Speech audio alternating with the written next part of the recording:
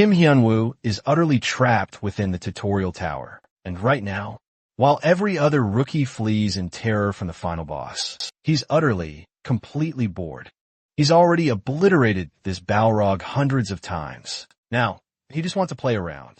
He slams the boss to the ground in mere seconds, then casually defeats him with just 1 foot, mocking, "Who's the manliest boss now, huh?" Yet, this effortless victory brings Hyunwoo no satisfaction, because after all this, he's sent straight back to the first floor of the tower again. It all began one fateful day, when monstrous creatures suddenly swarmed the entire world. Along with them, a massive tutorial tower ominously manifested. Inside, humans could gain incredible superpowers and become hunters, but only if they survived and cleared all 100 grueling floors. On average, less than 10% of players ever managed to clear it. Hyunwoo was among the very first players to enter the tower, fighting bravely alongside his party. And after the final battle finally culminated, our hero's party received the long-awaited notification. The tutorial tower is cleared. Everyone was absolutely overjoyed, because this meant they could finally return to their homes after such a long, arduous time inside the tower. Kim Hyunwoo yearned to see the clear sky above, but cruel fate had other, darker plans for him. Instead, he was instantly teleported back to the first floor. He was utterly shocked, unable to comprehend what was happening. Why was he stuck here when everyone else was finally free? That's when a terrifying notification appeared. He had been cursed by the tower itself and could never leave. After a period filled with furious denial and rage, Hyunwoo resorted to clearing the tower again and again. He desperately sought out any possible way that could set him free. He conquered the tower solo from beginning to end. Then he cleared it 10 times in a row. He even pushed his body to its absolute limits. But even after accomplishing all of that, nothing worked. He was still trapped.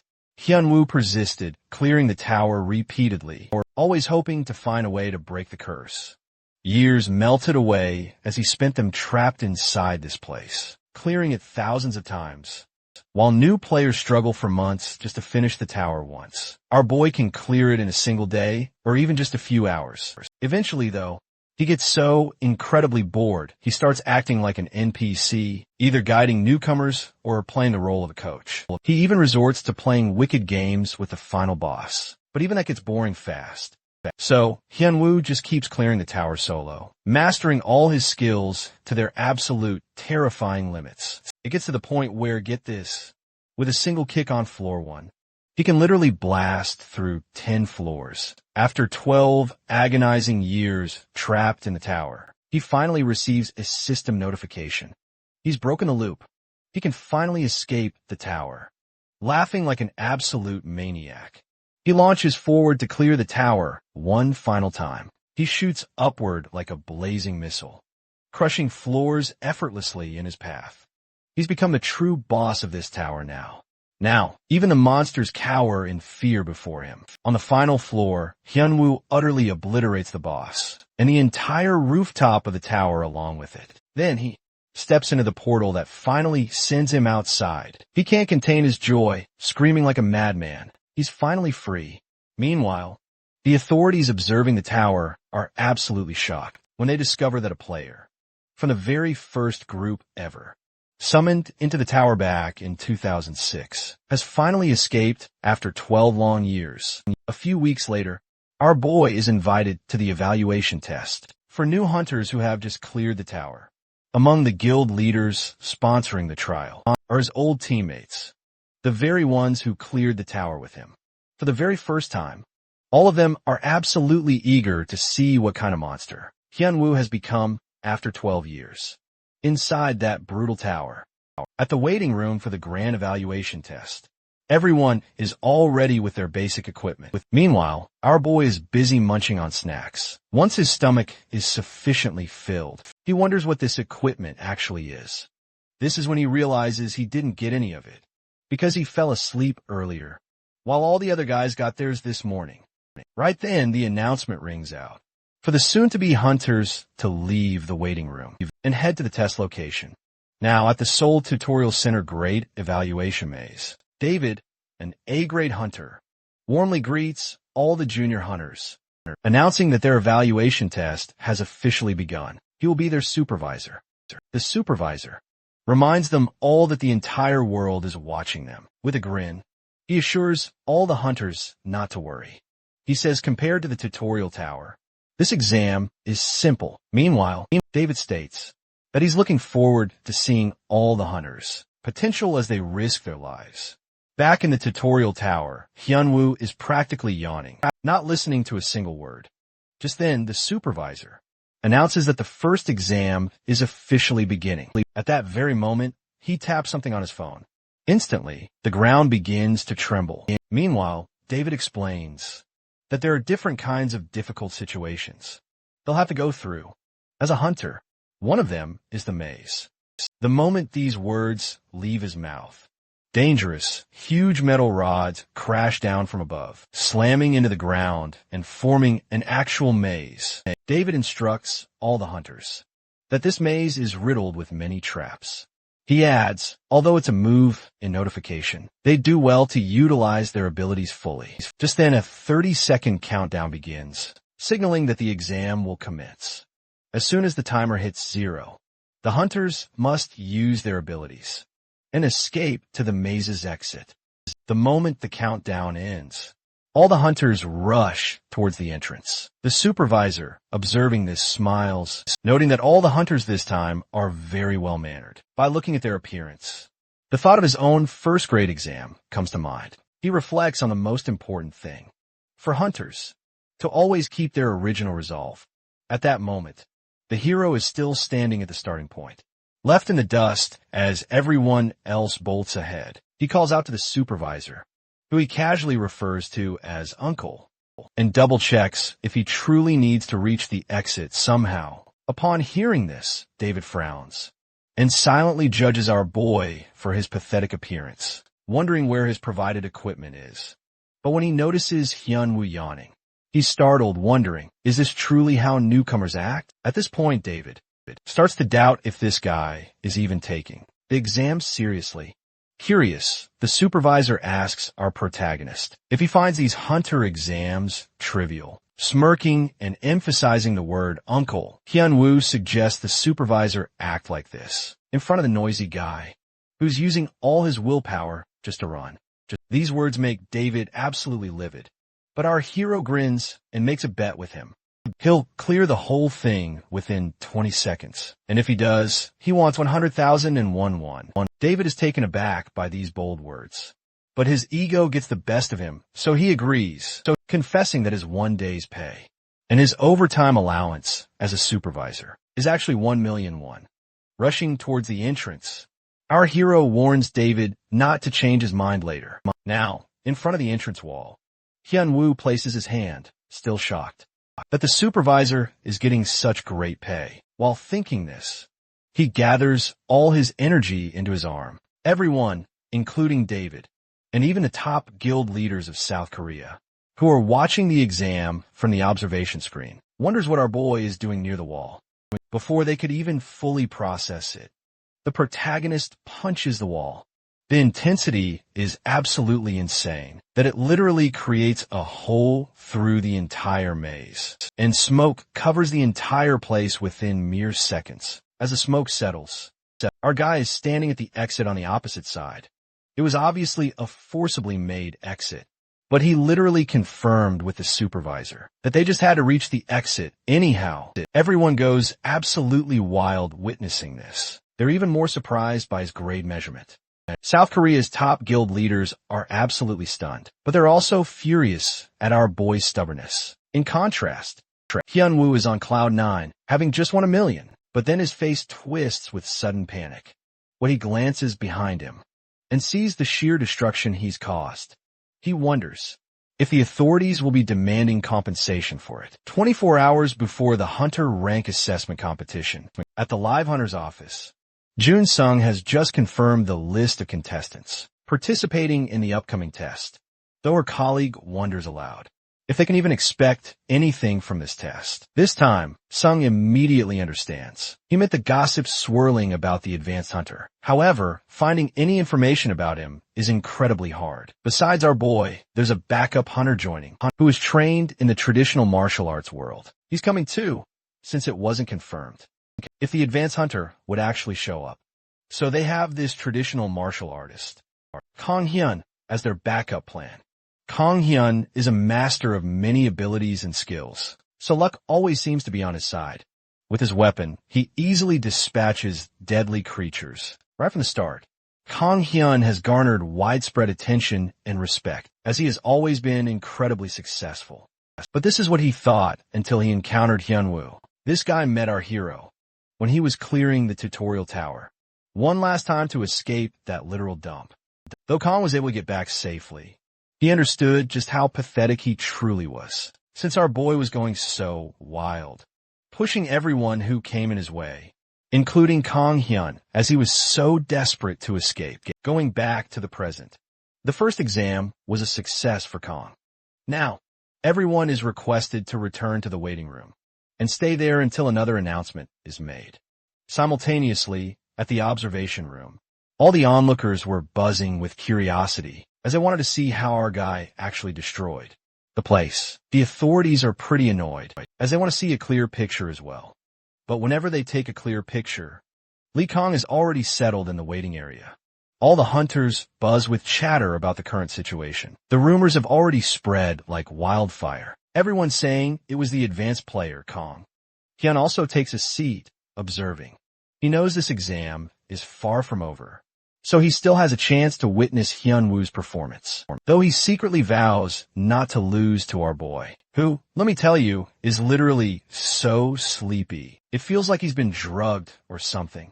Suddenly, an announcement echoes through the waiting area. It states that the order of events for today's ranking contest has officially been changed. The competition will restart in just 15 minutes, and all participants are advised to get ready for the next round. The assessment event now includes a monster wave. They'll be using virtual training, with monsters created by combining spirit, stones from real monsters, and the latest technology. The goal is to evaluate how many monsters the junior hunters can defeat within a given time limit. It's true, Kong is an incredibly skilled hunter. He's intensely focused on knocking out these monsters, infusing his weapon with bolting light. He strikes at the creatures, defeating them effortlessly.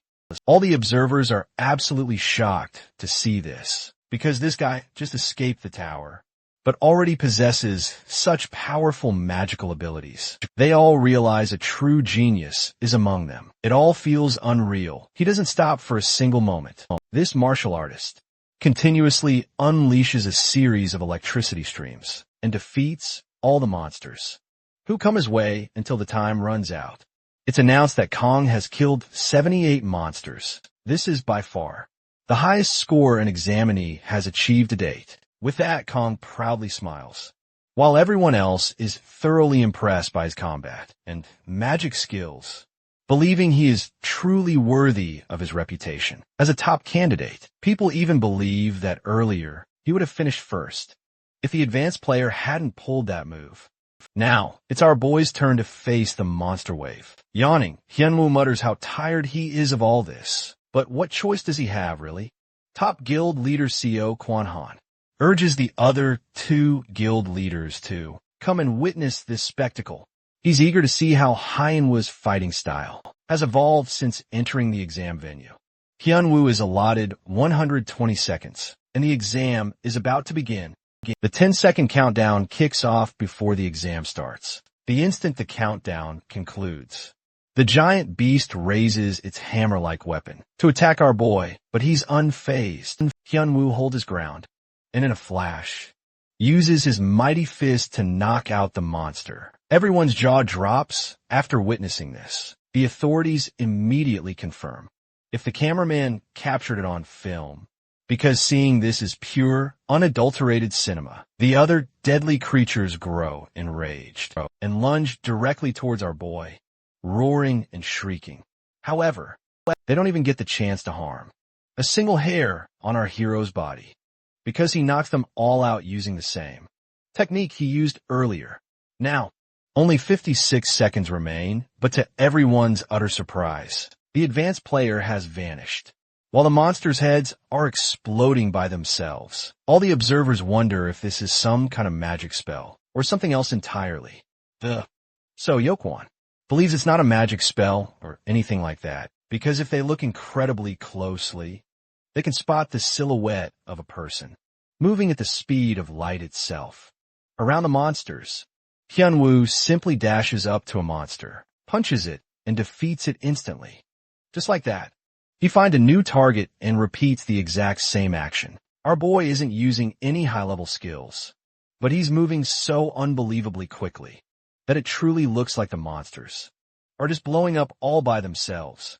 Seo Yun Lee is utterly awestruck, wondering aloud if such movements are even humanly possible without any enhancements. While Soo-Yun Kim is utterly puzzled by what the protagonist has been doing whenever Cyan heard rumors in the tower.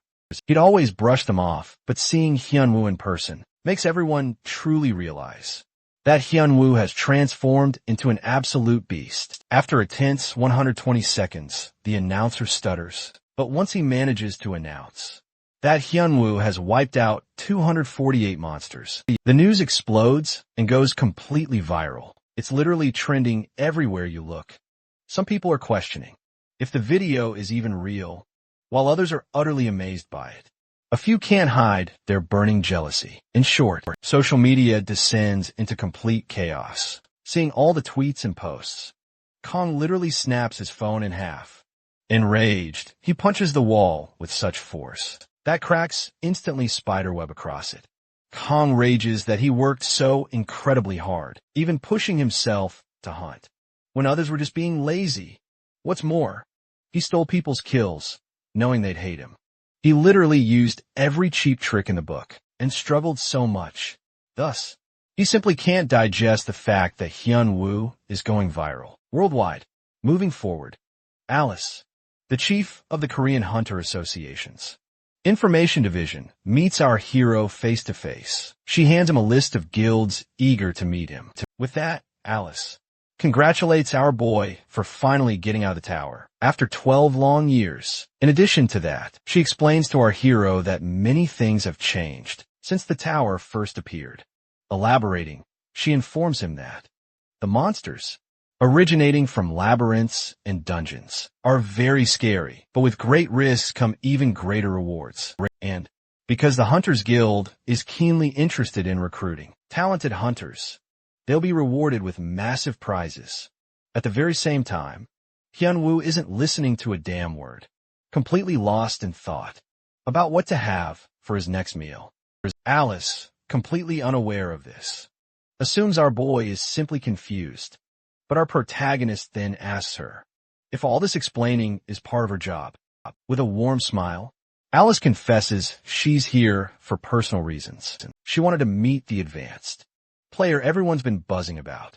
She also came to share Ares Guild contracts regarding a member's rights and duties. From the revised edition, she suggests our guy read the contract clause regarding the signing bonus. Puzzled, Hyunwoo reads the first clause, which states that once both parties sign the membership agreement, the member will receive a hefty sum. Sweat trickles down our protagonist's face as he glances at Alice. Meanwhile, the woman asks the boy how he'd feel holding a contract worth 10 billion won. Hyunwoo looks at Alice with uncertainty, questioning when her currency's value dropped so drastically, and if the country had undergone hyperinflation, like Zimbabwe. Just then, Alice explains that things are pretty messed up because of monsters, but there are no financial issues, though land prices have increased. She informs him that the price of the place where he lived has also changed. Right then, she hands him the details. Hyunwoo's eyes widen with surprise, because his house's value jumped from 3 million won to 1.3 billion won. The look of nausea on his face makes Alice realize he's worrying about his finances. Thus, she assures him that he shouldn't worry about all that, as the 10 billion won is just a signing bonus. The information officer mentions that Ares Guild will pay him double the current signing bonus, only if he renews with them at the end of this contract. Finding it unbelievable, the hero's face turns pale. Meanwhile, Alice continues, explaining that he'll be sharing the spoils he acquires in the labyrinth with the guild. However, he'll understand that the distribution ratio is heavily in his favor. Grinning, Hyunwoo confirms with Alice. So, if handling guild contracts is also part of her duties as an information officer, Alice confesses she has some personal connections, and the Ares Guild recruiter insisted she share this with Hyunwoo. But deep down, our protagonist recalls that it's illegal to offer contracts to people still under the association's care. Just then, Alice is about to tell him to take his time, but Hyunwoo cuts her off, declaring he's already made up his mind and never planned to join any guild, since no guild truly interests him. Initially, the information officer thinks Hyunwoo is joking, but Hyunwoo makes it crystal clear he doesn't want to be tied down by a guild or its activities. He's keenly aware that that staggering 10 billion and won wouldn't be given to him just for kicks, as this world runs on a strict rule of give and take. And obviously, if he gets that signing bonus, he'll be saddled with tons of things.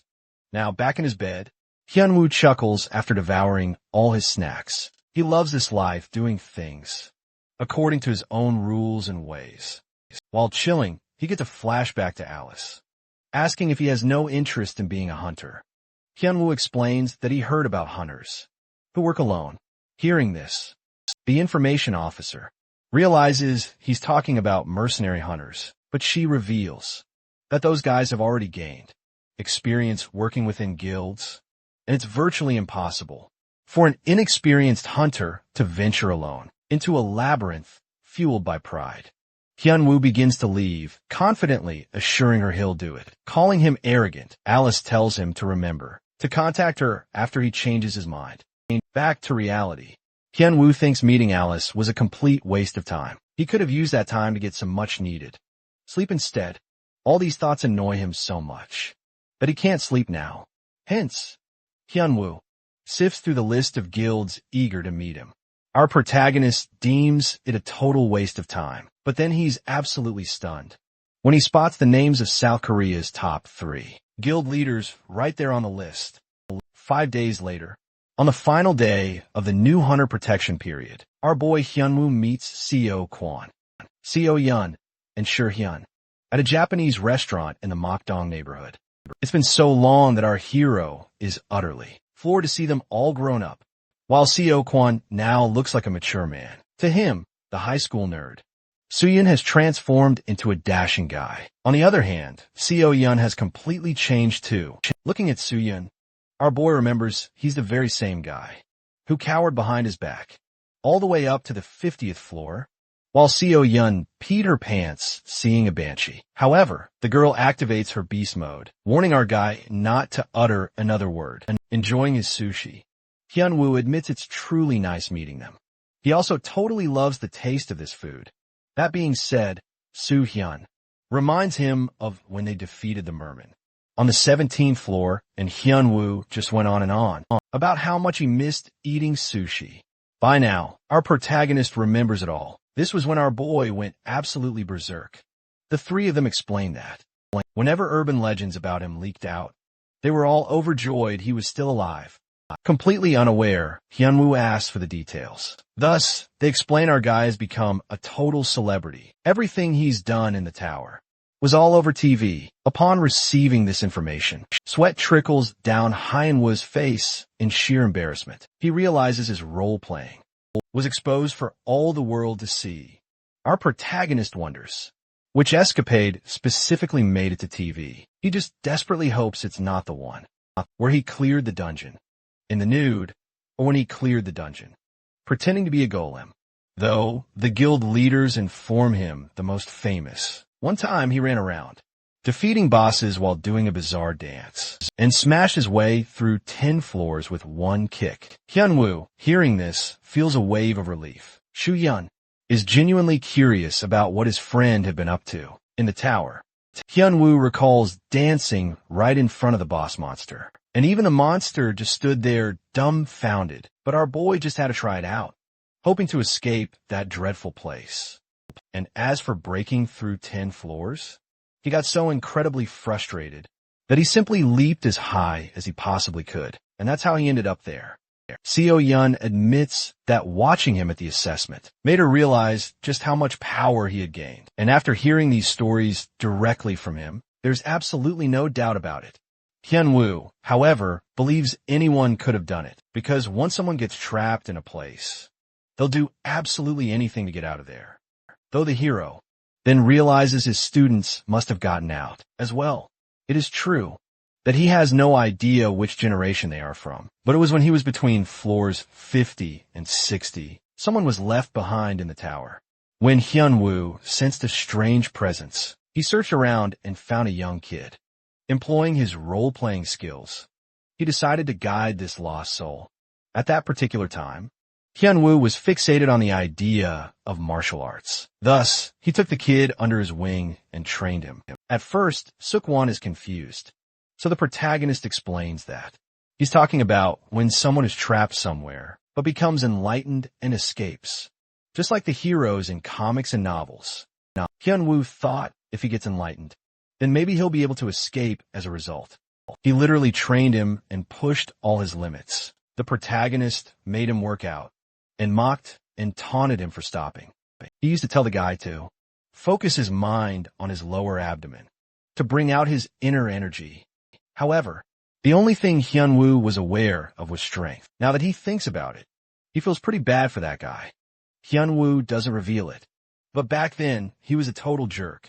So he's relieved he wore a mask that whole time, since he never wants to encounter that guy again.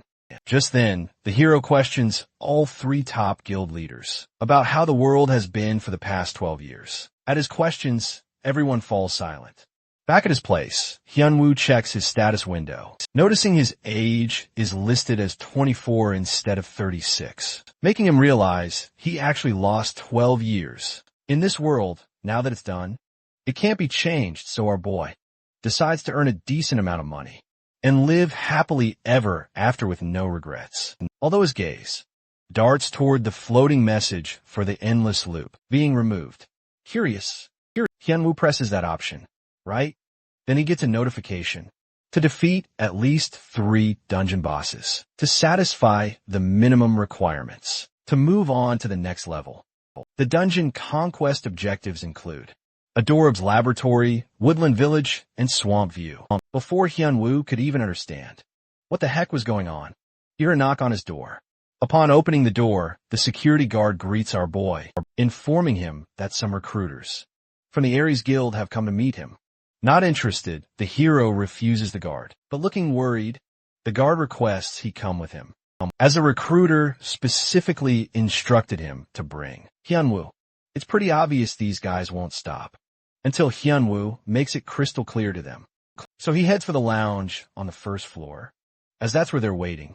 Byung-ho Kong, the Ares Guild's human resources manager, greets our boy, but instead of beating around the bush, the protagonist reminds him he's already made it clear about having no intention of joining any guild. However, the Ares Guild's human resources manager challenges Hyunwoo, asking if he really believes he'll be a successful hunter without this guild.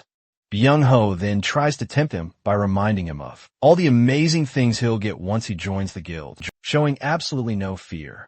Our hero advises the manager not to make threats. Byung-ho's bodyguard, lurking behind him, grows furious at such arrogant behavior, but Byung-ho quickly stops him before he can react, warning Hyunwoo not to do anything reckless, as he has no idea who the Ares Guild is. With a sly smirk, our boy acknowledges they're a bunch of jerks who've practically swallowed up half of Korea. Just then, Hyunwoo gets a flashback to his meeting with the top 3 guild leaders of South Korea.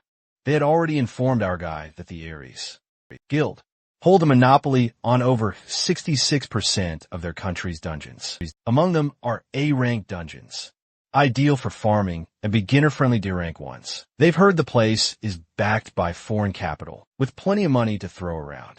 Additionally, for a beginner to gain experience, or for a professional to earn a living, they must either purchase an expensive admission ticket or become an Aries member. Essentially, this guild is forcing people, as they know full well. The people here have very little choice. His thoughts are violently interrupted. When the bodyguard slams his hand on the table, the sheer force is so intense that bright energy envelopes the room. At that very moment, Byung-ho warns our guy not to run his mouth, just because they are at the association residence, and tells him to think very carefully about this proposal. The baldy bodyguard, who slammed his hand on the table, now slams it on the wall.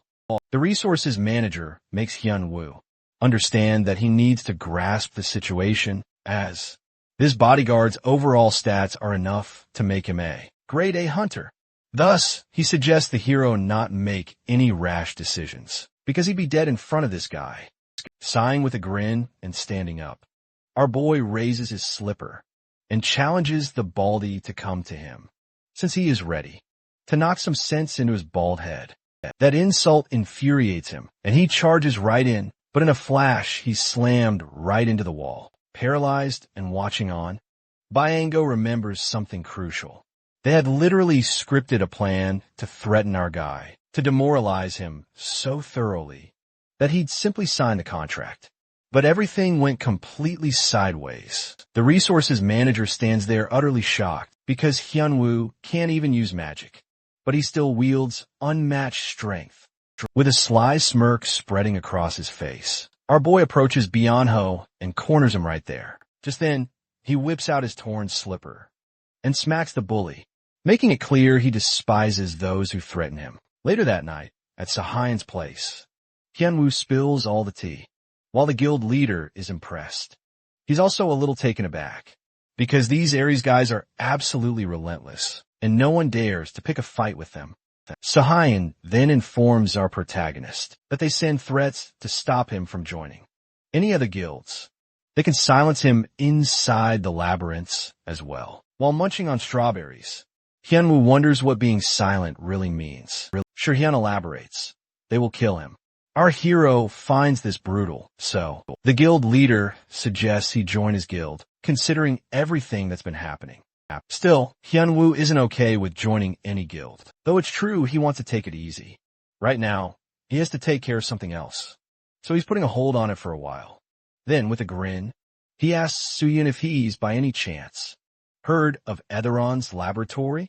For 12 whole years, it was a mystery why Hyun-woo was the one left behind.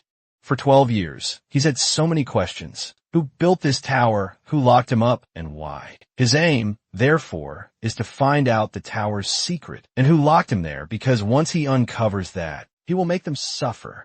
Alternatively, Hyun wonders why Hyun-woo is suddenly interested in Adern's laboratory. All of a sudden, Hyun reveals that Adern's laboratory is either an AC or an AC- ranked dungeon, based in Wajongbu. On top of that, he'd also heard it was a great spot for new hunters to grow powerful. Curious, Hyun demands to know the reason for this interrogation, but our boy doesn't reveal the whole truth, confessing he just has some business there.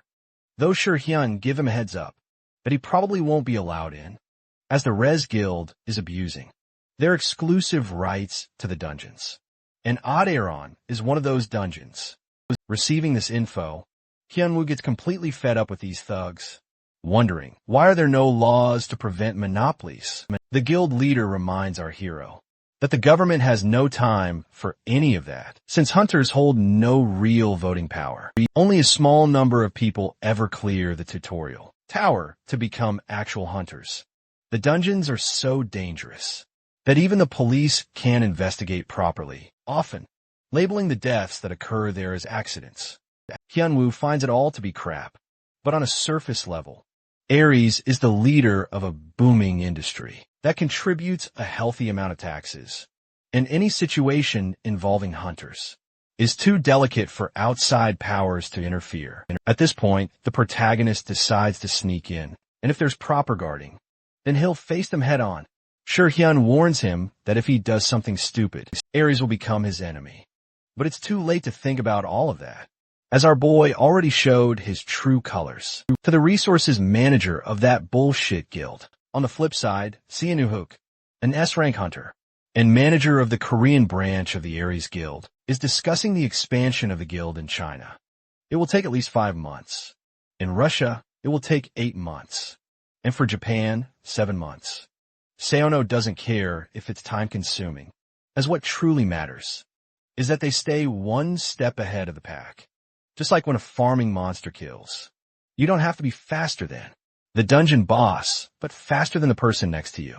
With that, the manager's men hand him Hyunwoo's estimated stat levels. They used footage of our boy's movement in the tutorial zone to produce an estimate of his levels, using a trial analytical device. Mangacap, head of the Aries Guild's Human Resources Department, explains that he initially had his doubts, but the department's analysis shows the margin of error should be no more than a single grade difference. That being said, Seonu asks if they've recruited this guy, but seeing the hesitation in his men's faces, he understands they failed to do that. In that instant, he announces they're better off without him. He acknowledges that he's a guy with great capabilities, and they would earn many profits with Hyun Woo's presence, but that guy would be coming after their positions, so they should forget about recruiting him. Instead, they should teach him some manners. Right then, a man runs towards Byungakyu, panting heavily, informing him that there's an emergency. At the Adaron Laboratory in Wajongbu, Yambo Mountain, at the entrance to Adaron's laboratory, a C-rank dungeon, a girl in a tempting way begs the guys guarding the place to let her in. But these thugs suggest she go to the labyrinth, as those have low-level monsters. At first, the thugs claim they are men of rules, but then they start creeping up. At that exact moment, our guy approaches them. The thugs warn him to leave, informing him that this place is not for passing time, as this place has real and scary monsters. Getting near these thugs, our boy tells them that this is exactly why he's here. He has some business to take care of inside this dungeon. The Aries Guild thug calls our hero crazy for calling him an idiot. Hyunwoo silently picks up his slippers to teach the players a lesson for being so rude. Smiling, he walks closer to one of them. The man explodes in a fit of rage. He tries to warn our hero he's with the Aries Guild, but our protagonist couldn't care less. Our hero simply doesn't care about any guild. He casually takes his slipper, and with one swift strike, the man goes flying straight into the wall. Seeing his comrade knocked out cold, the other fighter immediately starts to panic. Our protagonist then demands the other's shoes. The man looks completely bewildered, and Hyun threatens to knock him out too. The man, trembling in fear, quickly complies. As soon as our hero puts on the new shoes, he's utterly amazed by how light the metal shoes are. The Aries Guild player wails in despair about losing his incredibly expensive shoes, crafted with magic. However, our surprisingly generous hero, seeing the man's bare feet, gives him his slippers and simply walks off. Our hero strides confidently through the gate, leaving the Aries thugs to sob on the ground. Meanwhile, Seo Yun screams at Shurhyun, furious that he just let our protagonist go. But Shurhyun explains he had no other choice, because Hyunwoo simply walked out freely. She immediately starts panicking, terrified about the ruthless Aries Guild. Shurhyun explains he did warn our hero about them, but he just left, and truly, no one could stop him. Seo Yun is left utterly speechless, and asks Sahayan if our hero has truly made enemies with the Aries Guild. From what our hero told him, Sahayan is absolutely certain of the rivalry. Now, Sahayan doesn't think that Hyunwoo is the kind of person who'd get into trouble by simply staying still.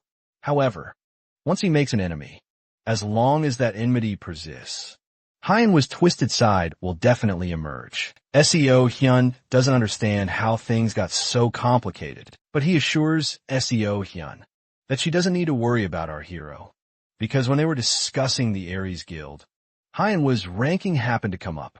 However, SEO Hyun is left utterly speechless when SEO Hyun reveals our hero's ranking. Meanwhile, our hero bravely continues his journey through the dungeon, and then, without warning, A monster begins a frantic search for his research materials. It's Aderon, the C-rank dungeon boss.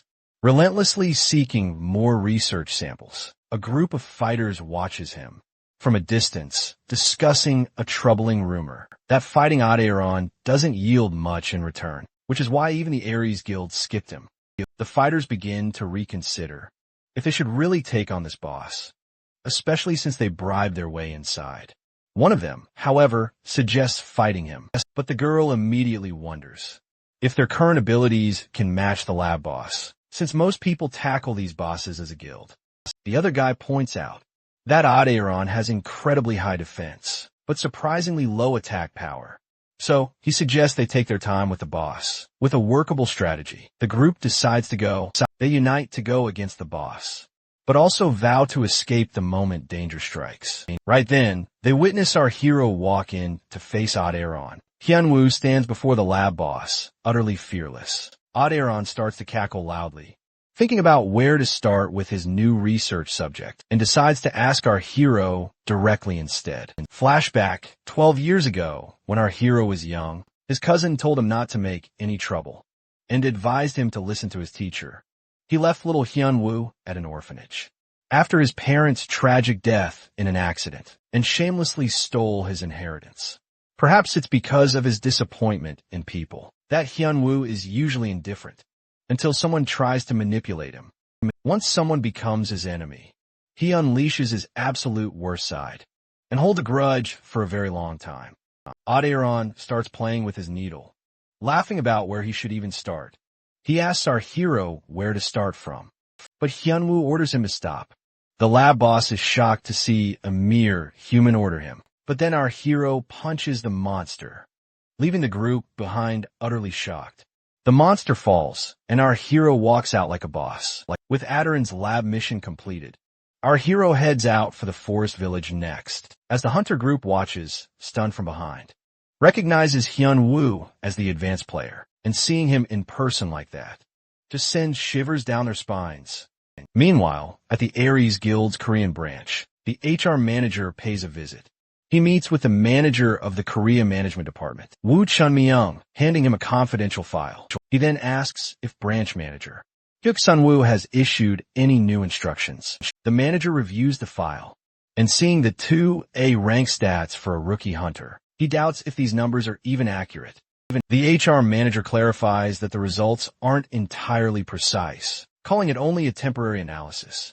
Even so, Chun-myung can't help but be utterly impressed by our hero's monstrous stats. The HR manager then tells the manager the official order is to only moderately injure Hyunwoo, but going further wouldn't be an issue. The manager realizes these additional instructions are clearly the HR's personal desire, but the HR explains how our hero brazenly infiltrated their exclusive dungeon and attacked the very hunters guarding it.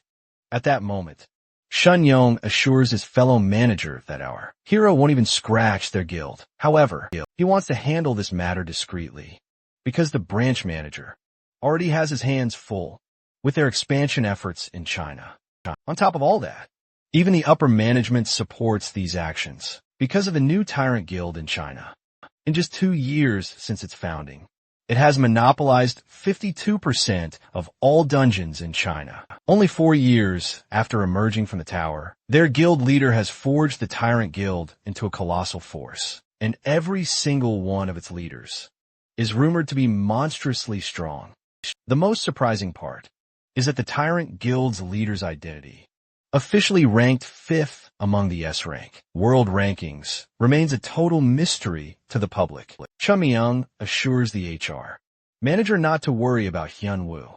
He adds that because they're already stretched thin dealing with the tyrant guild, they simply don't have the manpower to waste. Therefore, they'll be sending in their experts, dealing him some decent damage. Meanwhile, Hyunwoo checks out the phone's camera and is absolutely amazed by the world's technological advancements. He then snaps a picture of his friend and starts goofing around with the phone. Sahayan, however, looks annoyed, seeing our hero still messing with the phone. He just got him for practical contact. But then, putting that aside, he tells our hero that the forest village is managed by the Soul Guild. Our hero continues to just play on his phone, ignoring his friend entirely, until he mentions there are no monsters at Forest Village. Sahayan then explains that they defeated the boss there a while ago. He explains that things here are different from the tutorial tower. At the tower, the boss, or normal monsters would respawn daily. However, in the dungeons, the normal monsters appear endlessly, no matter how many times they're killed. But once the boss monster is killed, it takes a while to respawn.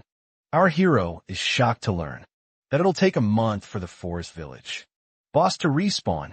But then, Sahayan adds that they defeated the boss 4 weeks ago, so it should only take 2 or 3 more days. Hyunwoo then asks about the visible swamp, and Sahayan answers that he doesn't know much about that dungeon, because it's controlled by the Ares Guild. Our hero feels frustrated that he needs to worry about so many things just to kill a monster. Then, Sahayan asks our hero when he'll register with the Hunters Association. At first, Hyunwoo paid no attention, but then he jumps up in excitement. When Sahayan explains all the perks, including the money, he suddenly jumps. Here he can get paid just by registering. But Sahayan explains that he needs to actually do something in 2 or 3 months. He adds that B ranks can get over 1 million, A ranks pull in 2.5 million, and there's a massive gap between A and S ranks. After learning Sahayan rakes in 7 million every month, our hero is absolutely floored. He immediately rushes to register himself. The very next morning, our hero heads to the Hunters Association's Ability Evaluation Center to sign up. When he states his name, the receptionist immediately recognizes him as the infamous person stuck in the tower for 12 long years. She recalls all the people who kept coming in to ask about our hero. However, the receptionist thinks there's nothing exceptional about our protagonist at all, and that people are just making a fuss for no reason. After checking all the details, she directs Hyunwoo to the Eye of the Seeker. Hyunwoo's rank status will appear on hologram next to the eye, revealing his hunter rank. He places his hand on the eye. The receptionist estimates he might be B+ at best. However, her jaw absolutely drops when the rank is revealed. Seeing her pale face, our hero turns towards the hologram and gets shocked himself. Suddenly, the receptionist's screams echo throughout the entire building. Soon enough, our hero becomes the hot topic of the news, talking about his unbelievable assessment results. They gossip about all his A ranks, and the fact that no one in the world has ever achieved that score. Reading the news on his phone, Hyunwoo is surprised to see the news of his evaluation spread like wildfire in just a few hours. Sure, Hyun explains that advanced players are a hot topic, and ever since he turned everything upside down at the Ares Guild dungeon, everyone has been keeping a close eye on them. Sure, Hyun knows our hero doesn't care about any of that, but he warns that the Ares Guild has already gathered intel and won't leave him alone. After messing with their territory, he advises our hero to be extremely careful, worried that his enemies won't stop chasing him, but he fails to listen. Suddenly, Hyunwoo bursts into uncontrollable laughter, seeing a ridiculous loading screen picture on his phone. He laughs about the absurd pose and the over-the-top aura effect on the hunter's photo. But then, Suyun calmly replies that the hunter in that photo is actually him. Suddenly, an awkward silence fills the entire room. Our hero then questions his friend why he always seems to hang out with him when all their other friends are consistently busy. Sure, Hyun replies that he, too, is busy, but he intentionally makes time in his schedule just to hang out with our hero. Meanwhile, down in the Ares Guild's management branch basement, the HR manager's face goes utterly pale after seeing our hero's assessment results. Chung Myung now grasps exactly why. The branch manager wants them to deal with our hero, but seeing the HR manager's shocked expression, he quickly assures him that Hyun will be dealt with by the Shin Chun gang themselves. The HR manager's face brightens instantly, hearing that the hunter, who's soon to reach S rank in China, will be taking care of this opponent, and he now feels completely confident that his problem will be handled. Meanwhile, in the village forest, Our hero is bewildered to see no guards at the dungeon. Jihan reveals that the dungeon is actually owned by his guild, with the clock striking midnight. The boss is about to spawn, so our hero and his friends head inside. But as they walk inside, another mysterious man keeps spying on them from a distance. Inside the village forest dungeon, a new face, Park Ji-moon, joins our hero's party. Hyun explains that Park is here to pick up the loot, which can then be sold for cash. Hyun-woo is surprised to learn that the loot is exchanged for money, but his surprise quickly turns to shock when he finds out that the items are actually worth a staggering 20 to 35 million. Our hero fails to understand what possible use the loot could have for anyone. Hyun knows that he probably won't understand, but explains that these loot items are used to craft armor or powerful weapons. Park then starts recording our protagonist's adventure and asks for his permission. Although Hyun-woo has no problem with it, he asks what the purpose of recording is. Hyun-woo is stunned to discover the videos are generating income through ad revenue. He proposes an 80-20 partnership. The hunters continue their journey, and Sahayan hands his friend a piece of paper. He explains to our protagonist that this dungeon is like a winding maze, and escaping it will be a real challenge. Hyun-woo glances at the map, dotted with various spots, and casually tosses it aside, leaving his friend utterly bewildered. Our hero approaches a massive tree and tells Park to snap a photo of him. He moves closer to the tree, then unleashes a devastating punch at its trunk, leaving Park and Hyun utterly speechless. The ground instantly clears of all obstacles, revealing the dungeon boss, the terrifying twin-headed ogre. Park, still recording, freezes in shock, unable to believe our hero just cleared the path. In a single hit, he follows Hyun-woo, buzzing with excitement. After witnessing such raw power, Hyun-woo charges the colossal ogre and leaps, landing squarely on the monster's shoulder. He punches the ogre directly in the face, taking it down with one swift blow. Our protagonist stands triumphantly atop the fallen dungeon boss. Park continues recording, crying tears of joy, knowing his video will go viral. However, Shin Chungang continues to spy on our hero. Meanwhile, at the Ares Guild Management Office, Shin Chungang visits Chung Mi-young to brief him on his assignment. He tells the manager about our hero's overwhelming physical power, achieved without even using skills or magic. Shin Chungang admits he was impressed by our hero's strength, but with just one glance, he's already figured out a way to deal with him. Chung Mi-young informs his subordinate that Hyun-woo will soon be entering the Ares Guild's dungeon, the Visible Swamp. Shin Chungang finds it the perfect opportunity to prepare for our hero's arrival. Meanwhile, our hero stands outside the Visible Swamp entrance. However, a strange feeling washes over him, making him wonder if he's overthinking. At that very moment, Seo-yeon's text pops up, a warning about the Ares Guild. But our hero can't grasp why his friends are so worried, because the Ares Guild means absolutely nothing to him. A worried Seo-yeon asks Hyun-woo why he's heading to the Ares Guild's exclusive dungeon. He vaguely replies he has some business there, and she presses him for more details. However, our protagonist isn't about to spill the beans just yet. Seo-yeon then asks him if he's deliberately trying to mess with the Ares Guild, and Hyun-woo's answer is a resounding yes. Worried for her friend, Seo-yeon grows upset. She knows, though, that her worry is baseless, considering his insane stats. And having seen the video of him crushing the dungeon, it's clear that Hyun-woo can more than handle himself. Even so, Seo-yeon still advises our hero to avoid the Ares Guild members and to finish his business swiftly. The Visible Swamp dungeon is A rank, and Seo-yeon predicts the Ares Guild will storm the dungeon when the boss monster spawns to raid it. Our hero thanks her for the advice and tells his friend not to worry. However, as he now stands outside the Visible Swamp dungeon, he's once again confronted by the Ares Guild. An Ares hunter squares off against Hyun-woo and warns him not to make an enemy of Ares. Our hero recalls Seo-yeon, telling him to steer clear of these people. But with them constantly pestering him, That's simply impossible. He calls out these thugs for always being the same, always looking down on him, only to get beaten up every single time.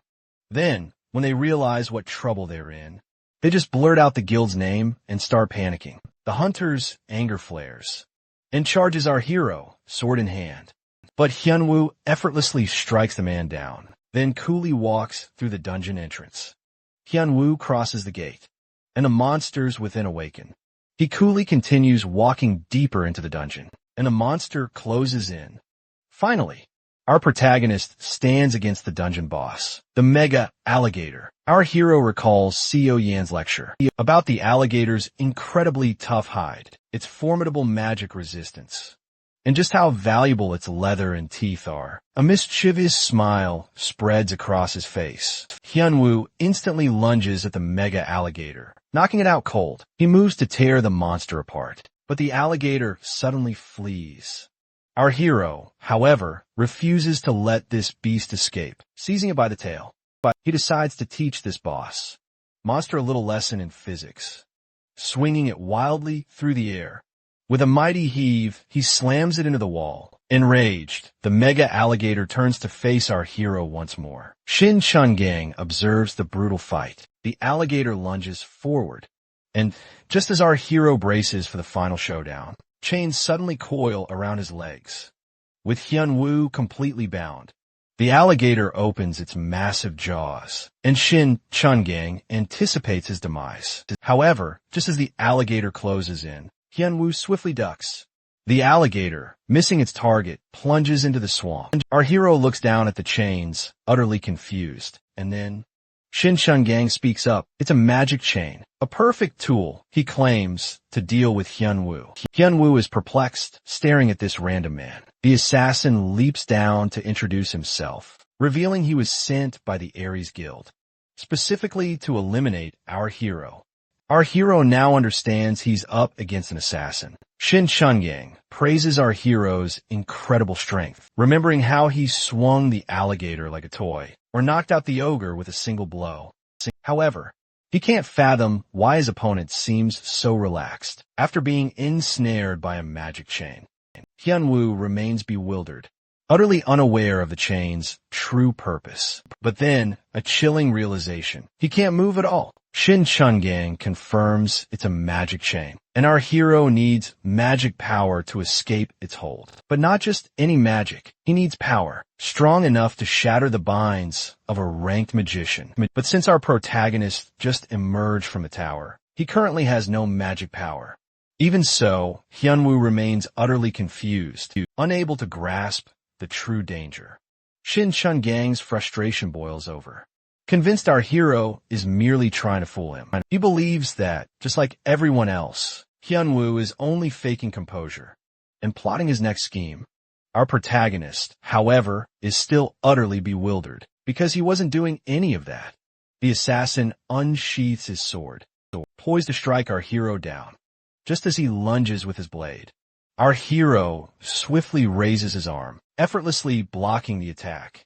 Shin Chungang unleashes the venom explosion. A massive blast erupts, blanketing the air in smoke. The assassin believes his mission is complete, but he's utterly flabbergasted when the smoke clears to reveal Hyunwoo, completely unscathed. Our hero has no idea what his opponent just did. The assassin freezes in his tracks, unable to comprehend why his attack failed so spectacularly. Then, our hero starts to move, and the assassin's face is met with a devastating punch. Shin Chungang is sent hurtling into a tree. Hyunwoo calmly approaches him and remarks that he should have wrapped his whole body tightly in chains to prevent his movement.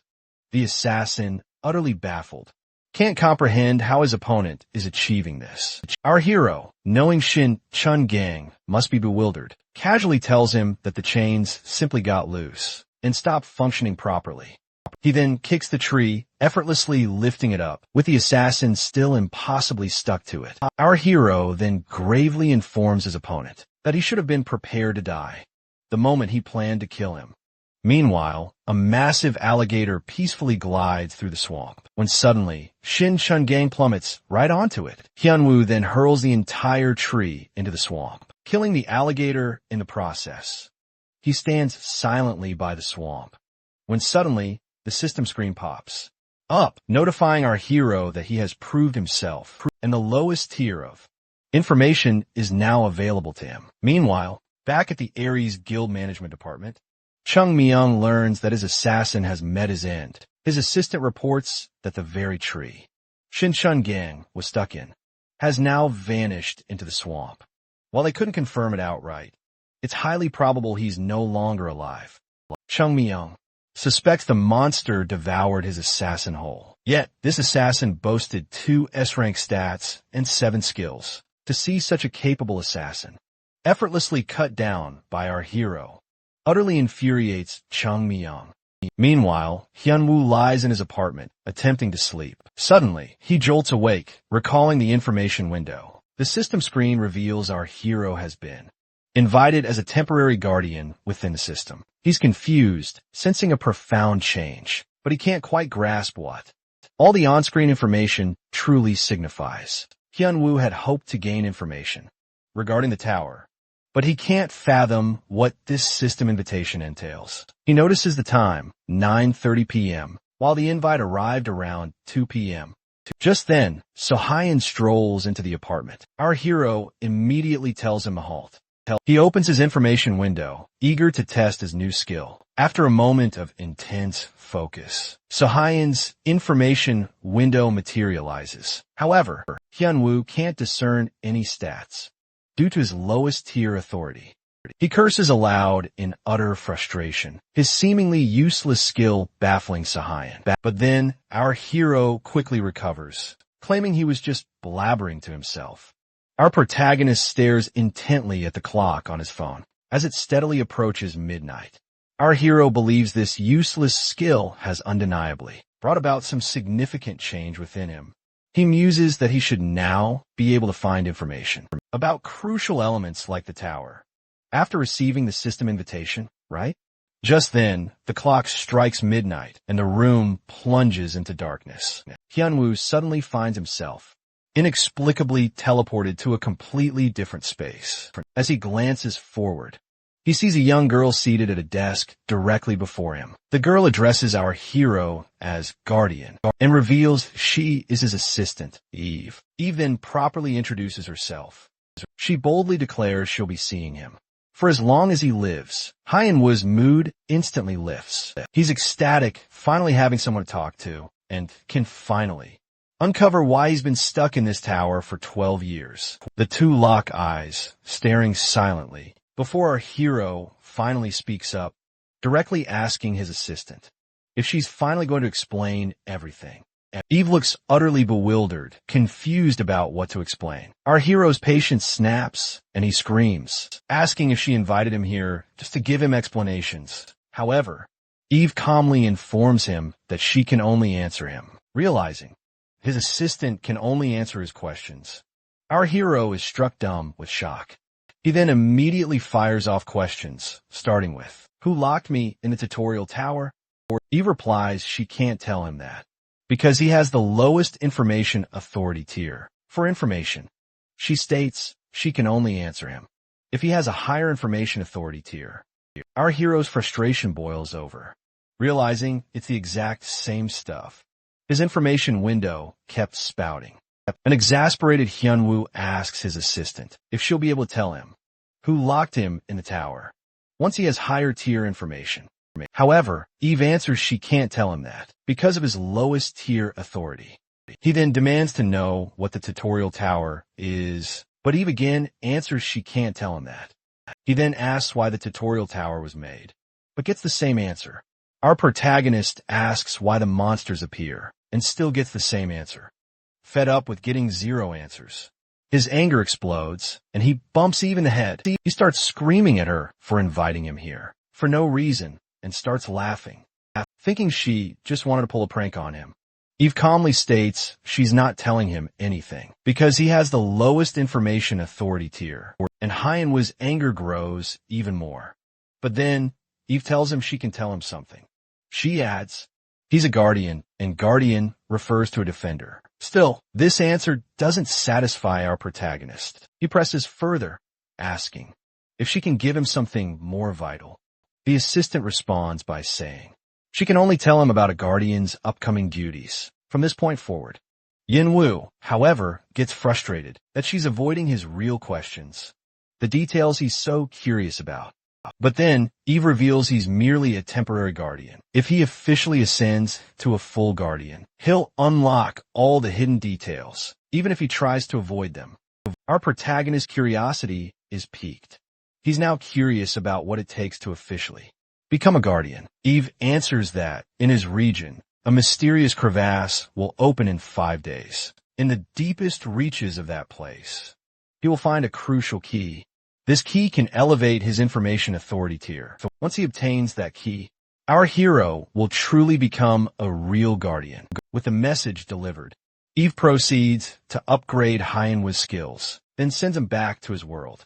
Back in his apartment, he stares at a system window, telling him he must acquire the key. Our protagonist then decides to go all the way and become an official guardian to finally get the information he desires. Meanwhile, our hero's friends are completely shocked to hear him bring up the crevasse. They exchange awkward glances, then ask him why he's suddenly inquiring about it. Hyun-woo is confused, seeing everyone's reaction, until Soo-hyun reveals that a crevasse is actually a huge disaster. Simultaneously, at the Ares Guild headquarters, Hyuk-sun-woo spirals into a fit of rage upon realizing his top management hunter was utterly defeated by Hyun-woo. Chun Myung stands silently, feeling deeply ashamed. Sun-woo assures him there's no blame and orders him to rally everyone to crush our hero by any means necessary. He even offers him generous funds and orders him to acquire mercenaries, far stronger than the last one he sent. Sun-woo makes his demands very clear to his HR manager, and he clearly understands the orders. Next up, Sun-woo sets his sights on the Tyrant Guild. Meanwhile, in China, the Tyrant Guild keeps mercilessly beating down Ares members in a totally different building. When he realizes things aren't going according to his grand plan, Sun-woo's fury just keeps building and building. Meanwhile, our hero's eyes practically sparkle with excitement as he lays eyes on that $2 billion ring. Hyun explains that items like this pop up in labyrinths quite often, but Hyun-woo is totally confused about the actual difference between a labyrinth and a dungeon. His friends then clarify that artifacts are found in labyrinths, and the ring is one such artifact, while special resources or valuable loot, such as spirit stones, are discovered in dungeons after monsters are defeated. Labyrinths offer a treasure trove of artifacts with incredible functions. Won Hyung then reveals the ring is actually enchanted. Our hero is utterly amazed by this game-like function, as he quickly realizes that these objects are far superior to normal equipment. He examines the ring, and a system screen instantly pops up, displaying vital info about it. The system informs our hero that he can read the item description. Using his special skill, he decides to give it a try, and while the information board does appear, however, the entire description is heavily redacted. It's because he only has the lowest tier authority. Our hero gets completely annoyed by this trashy and useless skill. He then decides to visit a labyrinth. After completing his main mission, he returns the ring to Won Hyung. After confirming its astounding price and focuses on the menu, our protagonist scans the menu and boldly decides to order everything on it. His friends are absolutely shocked, thinking there's no way he can eat all that. But Won Hyung tells him to order absolutely anything he wants. Right then, Hyun-woo asks his friend, what exactly is a crevasse? Shocking everyone again while they're enjoying their meal. Our protagonist soon learns that a crevasse means the ground can suddenly crack open, and countless monsters would erupt from below.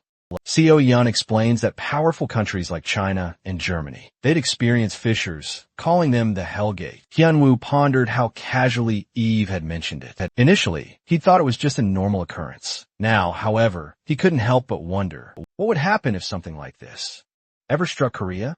The whole group sinks into solemn thought, and Soo-hyun replies that while they can stop it, even the lowest C-rank crevasse will leave an area utterly barren. Everyone understands their guilds along with others, would lend a hand. But the Ares Guild? They just send weaklings and merely pretend to help. Our protagonist tells his friends to eat hearty and relax for 4 days. When they ask what he means, all he tells them is, "You'll find out soon." Meanwhile, at the airport, people notice the ground begin to shake. Thinking it's an earthquake, they rush to evacuate. Then suddenly the ground cracks wide open. Meanwhile, a robed man approaches his master to inform him that the 9th floor has awakened. The master inquires about our protagonist, but the man replies that he hasn't awakened yet.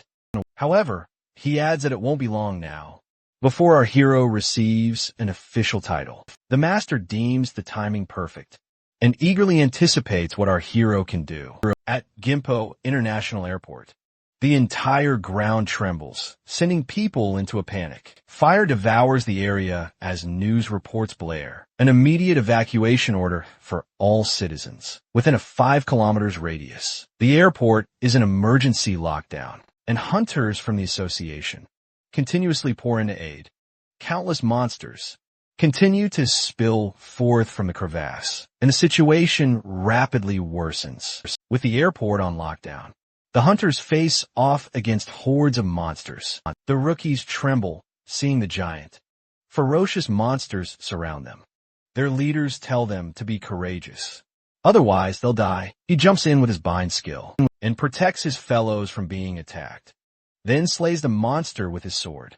The rookie starts to think, but the leader tells him to focus on fighting for now. The hunters clash with a monstrous horde, but seeing their overwhelming numbers, they erupt into panicked curses.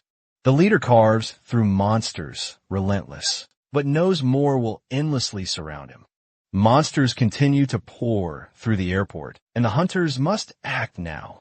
Suddenly, something snags their attention, and as they turn, a colossal skeleton appears. The hunters start trembling uncontrollably upon seeing the A+ rank monster. They give up, knowing death is now inevitable. The skeleton raises its massive club. A lone fighter confronts it with his shield. The skeleton's club smashes into the shield, but the hunter's block utterly fails, and he's sent flying, crashing into a car. The giant skeleton lumbers towards the injured hunter. The leader screams for his soldier to wake up, but he remains unresponsive. Suddenly, the skeleton's head is utterly pulverized as our hero bursts through the monster and lands amidst the stunned crowd. All the hunters are left in utter shock. They notice his distinct attire and realize it's none other than the legendary advanced player Kim Hyun-woo. The hero received a vital notification stating he must acquire a key located deep within a crevasse at Gimpo Airport in order to truly prove himself. With only 22 minutes and 32 seconds remaining, he now needs to meticulously explore the airport. Meanwhile, the nearby onlookers are aghast, witnessing how the hero single-handedly dispatched the skeleton in one devastating blow. Soon enough, he warns them about the lurking monsters behind them. Since the monster count is astronomically high, he decides to swiftly intervene and offer some aid, even though reinforcements are still en route. The hero effortlessly hoists the giant hammer, which the skeleton had wielded just moments before, and hurls it towards the approaching monsters, slamming them all to the ground.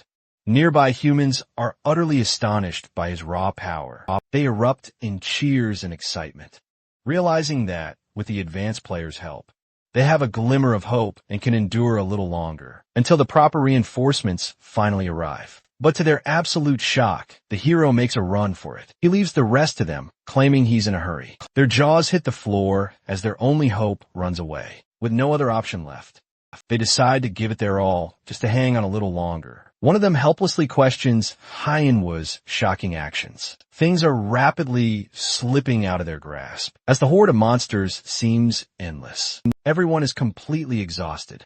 It's been ages since they've fought.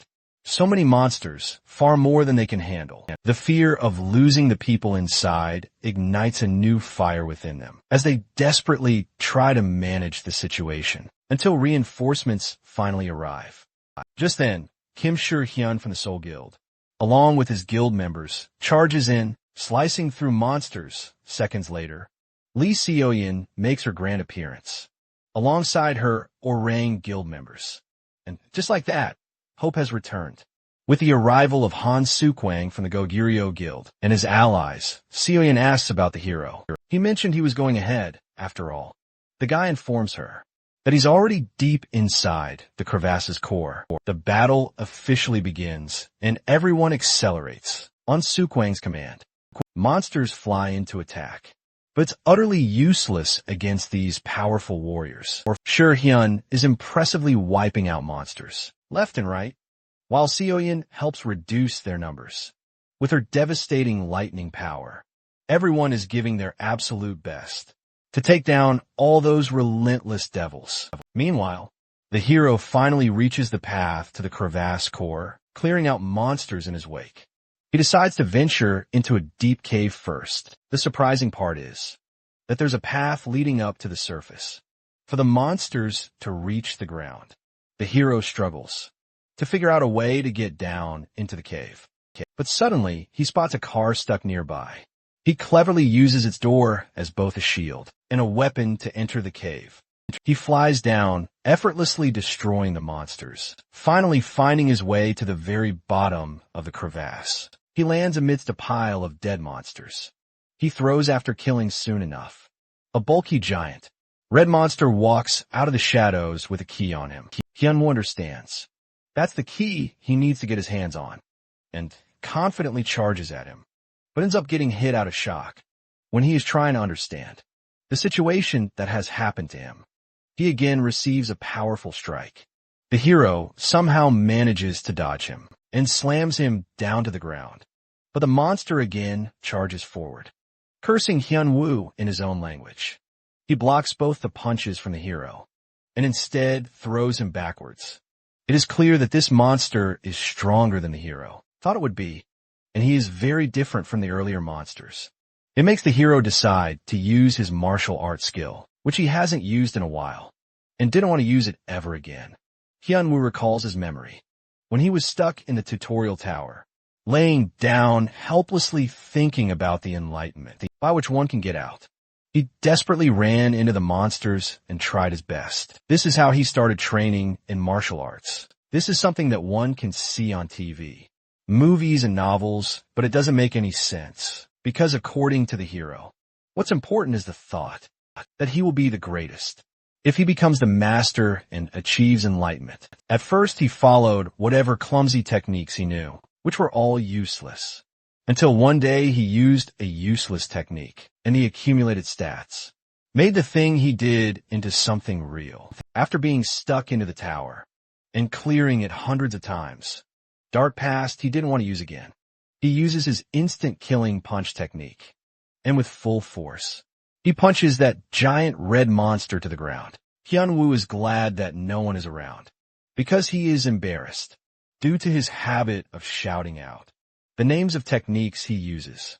System confirms his success of catching the Crimson Demon, Archer, and the changes have been made in his status window. He is also officially invited to become a member of the system as a guardian, and he has only one day to accept this offer.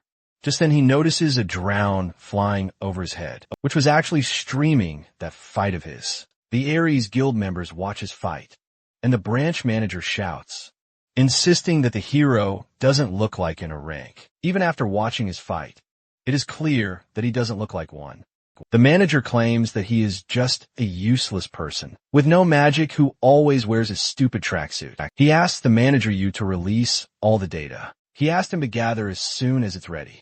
The next day, at the Korean Hunter Association branch, there is an award ceremony going on for the hunters who fought the monsters at Crevasse. The hero is standing tall with confidence, while everyone is roasting his bad attitude. The host presents the award to the hunter, Kim Hyun-woo, and mocks his tracksuit, mentioning that he suggested giving him some clothes on, which the protagonist calmly advises to not get worried about it. Everyone teases his overconfidence, and the host is standing triggered. Seconds after Hyunwoo takes his run with his gifts without any hesitation, making them even more furious. At the outskirts of China's capital, Beijing, There is a tyrant guild's supreme ruler castle. A mysterious girl with a skull tattoo on her back is watching Manhwa fight. Her eyes widen when she sees him doing that pose and asks his name from her assistant. The assistant mentions his name, and the girl instantly advises her to investigate every information from the past. Later, a guy informs that mysterious girl about the subjugation of the Weon guild that they have succeeded in taking over all the major dungeons of South. He further explains that one of their executives is kidnapped, and the doubt is on Ares' guild, since they had been in the hot water with them earlier. The girl is clearly displeased with their executives, getting trounced by Ares' mere likes. She adds that there'll be no place for them if they can't get back here on their own. She urges them to ramp up the takeover speed, as it bothers her that they're struggling just to take over a mere dungeon. Later, Manhwa's friends tell him he's become famous, and he notices the terrible headlines, which are absolutely terrible. He grumbles about how these reporters haven't changed, even after 12 years, but his friends insist that reporters are meant to do so because of how he walked out after receiving his reward in his stupid tracksuit. Soon enough, the hero declares he has an appointment and takes his leave. Seo Yun is worried about him because he's made so many enemies. They discuss his conflict with Ares and the media, even though it hasn't been long since he left the tower. But one of them insists not to worry about the hero because he's an incredibly strong individual. Meanwhile, the hero accepted the invitation earlier from the system and teleports to a new location. His assistant, Eve, greets him before sitting right in front of him.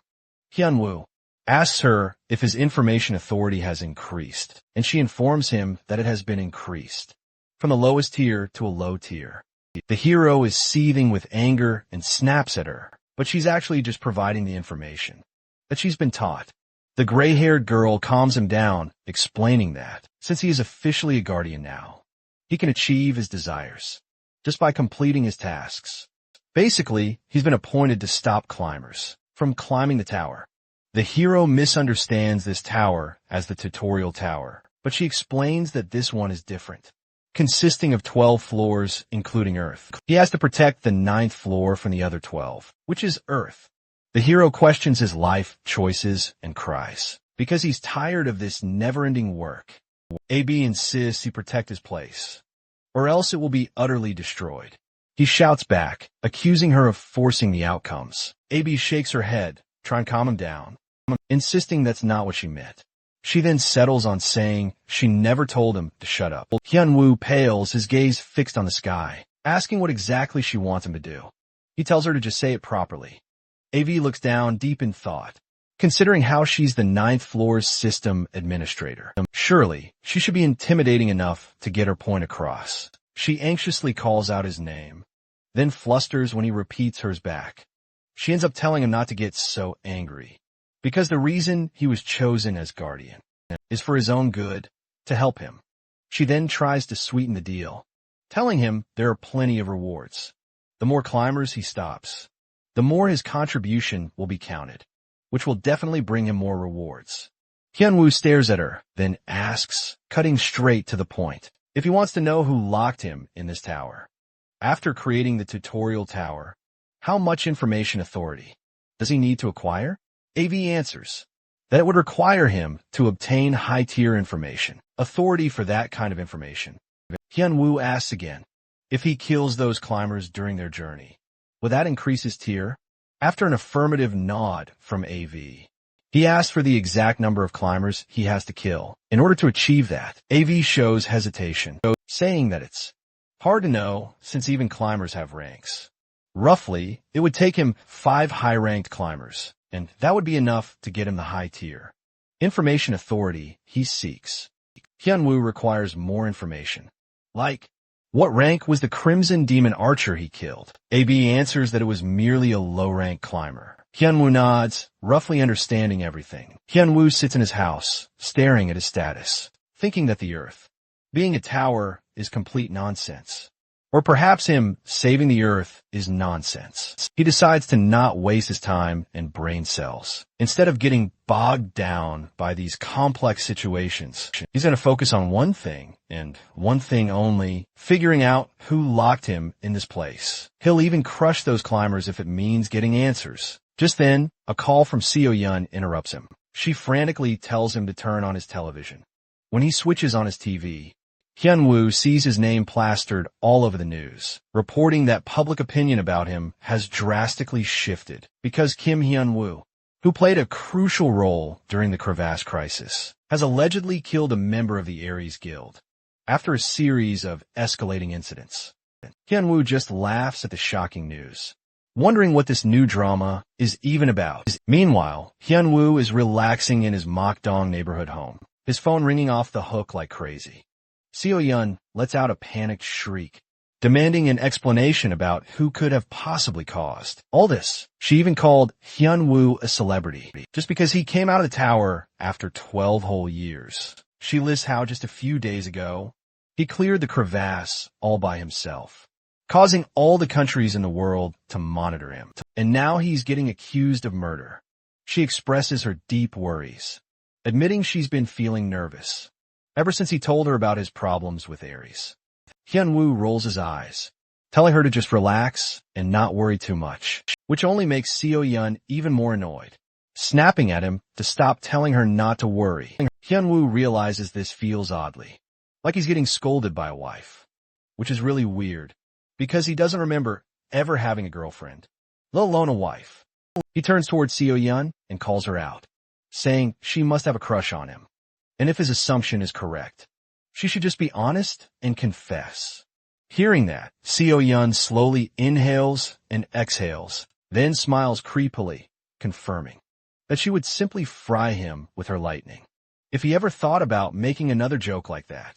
He laughs awkwardly, trying to lighten the mood, thinking it's better to leave the topic now, before he says something even worse. Sehun then gets up and shows him all the missed calls from the Hunter Association.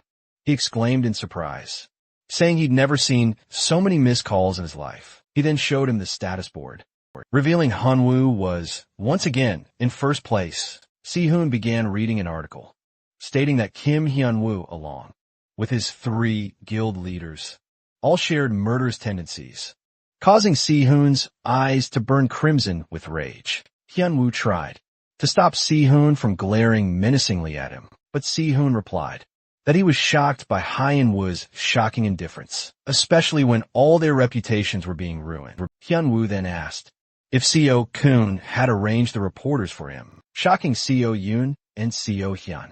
They nervously stammered, asking if he was even prepared. Hyun-woo just looked amused, that they thought he'd attend a press conference without any preparation. Seo-hyun advised him not to beat up the reporters or declare he'd obliterate the Aries Guild. Hyun-woo looked at them and asked if that's truly what they thought of him.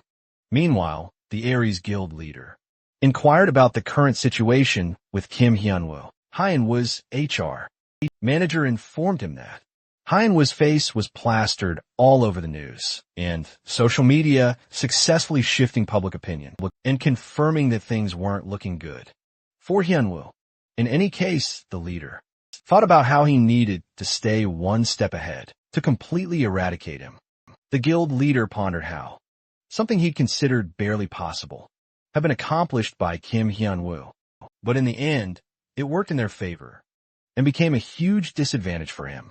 At the Mokdong press conference, Hyun-woo sat confidently as reporters began barraging him with questions. They asked if the recent news was true or the reason behind his attack on the Aries Guild member. Hyun-woo let out a breath, stating clearly that this was his first press conference, so he'd simply do what he thought was right. He then instructed one reporter to ask the first question. The reporter asked how Hyun-woo was feeling at that moment, to which he casually answered he felt like absolute crap. When another reporter straightforwardly asked if he had actually killed the Aries member, he simply nodded his head, telling them to judge him however they wanted. But first, they needed to listen to the recording. He stated he didn't know the true reason behind all of this, but he remembered refusing Aries guilds offered to recruit him earlier. He then played the voice recording, where the deceased person confessed that he was an assassin, sent by the Ares Guild to kill him. After the fierce fight, Hyunwoo stopped the recording, right before the incident actually happened, leaving the reporters completely speechless. He calmly informed them that he knew. They were tipped off by the Ares Guild itself. He explained that he had gone there to defeat the boss, Monster, and that the members simply followed him. One reporter accused him of forging the recording, but Hyunwoo pulled out another phone from his pocket, stating that it belonged to the man he had killed in the swamp. He added that he wasn't able to open it, since it was locked, but if he entrusted it to a security company or the police, the truth would eventually come out. He then added his verdict. He did not have a choice, since the assassin was already there to kill him. Since he was just a newbie who had only just come out of the tower, he did what he knew best, which was to defend himself. However, the assassin who was sent to kill him got tangled with the dungeon's boss monster, the mega alligator, which resulted in his death. The reporter screamed, accusing him that he just confessed to killing him. Hyunwoo calmly replied that it could be seen like that because he had let his guard down while fighting him, and he ended up dead. He also shared how the Ares Guild had its own reputation, which was why he didn't say anything earlier. But he didn't know things would escalate this far. The press conference ended, leaving Hyunwoo thinking how complicated all of this had become. He then checked the new articles, exposing Ares and their web of deceit. The Ares Guild leader hurled his belongings in a furious rage, cursing out Hyunwoo for pulling off such an audacious move during the press conference. Then, he mockingly laughed, calling Hyunwoo a simpleton, someone completely oblivious to how this world truly worked, promising himself he'd make Hyunwoo pay, one way or another, no matter the cost. Hyunwoo's friends followed him as Si-hyun asked how he even thought of recording him, as if he already knew what was about to happen. Seo-yeon then added how incredibly surprising it was when Hyunwoo pulled out the dead assassin's phone, making all her previous worries meaningless now. Hyunwoo grinned and confessed that he'd actually lied about having the assassin's cell phone on him. The three of them gaped at him, demanding to know why he lied at the press conference. He then pulled out a phone and showed it to them, stating it didn't belong to the assassin at all, but to Se-hyun, who frequently changed his phones. He then informed them that he'd taken their advice, since they'd always warned him how dangerous Ares truly was. So he'd been recording everything, just in case, but never thought it would actually be useful someday. Seo-yeon couldn't help but worry, asking what would happen if they actually asked for the phone. Hyunwoo calmed her, explaining that since it was Ares they were talking about before their own security team, the Ares guys would inspect it anyway. So he just made sure they knew not to mess with him anymore. Seo-yeon soon started laughing lightly, saying that Hyunwoo suddenly looked cool despite her worries. The Ares Guild, with its headquarters in America and labyrinths spread all over the world, is known to have its Korean branch, holding the highest number of dungeons. Hyunwoo started waiting and contemplating what Ares' next move would be, since they had a lot to lose if he got them involved. Later that night, Hyunwoo sent Se-hyun away, telling him he'd take a stroll alone. Se-hyun believed Hyunwoo was more than capable of taking care of himself and loved to roam his own way. It didn't take long before Hyunwoo found himself completely surrounded by cloaked members of the Ares Guild. Coolly, he informed them he'd been waiting. The masked leader then ordered him to follow. Hyunwoo quickly realized this might be Ares' higher-ups, who were actively looking for him. He casually asked what would happen if he refused. The masked man retorted they'd just drag him out. Hyunwoo just smiled, successfully provoking them, as they all began striking him, one by one. Yet, he merely stood there, still smiling. But not a single one of their attacks landed. The masked men furiously tried again, but found their fists impossibly locked around Hyunwoo. Hyunwoo remained perfectly still, as the masked men began squirming, helpless, confused why their attacks weren't affecting him. Hyunwoo then moved his head, taking them down one by one with precise and perfectly measured strikes, until the last man desperately begged him to live. Hyunwoo nodded, deciding to spare his life, but ordered the man to lead him directly to whoever was looking for him. Meanwhile, at the outskirts of Gwangju province, more masked Ares men were conversing. while guarding their underground bunker. One grumbled about their guild's habit of wasting money on building such elaborate facilities. The other quickly snapped at him to stop being ungrateful, reminding him these shelters were keeping them, the murderer hunters, alive under their protection. Their conversation then drifted to how another partner was bringing in a big name today. Hyunwoo himself. The first man replied that he'd seen Hyunwoo's face plastered all over the media and joked they didn't need anything more than to just drag him here and give him a good beating. His companion added that they'd probably get to test out the new torture devices on him. A loud crash interrupted them as Hyunwoo stood there, dragging the now beaten masked men. He then coolly asked if this was the place. After countless punches and kicks thrown at the babbling guards outside the bunker, the leader finally gave in and immediately caught Hyunwoo's attention. He questioned what all the ruckus was about. Meanwhile, the other masked men took their positions, standing guard in front of the elevator. Hyunwoo calmly walked right in, immediately quizzing them about the building and how much this entire setup must have cost.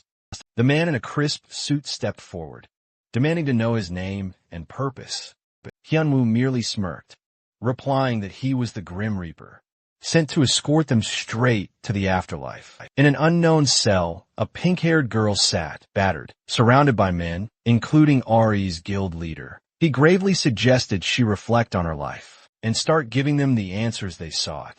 Since the Pado Guild had seemingly abandoned her, he pressed her again for their weaknesses. An internal intel, but she simply smiled. The leader, enraged, ordered his men to drag her back for more beatings. One of his men stepped forward, suggesting they could just kill her today. But the leader gave a cold shrug and stated he couldn't care less about that. Just then, the door burst open and Hyunwoo entered. He casually looked around for his supposed inviter, then glanced at the tied-up girl. A sad expression crossed his face as he called out, accusing them of being preoccupied with other guests. Right after summoning him, the leader questioned him about his team. Hyunwoo nonchalantly replied that they were all taking a nice nap in the back, just like the men back inside the building. Hyunwoo then gave the leader two stark choices: talk to him or get mercilessly beaten into a pulp. The Ari's leader frantically ran out of the bunker, only to see his men lying defeated and freak out. Another masked man attempted a sneak attack on Hyunwoo, but Hyunwoo caught him, sending him flying with a single kick. The man groaned in agony as the leader frantically looked around. Hyunwoo stared them down, pointing out he'd only visited because he was invited, yet everyone was so incredibly hostile. He added that it was seriously starting to make him angry. The leader stared back at him, pondering how these men were all B-grade. And to top it all off, the top-tier murderer hunters sent to capture Hyunwoo were well on their way to becoming A-grade hunters. All the hunters guarding the bunker were A-class. He realized he already knew Hyunwoo was incredibly strong, but when he heard Hyunwoo cleared the rift solo, he just assumed it was beginner's luck, letting him conquer a low-grade boss. In reality, Hyunwoo was an S-grade hunter. Not just that, but a high-rank S-grade hunter. He immediately began calculating his chances of winning against him in a fight, even with his mid-rank S-grade gear. But Hyunwoo sharply interrupted his thoughts, ordering him to make a choice now between the two options he'd presented. The leader's mind clicked, and he began to run, sprinting toward Hyunwoo while cursing him out. But he quickly came back to his senses, and taking a deep breath to calm himself, he decided they would talk things through instead. They sat opposite each other at a round table. The leader intensely pondered over the fact that he still had so much to uncover about the other powerful guilds, and until he could figure out Hyunwoo's exact capabilities, it was best to deal with this situation cautiously. Hyunwoo blinked, then coolly demanded compensation. The leader stared back, a dumbfounded expression on his face. Hyunwoo then added that he wanted compensation for all the trouble caused by the Ares Guild. He listed how they sent an assassin to murder him, then stirred up the news channels, rambling about his alleged murder, all while they used the media to try and scare him off. Hyunwoo sternly added that he wouldn't forget these incidents. The leader finally asked what exactly he wanted, and Hyunwoo replied with a chilling smile, demanding 10 million won. along with a few of their low-level dungeons. The leader snapped out of his daze of shock and slammed his fist onto the table with a bang, calling Hyunwoo's demands utterly ridiculous. But Hyunwoo merely smirked. Hyunwoo argued that his demands were completely reasonable, since they were the ones who went berserk on him first. The leader cursed Hyunwoo furiously in his mind, while calculating that he could maybe manage 10 million won. However, his request for 2 dungeons meant he wanted to seize their property, and for the guild's newer hunters, Hyunwoo added another 5 million won, citing the leader's painfully slow reaction. The leader, now composed, opted for a gentler tactic. He stated that, if Hyunwoo truly desired that sum, their guild contract could easily provide much more. He then questioned why Hyunwoo had rejected them initially. He pressed on, explaining that if Hyunwoo joined the Ares Guild today, all his needs would be completely fulfilled, every single demand met. After all, mutual benefit was far preferable, rather than making an enemy of such a popular guild. Hyunwoo scoffed, seeing right through his attempt to change the subject. He then highlighted how the guild, despite acting so high and mighty, was steeped in such lowly acts. Like the pink-haired girl tied up right before them, he finished with a clear statement. He simply didn't care about their pathetic proposal. The leader gritted his teeth, grudgingly admiring Hyunwoo's audacity. Hyunwoo stood, giving him a mere 10 seconds to decide if he would agree to the compensation, or if Hyunwoo would simply end him right then and there. Si-hyun heard the click of their door. Assuming Hyunwoo had finally returned and welcomed him back, he glanced up from his phone to look, only to see Hyunwoo carrying a pink-haired girl unconscious on his back. Startled, he immediately demanded an explanation. Meanwhile, the pink-haired girl, Xiaomi Muo, slowly surveyed her surroundings, recognizing the familiar layout of the 9th floor. The scene then shifts back to Hyunwoo. He stood beside Shur-hyun, with an unconscious woman lying before them. Plus, Hyunwoo had secured a massive reward, $11 million, rights to 4 level D dungeons, and even the woman herself as part of his compensation. Shur-hyun couldn't help but wonder how our hero managed to seize all this from Hyuk. Yes, from Si-hyunwoo himself, a man infamous for his greed and thirst for control, to which our hero calmly explained that Shan-woo had been left with no other choice if he truly wanted to survive. Still curious, Shuyun's gaze drifted to the unconscious woman, wondering why Hyun had bothered to bring her along, to which Hyunwoo simply answered that she was a hostage, and that there was something deeply personal he wanted to confirm from her directly. After hearing this unexpected revelation, Shu-hyun found that reason a little unusual, but chose not to question him further. After a short silence, Shu-hyun, our hero, remembers that the dungeon bosses are set to respawn today. Knowing he must clear them, he prepares to leave. He assures the hero with that he'll handle everything, to which the protagonist advises him to take care. Once Hyun is left alone, his gaze lands on a tattoo on the woman's body. The pattern strikes him as oddly familiar, reminding him of a mask he once carved, etched with words about emptiness and self-abandonment. The eerie similarity unsettles our hero, making him question if it's truly a coincidence. Afterward, he checks her information tab and learns her name is Hong Lin, a young woman, poisoned and resting. Nothing else particularly stands out. Yet that strange connection keeps bothering him. He decides he'll wait for her to wake up.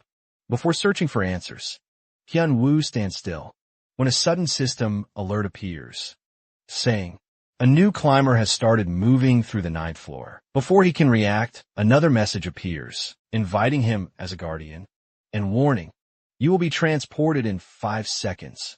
Within moments, our hero appears before Ava, who call him urgently. Immediately after, Ava tells him that someone important is on the way. Our guy tries to learn who this next climber is, and when they'll arrive, but Ava can't reveal more, because Hyun's clearance level is too low. Frustrated by the repeating notifications and the frustrating lack of answers, Hyunwoo finally loses his patience and attacks Ava, to which Ava insists she isn't hiding anything, and that she only called our hero to give a warning about something far more serious approaching. Ava then explains that this climber will be far stronger than anyone Hyun has ever faced, and that he needs to prepare before their arrival. The most important step, Ava tells him, is to awaken his magic skills as soon as possible, or else he could be in serious danger. Our hero wonders if this climber is a high-ranking one, but Eve adamantly denies it, explaining that if such a being appeared, it would unleash absolute destruction. Even so, she explains that without magic, Hyun would struggle against even middle-rank climbers. After hearing this, our hero tries to ask where this climber will appear, and if another crevice will open up. But Eve hesitates, admitting she cannot reveal that information. She explains that the form and nature of climber depend entirely on their strength and achievements. Feeling utterly frustrated by her vague answers, Hyunwoo irritably sums up the situation, realizing he knows little to nothing and must face whatever comes alone. In a fit of anger, he lashes out at Eve, who protests he shouldn't hit someone weaker, even questioning his parenting. Her emotional outburst slips into guilt when the protagonist admits his parents died in a car accident when he was young. Shaken, Eve immediately apologizes, filled with shame for her words, to which Hyunwoo brushes it off, saying it's nothing to worry about. Watching his reaction, Eve softens, beginning to think that, despite his harsh temper, the protagonist might not be such a bad person. After all, at the Orange Guild's villa in Gwangjin-gu, chaos fills the room as Kim Hyunwoo shouts in frustration. He sits inside a glowing magic circle, growing angry that nothing seems to work because the circle, meant to help him sense mana, shows no effect, and he begins to think it's a scam. After hearing all of this, Honorine panics, warning him not to damage it, since the circle costs a staggering 5 trillion and won. Our guy stops, but still grows doubtful, starting to wonder if he might simply be someone born without mana. To which Naren, who is a powerful mage, insists that such a thing is nearly impossible, admitting she has never seen a case like his, where, even with her help in the mana concentration circle, someone completely fails to unlock their energy, even after so many attempts. Suyun enters and immediately senses the tension, realizing that even after 4 days, our hero still hasn't awakened his mana. Our hero immediately assumes, sure, Hyun's here just to mock him. But sure, Hyun quickly denies it, explaining he only came to deliver mail. Addressed to Hyunwoo, as he hands over the envelope, he casually mentions, it's from the Korean Hunter Association's Guild Formation Council, asking if our hero has started his own guild. Hanarin is completely taken aback when she learns Kim Hyunwoo started a guild. She excitedly demands to know when this happened. Our hero explains that after gaining a dungeon, he decided to experiment with some new ideas. He then proudly reveals the guild name, Guardian, meaning the one who protects. Both Hanarin and Shuhyun exchange significant looks, admitting the name doesn't quite suit his personality, trying to shift the topic. Our guy wonders about the unconscious girl he brought earlier. Shuhyun tells him she's still in the same condition, though not in danger.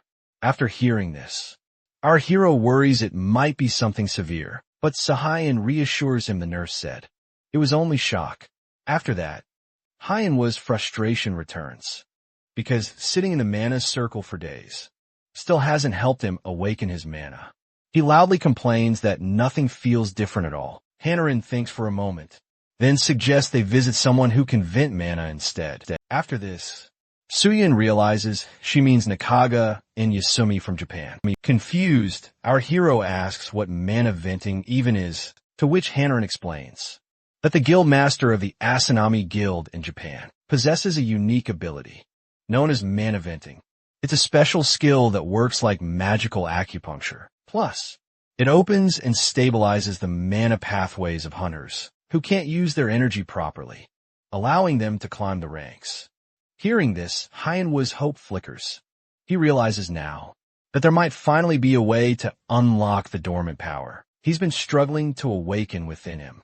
But our hero quickly gets frustrated, when Hannerin suggests traveling all the way to Japan to meet the very person who can help him unlock his mana. The mere idea of traveling feels utterly exhausting to him, so he complains he's just too lazy to fly that far. At that very same moment, in Tokyo's Sugami district, a fierce battle rages within an intermediate dungeon. Guild Master Nakagawa Asumi from the Azanami Guild is leading his hunters, but things are quickly spiraling out of control, and his team shouts desperately for him to save them, as a truly powerful enemy relentlessly attacks. He then yells for everyone to dodge, as a massive, destructive force sweeps through the battlefield. Amidst the destruction, a mysterious man steps forward, and the hunters freeze in paralyzing fear. Nakagawa stares, trying to comprehend who this being is. When he asks, the man calmly replies that many have called him by different names: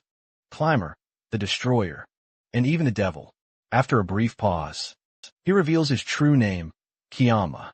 Suddenly, a notification appears, announcing that a new climber has reached the 9th floor through a passageway in Tokyo, Japan.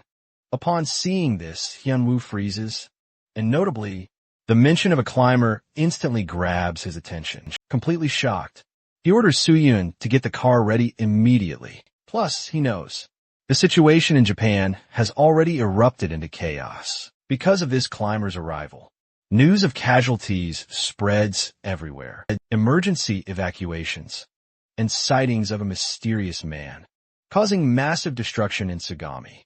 While rushing out, Hyunwoo feels a deep unease because he still hasn't learned to use his mana yet and wonders if it's truly okay to head into something so utterly dangerous. Hyun, driving the car, becomes confused. Just moments ago, our guy said that he was too lazy to go to Japan for mana training. This sudden shift completely throws him off. Hyunwoo quickly brushes it aside, claiming some urgent business just popped up and that he might as well head out now.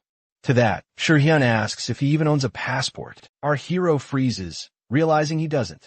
But with unwavering determination, our hero decides that come what may, he absolutely must reach that climber. Meanwhile, at the Japan Hunter Association branch, a super tense meeting is underway. The officials are utterly shocked to see Nakagawa alive, since news had already reported her death in battle against Kiyama. Upon hearing this, she explains she miraculously managed to survive by utilizing a powerful, ancient artifact. The others then discuss just how overwhelming Cheyenne's strength truly is. Given Nakagawa's supposed death had been broadcast across the entire world, no hunters are willing to step up and help. Even with several S-rank hunters gathered, they realized the outcome would likely remain unchanged. Casualties among civilians continue to pile up, leaving them utterly helpless to intervene.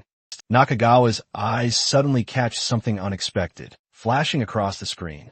Someone incredibly familiar appearing amidst the chaos. Hyunwoo then steps into the chaotic area and immediately spots Kiyama right ahead of him. When he tries to activate his ability, the system flat out refuses to activate, showing it simply cannot work on a climber.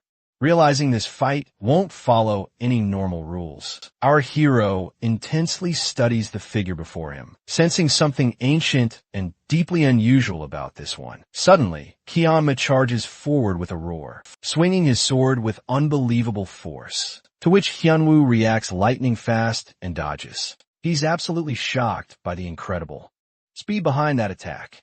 After that, our hero quickly steadies himself and mutters in frustration at the sudden, brutal assault. But before he can even think further, Kiyama moves again, and indeed, to the naked eye, it looks like a single, swift slash. But our guy can feel that it's actually made up of dozens of individual strikes, layered together, each capable of slicing him apart in an instant. He realizes that if even one hit lands, he'll be torn into countless pieces.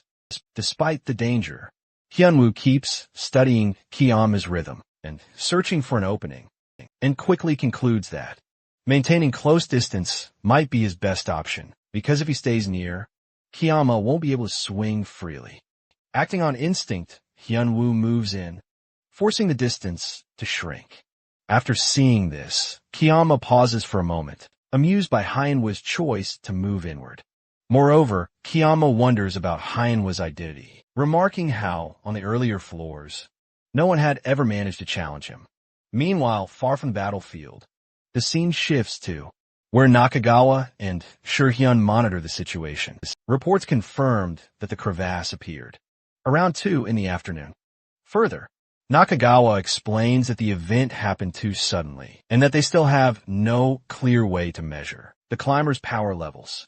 After this, Shirhyun recalls how our guy left the airport, the moment he landed, and as he looks at the feed, showing Hyenwo standing near the distortion, he wonders if the protagonist somehow senses where and when crevasses will open. Back at the fight, the hero struggles to understand the force he's facing, questioning if what he's witnessing is even a skill at all, to which Kiyama declares that none of what he wields, his sword, his lightning, or his strength, comes from the artificial system of skills used by others. Hyenwa's instincts scream for him to dodge, yet he realizes that stepping back would only widen the distance, giving Kiyama the advantage to unleash stronger attacks, so he holds his ground instead, gripping Kiyama's collar tightly, standing almost glued to him in defiance. Hyenwu unleashes the Overlord's might, but wonders if it had any real effect. After that, Kiyama steadies himself, and his expression shifts into one of genuine respect. For the first time, he admits his opponent isn't merely interesting, but truly remarkable.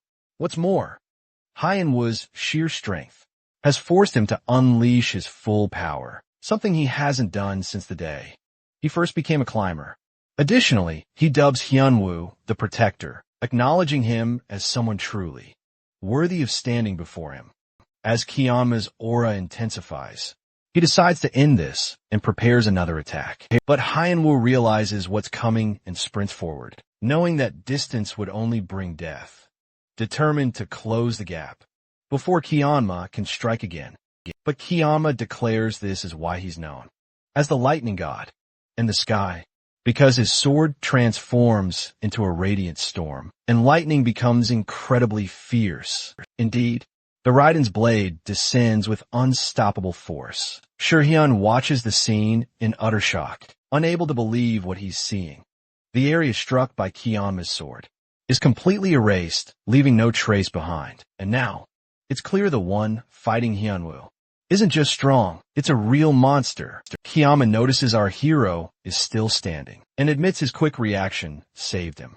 Our hero also managed to grab Kiyama's shirt during the attack, twisting his body just enough to survive, though not completely unharmed. Later, a strange energy begins flowing through him, and soon, electricity spreads across his body. The system activates, showing Hyenwa's mana has finally awakened. External mana forces its way into his body, rapidly boosting his strength and pushing his mana level even higher. The sudden surge utterly confuses him as he struggles to understand what's happening. Kiyama looks at him, wondering if his luck will hold a second time. Meanwhile, our guy realizes something important. The power and fighting style before him match the legends he's read before. This man isn't just another climber. He's Kiyama, the martial god, renowned for reaching the absolute peak through sheer strength alone, the strongest among all living beings. Kiyama is genuinely impressed that he still dares to fight, even after witnessing the overwhelming power of Raiden's blade, and acknowledges Hyenwa's undeniable courage. But he quickly dismisses it as mere pride, warning that Hyenwa's current strength isn't nearly enough to defeat him. To which the hero humbly admits Kiyama is right, that with his present abilities, victory is indeed impossible. However, he also keenly notices that Kiyama's lightning has severely damaged his mana pathways, fundamentally changing something within him. Indeed, the protagonist recalls his arduous time trapped in the tower, where he practiced countless martial arts. Among them was one legendary, elusive technique he could never fully master, the Heavenly Demon's divine art. It was said to be the ultimate martial art, the very one that made its users the strongest in the world. Furthermore, he explains that in the past, he had no true understanding of mana flow, or how it truly connected to specific techniques. He merely copied what he had read in books, imitating the movements of the mythical Kianma without truly grasping their essence. Now, Hyunwoo humbly admits that for the last 10 seconds, Kianma has been his unwitting teacher, and having learned profoundly from him, he decides it's time to return the favor. After that, he focuses all his mana into a single, concentrated point and releases it in a single, explosive attack, a devastating move he calls Overlord's Divine Kick. The strike lands with colossal force, and the system instantly notifies him that he has successfully defeated the climber, Kianma Muwal. His performance points immediately begin to be collected. Right after, another mysterious notification appears, revealing a cryptic system invitation. With a countdown, 10 days, 3 hours, 8 minutes, and 11 seconds. The scene then dramatically shifts to the Imperial Castle. Myong immediately recognizes the devastating power of Hyunwoo's final move, Overlord's Divine Kick, and trembles with profound emotion, realizing that the one who unleashed such power is none other than her revered master, the very same person who once taught her martial arts, and the very first master she had ever truly served. Later, Miryong is seen discussing her guild's progress. During this conversation, she discovers only one territory remains unconquered. This is the Eastern Dungeon, currently controlled by the Weian Guild. Once it's captured, the Imperial Guild will dominate all territories across China. Confidently, he declares they'll conquer it within a month. To guarantee success, Miryong decides to personally join the mission. She does this because she remembers the solemn promise she made to her master, that when he returns to this world, she will have built a place worthy of him. Miryong becomes utterly determined to fulfill that vow and reunite with her master. After defeating Kianma, our hero faces a chaotic crowd of reporters, demanding answers about his sudden powers and his abrupt appearance in Japan. He silences them, simply stating, "Sure, Hyun will explain everything." This leaves his friend shocked and utterly frustrated. Later, our guy relaxes in a private room, commenting on how bothersome people have become. As he glances around, he notices a young woman, Hong Rin, who expresses her profound gratitude, calling Hyun her savior. He quickly recalls that she's the same girl he rescued from the Ares Guild. According to her, she's an executive of the Imperial Guild and was captured during a fierce battle when the Ares Guild attempted to seize a dungeon owned by our guild. Tortured during captivity, she barely survived until our hero intervened. Though her story is truly tragic, Hyunwoo remains remarkably detached, not particularly curious about her past. Hyunwoo then notices a distinct tattoo on Hong Rin's shoulder and inquires about it. She replies, "It's a mark of the Imperial Guild's executives, representing our place under the sky." She further adds that the guild master personally bestowed it upon her, declaring, "No one in this world stands above us, except for the one known as the sky." Upon hearing this, Hyunwoo freezes, then suddenly shouts for her to stop, but she grows nervous, convinced she's made a grave mistake. The hero, however, realizes the true mistake was his all along. From the past, the very words she repeated now, they were the exact same words he'd once uttered. Long ago, things he desperately yearned to forget. Our protagonist vividly remembers his time in the tower, when he foolishly believed that enlightenment, achieved through martial arts, would grant him escape. Back then, he was utterly lost in his own dramatic fantasies, imagining himself as someone born from pure darkness and crushing loneliness, completely influenced by web novels and anime, and embarrassed by his past mindset. He curses himself. He then realizes that the very words he once spoke have now become a spreading tattoo of his dark history. Our guy becomes certain that the one responsible is his former student, the very person Hong Rin serves in the Imperial Guild. Frustrated, he tells her to deliver a clear message upon her return. Her guild master must never come looking for him again. A few days after sending Hong Rin back to China, Hyunwoo suddenly appears on a popular hunter show hosted by Lee Hao-young. The audience immediately recognizes him as the renowned hunter, Kim Hyunwoo. Sure Yun, watching the broadcast, seems utterly surprised. He wonders why our guy decided to appear on TV, saying he had no idea what the protagonist was planning, and that whatever he does is his own business. During the interview, Hyun-woo explains he came to make a major announcement. He has formed a brand new guild and is actively seeking new members to join. Later, Hyun comments that Hyun-woo could have found guild members through more conventional means, to which the hero looks at the overwhelming response that pours in afterward and admits he truly didn't expect so many applications. Ji-hyun, still uninterested in getting involved, reminds him that he definitely won't be helping. Hyun-woo simply accepts this. Hyun-woo then begins the arduous task of forming his new guild. He even calls on other guild masters to assist with basic setup work. They are surprised that someone of his legendary status. He'd normally ask them to handle such simple tasks, but our guy quickly reassures them they'll be allowed to use his beginner dungeons. In return, when asked why he's even starting a guild, he explains it's mainly to earn money, since he already profits handsomely from dungeon raids. Managing his own dungeon would only increase his income. After hearing this, Soo-hyun finds it quite odd and points out that Hyun-woo already makes plenty of money, but our hero brushes it off casually. Later, the recruitment process begins, and many hunters line up to join. However, Hyun-woo is extremely strict. He rejects a well-known C-rank hunter, despite his impressive record, saying he simply didn't like his resume. The crowd is left utterly shocked, wondering what standard Hyun-woo is even using. He reviews the applicant stats, all ranked D, except for luck, which is B rank, and concludes that even if the numbers are fine, he can't accept someone with a bad attitude and an egotistical personality. Hyun-woo reviews a new skill he received after defeating Kyeonma and realizes it might actually be useful, even though he had complained about earlier ones. The system, represented by Eve, congratulates him on his victory and explains that this time he's been invited to upgrade his skills instead of just increasing his information level. Also, Eve mentions that a new option has been added to his information, authority skill, and that the notification performance has also been improved. At first, the hero seems unimpressed, wondering what the point of a personality check upgrade is. But during his ongoing guild interview process, he ends up finding it incredibly useful.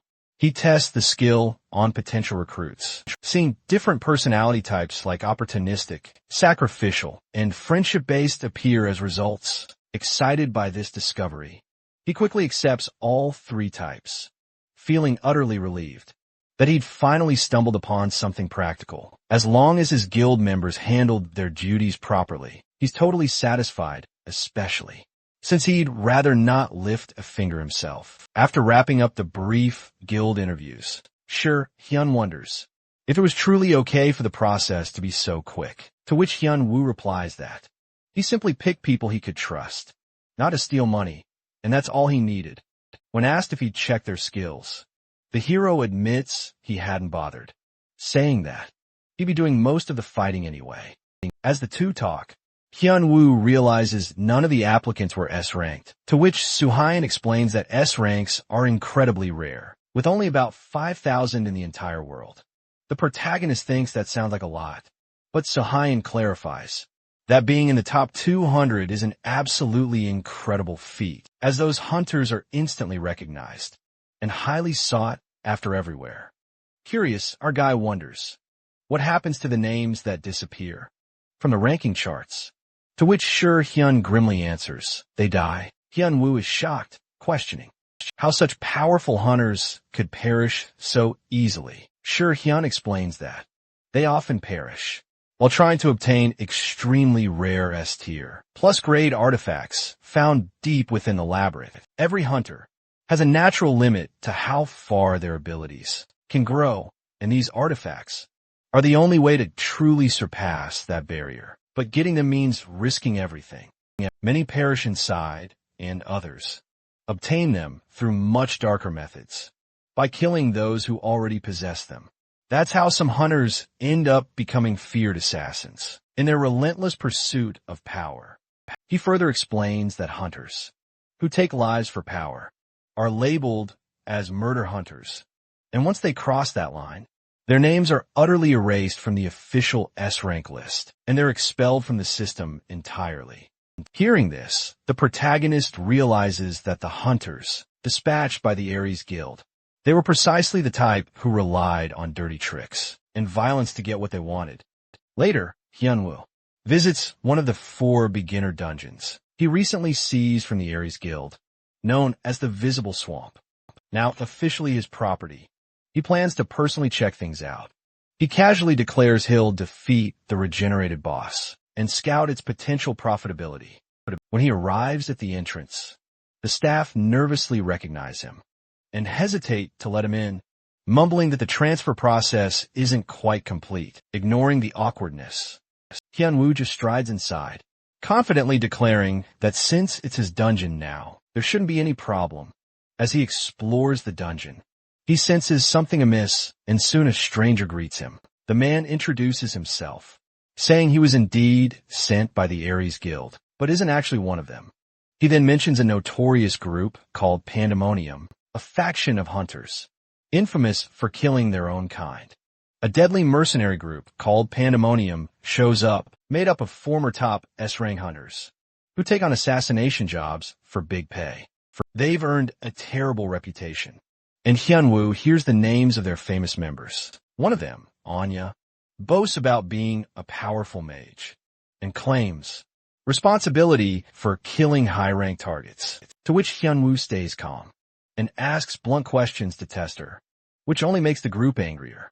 Anya also uses a binding spell to try and stop him, but the situation quickly turns violent as the mercenaries rush forward to attack. The scene shifts to Xi'an, China, deep inside the Weiyan Guild's hidden underground city. Miryong arrives, utterly unimpressed, despite hearing it was one of the guild's main bases. Or, she confronts Asura demon, Li Du Cheon, ranked 82nd among S-class hunters. His pride flares at her attitude, but she easily evades his attack.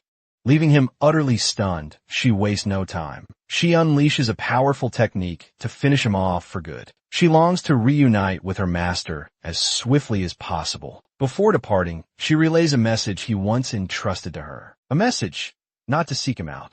It stings, knowing someone else found him before she could. Yet, she finds solace in the knowledge that he's also waiting. With quiet, unwavering determination, she vows to prepare everything meticulously for his return and fulfill her sacred promise. Ready to seize all that's necessary for her master's sake, the scene shifts dramatically as Hyunwoo returns to the Urong Guild, accompanied by a truly surprising guest, Anya. She's a former top S-rank mage who once fell in with the notorious mercenary group Pandemonium. Hanarin is absolutely shocked he'd bring back such a known criminal. Meanwhile, our hero calmly explains that he brutally beat her comrades to death, but captured Anya alive. Horrified, Narain realizes those assassins were indeed from Pandemonium, a group of elite former S-rank hunters, infamous for always completing their kills. What's more, she simply can't believe Hyunwoo actually managed to take down such powerful enemies, especially since his stats were never even close to their level. The protagonist admits even he finds his stats incredibly strange, but since his information screen confirms it, he doesn't bother questioning it further. Plus, he jokes that asking Eve would only lead to her usual lack of authority. Response anyway.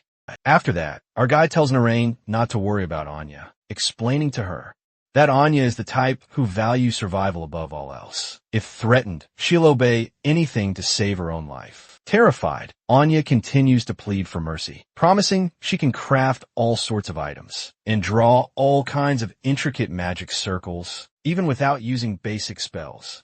Hyunwoo quickly checks her information screen, which clearly lists her personality as survival-centered. This perfectly confirms his assumption, so he decides to give her a chance to prove herself. Since she mentioned she can work even without a staff, Hyunwoo hands her a set of incredibly powerful items, an S+ grade staff and an S+ grade robe, both taken from one of her fallen comrades. Narain is utterly shocked at the mention of the gear's grade. The staff and robe he just handed Anya are both S+, an incredible rarity even for top-tier hunters. Before she can even ask more, Hyunwoo tells her to watch over Anya. While he heads out, when Aron asks where he's going, our guy simply replies that he's returning a favor. Since he received a gift, it's only fair to give one back. Soon after, he arrives at a heavily guarded area, belonging to the Ares Guild. Guards immediately block his path, warning him that outsiders aren't allowed inside, unless they're guild members. Ignoring their words, Hyunwoo calmly asks if Hyuk Sunwoo is there. He then raises his weapon, a rod called Justice, and boldly declares that he came to deliver a present to Sunwoo. He warns the guards not to complain later about being beaten by it, clearly ready to repay the Ares Guild. In his own ruthless way, our hero storms into the Ares Guild building. He's swinging what looks like a harmless toy hammer. Yet each attack sends people flying. The guild members completely panic, unable to understand how they're being crushed by something so ridiculous. Our guy mocks them as they try to resist, teasing that anyone standing in his way must be ready to die. Fear spreads fast, and someone rushes to warn the branch manager, Hyuk Sunwoo, that Hyunwoo is attacking everyone throughout the guild. On call inside his office, Sunwoo is furious and horrified at the same time. He realizes that if word gets out that the powerful Ares Guild was taken down by a toy hammer, their reputation will be destroyed. To make matters worse, news channels are already reporting the bizarre incident, calling it a national embarrassment. In his room, Sunwoo debates whether to call headquarters for backup, but he hesitates.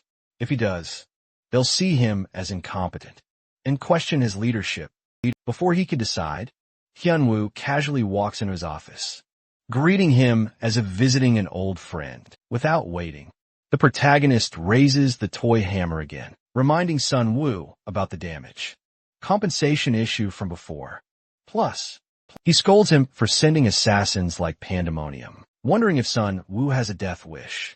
Realizing resistance is useless, Sunwoo quickly changes his tone, offering to cooperate and asking what Hyunwoo wants as compensation, to which Hyunwoo tells him to prepare 20 billion won, leaving Sunwoo cursing in disbelief. After that, Hyunwoo forces Sunwoo to agree to pay big compensation and warns him to think twice before sending killers again, or else he will make them pay.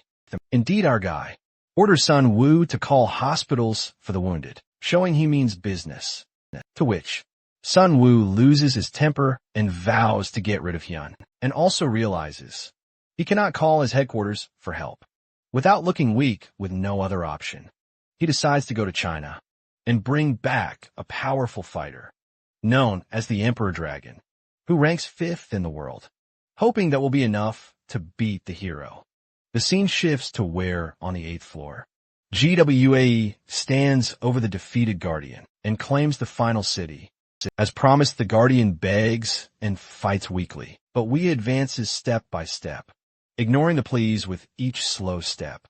The Guardian cries out and falls, until the attack ends on the 5th strike, and the Guardian is finished. Guia laughs that this victory feels more like a 5-step wipe than a 10-step one, and tells everyone to move on and enjoy the next floor. News explodes after Hyunwoo's attack on the Ares Guild. Live reports showed dozens of ambulances at Ares, and many guild members rushed to hospital, while CCTV and social media spread footage of Hyunwoo using a toy hammer. People laugh, gossip, and mock Ares, and rumors say the Ares Guild might have the hand over their dungeon rights to our hero. Sahayan, however, is worried, fearing this could lead to criminal charges and even detention. But Hyunwoo stays cool, reminding him that the guild threatened his life first. He simply calls his actions self-defense, downplaying the damage he caused. Oh, and he remembers he's at a paid lecture gig for beginner hunters from Japan, and he totally plans to attend. They're paying him a massive fee, after all, so he's not overly worried about the fallout. Later, during his lecture, Hyunwoo suddenly gets a system alert. A new climber has just begun, ascending through the 9th floor passage. The timer quickly runs out, and the system invites him again. He's surprised another climber is appearing so soon, especially since his information authority hasn't been upgraded, despite him defeating Kayama. Eve explains that while His authority level hasn't officially risen. A small amount of progress has definitely accumulated. She also offers to brief him about this new climber. This time, the climber isn't alone, but is bringing multiple companions. This makes our hero wonder if it's similar to the crevasse monster he encountered earlier. But Eve quickly clarifies that it's different, because lower-tier climbers like Homa usually attract monsters from the crevasse, which the system spawns to help them in the world. However, those summoned creatures aren't true comrades. After that, our hero confirms with Eve that the approaching climber must be mid-tier, or higher, to which she replies it's a mid-tier one, but much stronger than most at that level. When he asks if it's even stronger than Kayama, to which Eve nods. Our guy finds that exciting, since defeating such a powerful climber could totally raise his information authority. The scene then shifts to the Irang Guild. Hyunwoo enters, kicking the door open again. This immediately annoys Naren. She scolds him for always using his foot, and warns he'll break it one day, to which our hero just laughs it off. He claims he did it unconsciously, explaining he merely came to check on the progress. Oh no! Nervously reports she's almost done fixing the magic circle. It'll be stronger and last longer this time. Hyunwoo praises her effort, but suggests trying something new instead, since her unique skill is teleportation. He tells her to draw a teleportation circle. As she begins, Naren suddenly realizes and looks shocked to hear that teleportation is Anya's unique skill. Later, Naren questions why Anya never used her teleportation ability to escape if she had it all along. Anya nervously explains that her skill can't be activated with her own mana. She needs a magic circle support to use it.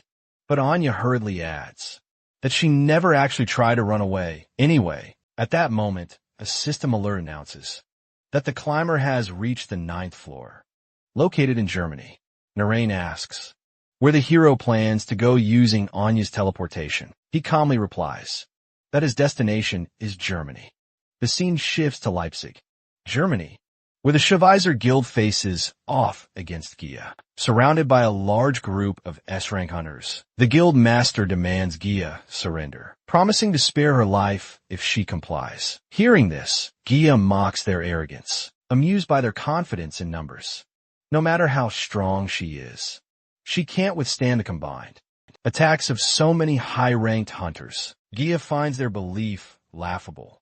Moreover, Gia declares that just as they have their comrades, she too will fight alongside her own, introducing herself as the embodiment of their deepest fears, the master of everything imagined in the dark, the force that devours courage, and the leader of the Hyaki Yagyo, the mysterious god of chaos. Meanwhile, back at the Irang Guild, Hyunwoo checks in on Anya's progress with the teleportation circle, to which Anya reports back it'll take 5 more hours to complete. Suddenly, Naren bursts in with alarming news. A massive crevasse has ripped open in Germany. He adds that reinforcements have been requested from him, and the topic has already gone global. Hyunwoo scrolls through his phone, seeing headlines glorifying him as Korea's champion hunter and an international hero, though he's clearly irritated by the exaggerated coverage. Indeed, Naren wonders silently if Hyunwoo has always been someone who steps up out of pure goodwill. Meanwhile, in Germany, GWIA proposes a sinister game to the hunters before him, announcing that she will remain in the city for 24 hours. If anyone manages to defeat her during that time, she will end her conquest and withdraw peacefully. Otherwise, the rampage continues. So she warns she will move on and destroy the next city. If no one can stop her, the damage is massive. About 20,000 civilians are reported hurt or dead, and the deployed hunters suffered catastrophic losses. 32 S-rank hunters and 68 A-rank hunters were wiped out, making this crisis worse than the crevasse incident. In Japan, attempts to call the world's top S-rank hunters for help mostly fail, leaving the local groups overwhelmed. Then, news breaks that Kim Hyun-woo, the Korean hunter who defeated Kyanma in Japan, is being sent as reinforcement. This gives everyone a sudden, tense hope.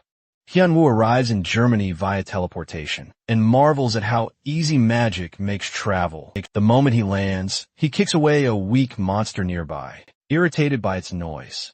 He then looks around, wondering where the real threat is. Meanwhile, thousands are watching the live broadcast online, flooding the chat with disbelief and excitement as news confirms his arrival in Germany. The viewers can't believe it's real, that the hero himself has come to face the disaster. Soon, GWIA appears before him, calling him the first challenger. Our hero mocks her old-fashioned way of speaking, scoffing, "Has only your mouth aged?" To which GWIA coldly retorts that he talks too much. But Hyunwoo clicks his tongue, clearly annoyed, and criticizes her for turning the city into ruins, demanding if she plans to take responsibility. She merely laughs at his question, stating she can't tell if he's arrogant or simply foolish. Yet, our protagonist stands firm and tells her it's none of his business. Either way, afterward, GWI's tone shifts drastically, calling Hyunwoo a foolish floor man, and declares she usually takes her time with first-time challengers. However, his attitude has clearly crossed the line. She then ominously recalls how the dragon once survived 5 steps, and another arrogant man, who proclaimed himself the world's strongest, lasted 7 with a cruel smile. Now, she decides to see how long Hyunwoo can endure as she begins her deadly march. Each step she takes violently shakes the surroundings, and our hero immediately senses something terribly wrong. The mana around them is shifting unnaturally. Her steps aren't just steps, they're expanding and crushing the entire space with immense, suffocating energy. He realizes those steps are the weapon, and he must stop her from walking any further. Our hero braces himself, gathering all his power and launching his strongest attack. But with every step, 4, 5, 6 steps, the crushing pressure grows heavier. By the 7th step, his body trembles violently as his own mana spirals out of control, expanding against his will.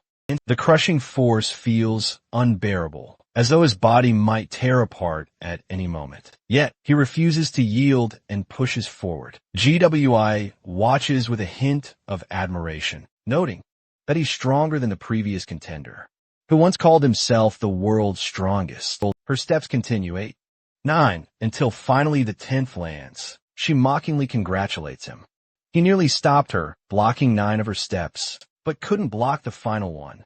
The 10th step lands, and his opponent's immense energy washes over our hero. He feels his body tearing itself apart. The climber is utterly shocked by his ability to endure the full might of her 10 steps technique. She explains that because Hyunwoo could withstand her immense force, the area's damage was surprisingly minimal. Otherwise, on the previous floor, an entire city was devastated by just 5 steps. Our protagonist realizes Eve was right. This climber is even stronger than he initially thought. Our hero has no energy left to fight. The climber asks if he'll beg for his life or bravely await his death. However, our hero only wishes to utterly destroy her. The climber gets serious for a moment, then starts laughing at our hero, calling him different from the others. But then she promises to give her all in this fight, unleashing all the mana she, as the god of chaos, can command as she begins to summon her power. Our hero realizes that this time, it's utterly different, far heavier than before. As the attack lands squarely on Hyunwoo, he starts getting hurt, but then the system notifies him he stopped the mana expansion from happening internally. Our hero's durability level skyrockets, seeing it was at S rank before, and he endured abnormal damage earlier. Our hero feels confident that with this level up, he can definitely take the next hit, right? Then the system again notifies him that external mana is forcibly entering Hyunwoo's body, and his mana is being forcibly awakened. Suddenly, his mana rank increases too. Our hero realizes it's the same thing that happened with Cheon Ma. He starts smiling in pure joy, frantically trying to think of something to do. Suddenly, he remembers his tens of thousands of masters in the tower. All those characters from web novels, comics, and anime were just fictional characters. combined together for our protagonist. These were his masters and their masters before them. Our hero mastered the Destroyer's technique, a technique Asura himself wielded to halt the demon god in ancient myths. Our hero focuses, pouring his will into the technique, and behold, the energy begins to summon. The climber is utterly stunned. For ethereal arms conjured behind our hero's back, the monster realizes she's wildly outmatched. She needs to end this fight, and fast. She begins her deadly steps, but a magic hand snatches her foot before she can even complete her first step. She struggles to escape, attempting her second step, but our hero snatches her other foot as well. The god of chaos, enraged, pushes through her steps. Her 10-step extermination is a stacking skill. After all, a power that won't weaken. Not just because she missed a single step, she tries to build up her stacks again. But our hero absolutely refuses to let her finish. She realizes her strength isn't stacking up anymore. Fuming that our hero can actually stop her, she presses on, taking her fourth step, and the overwhelming energy rains down on our hero once more. The climber begins to boast, confident in her strength, thinking that her immense power must be utterly crushing our protagonist now. As she takes her fifth step, laughing triumphantly, Hyunwoo steps on her foot and tells her, "Your power is worse than before." The god of chaos is too stunned to utter a word. Our hero decides it's his turn to show her what real power looks like. He unleashes his martial arts nullifying fist, and the climber is left in utter shock, witnessing the sheer power unleashed right before her eyes. Our protagonist uses his nullifying fist to end the game. As the energy descends upon her, the mysterious god of chaos freezes, utterly shocked, her life ending in an instant. Suddenly, the system congratulates Hyunwoo for subduing the mysterious god of chaos. It then teleports our hero to Eve, who warmly welcomes him and thanks him for taking down the god of chaos. She informs him that, as a result of the fight, his information authority has now increased from low to mid-low. Eve informs our protagonist that she's invited him here specifically to formally inform him about his authority promotion. Hyunwoo suddenly realizes that this is his first time being called in, right after defeating a climber.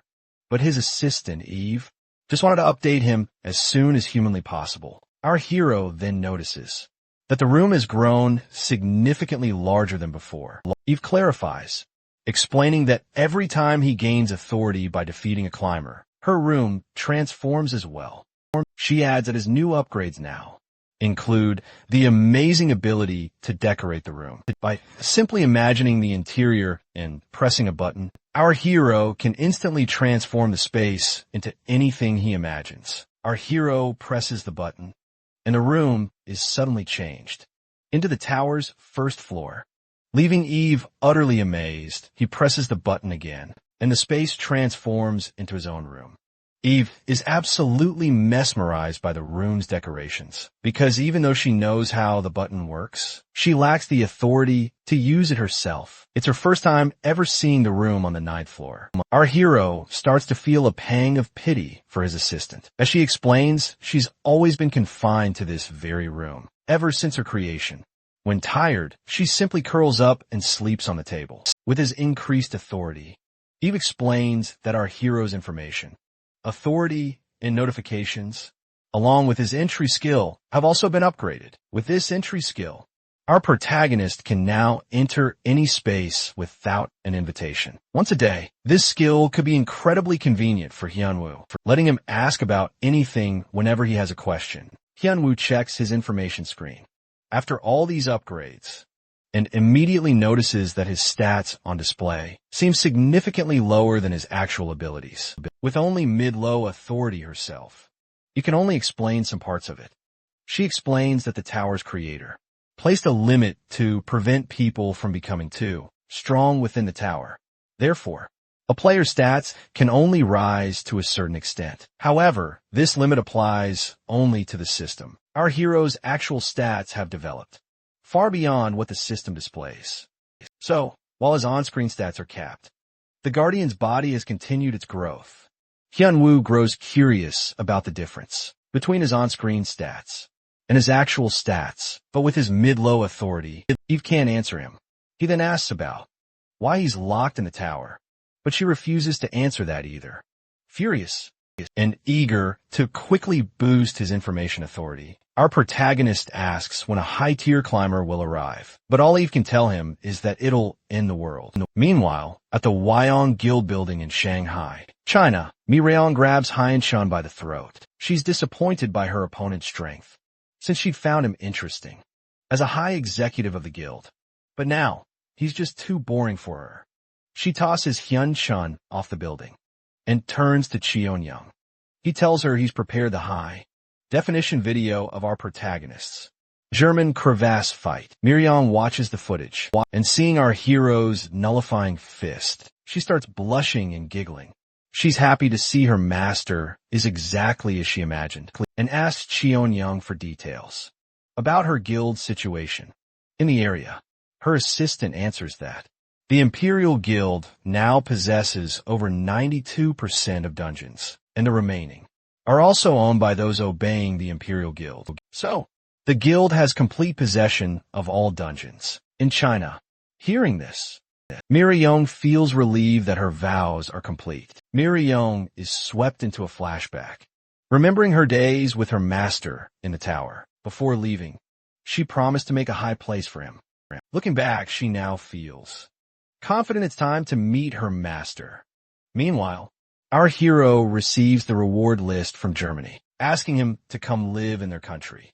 Shi-hyun reads the list and sees Germany offering full tax exemption, along with a house, car, and guild office. Seo Kwan-hyung finds these rewards even weirder than Japan's, and asks about Kyeonma's sword from before. Seo Yun gets upset when she learns that Soo-hyun got it instead of her.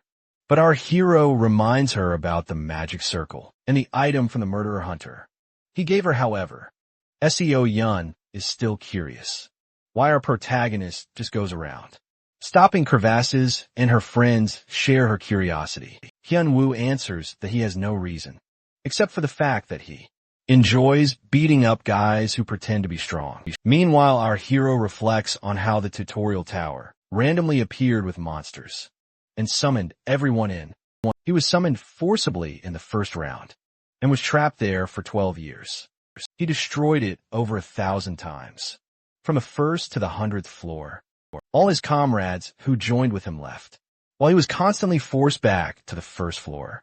Hyun-woo intends to find out the reason behind his lockup.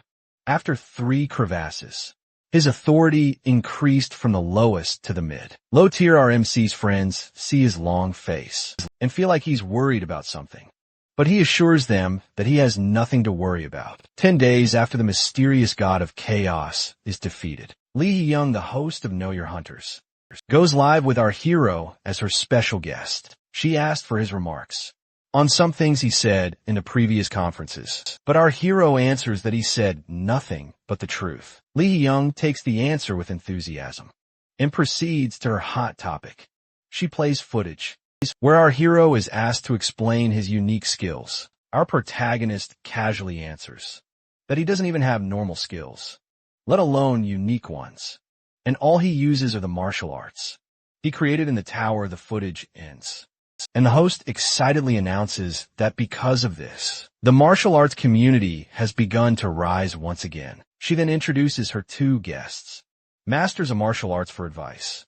Our hero turns around excitedly to look at the martial arts masters.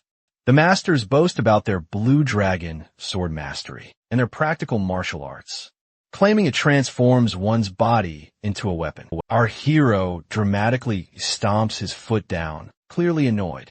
They're using his name to promote their total fraud. He draws his sword, ready to clarify the situation. He calls out these frauds for daring to use his name without knowing anything about true martial arts. He reminds them he's simply strong, and martial arts aren't the reason why. He's a powerful hunter. The camera crew keeps rolling as our hero proceeds to display his skills. He takes up the sword, leaving the martial arts master utterly surprised upon seeing his dragon strike stance. Our hero tells everyone to carefully watch how he wields a sword. He suddenly remembers a web novel he once read and decides to try that technique. He swings the sword, unleashing the blue dragon ray, shocking the entire crew. He once again reminds everyone that he's the strong one. He's warning them not to mess around with his name. Our protagonist prepares to leave when the girl at the computer desk speaks up. At first, he fails to recognize Anya with her now changed face. He asks her if her work is acceptable, and a scared Anya answers yes. Hyunwoo makes it clear he hates his enemies, but he lets her live because she's convenient. He clarifies that he will treat Anya like a normal hunter. Anya hesitantly answers that it's great, and our hero reminds her to stay that way, without betraying him or running away. He tells her to report anything she finds and then leaves. In her 10 days working at the guild's accounting office, Anya finds the workload manageable, but she wonders if living like this is truly okay. Suddenly, a fax arrives detailing dungeon transfer issues. Meanwhile, at Incheon Airport, Cheon-mung warns the branch that making a request to the Imperial Guild is far too dangerous. They believe our hero stole their dungeons, their money, and his control over the dungeons. Hyuk's son, Woo, also lost his authority along with it. He confidently assures Cheon-mung that he'll do anything to take down Hyun-woo. Observing the branch manager's resolve, Cheon-mung knows there's no backing down for him. With his monopoly now shattered, Hyuk's son Woo simply doesn't care if a few more dungeons are snatched away.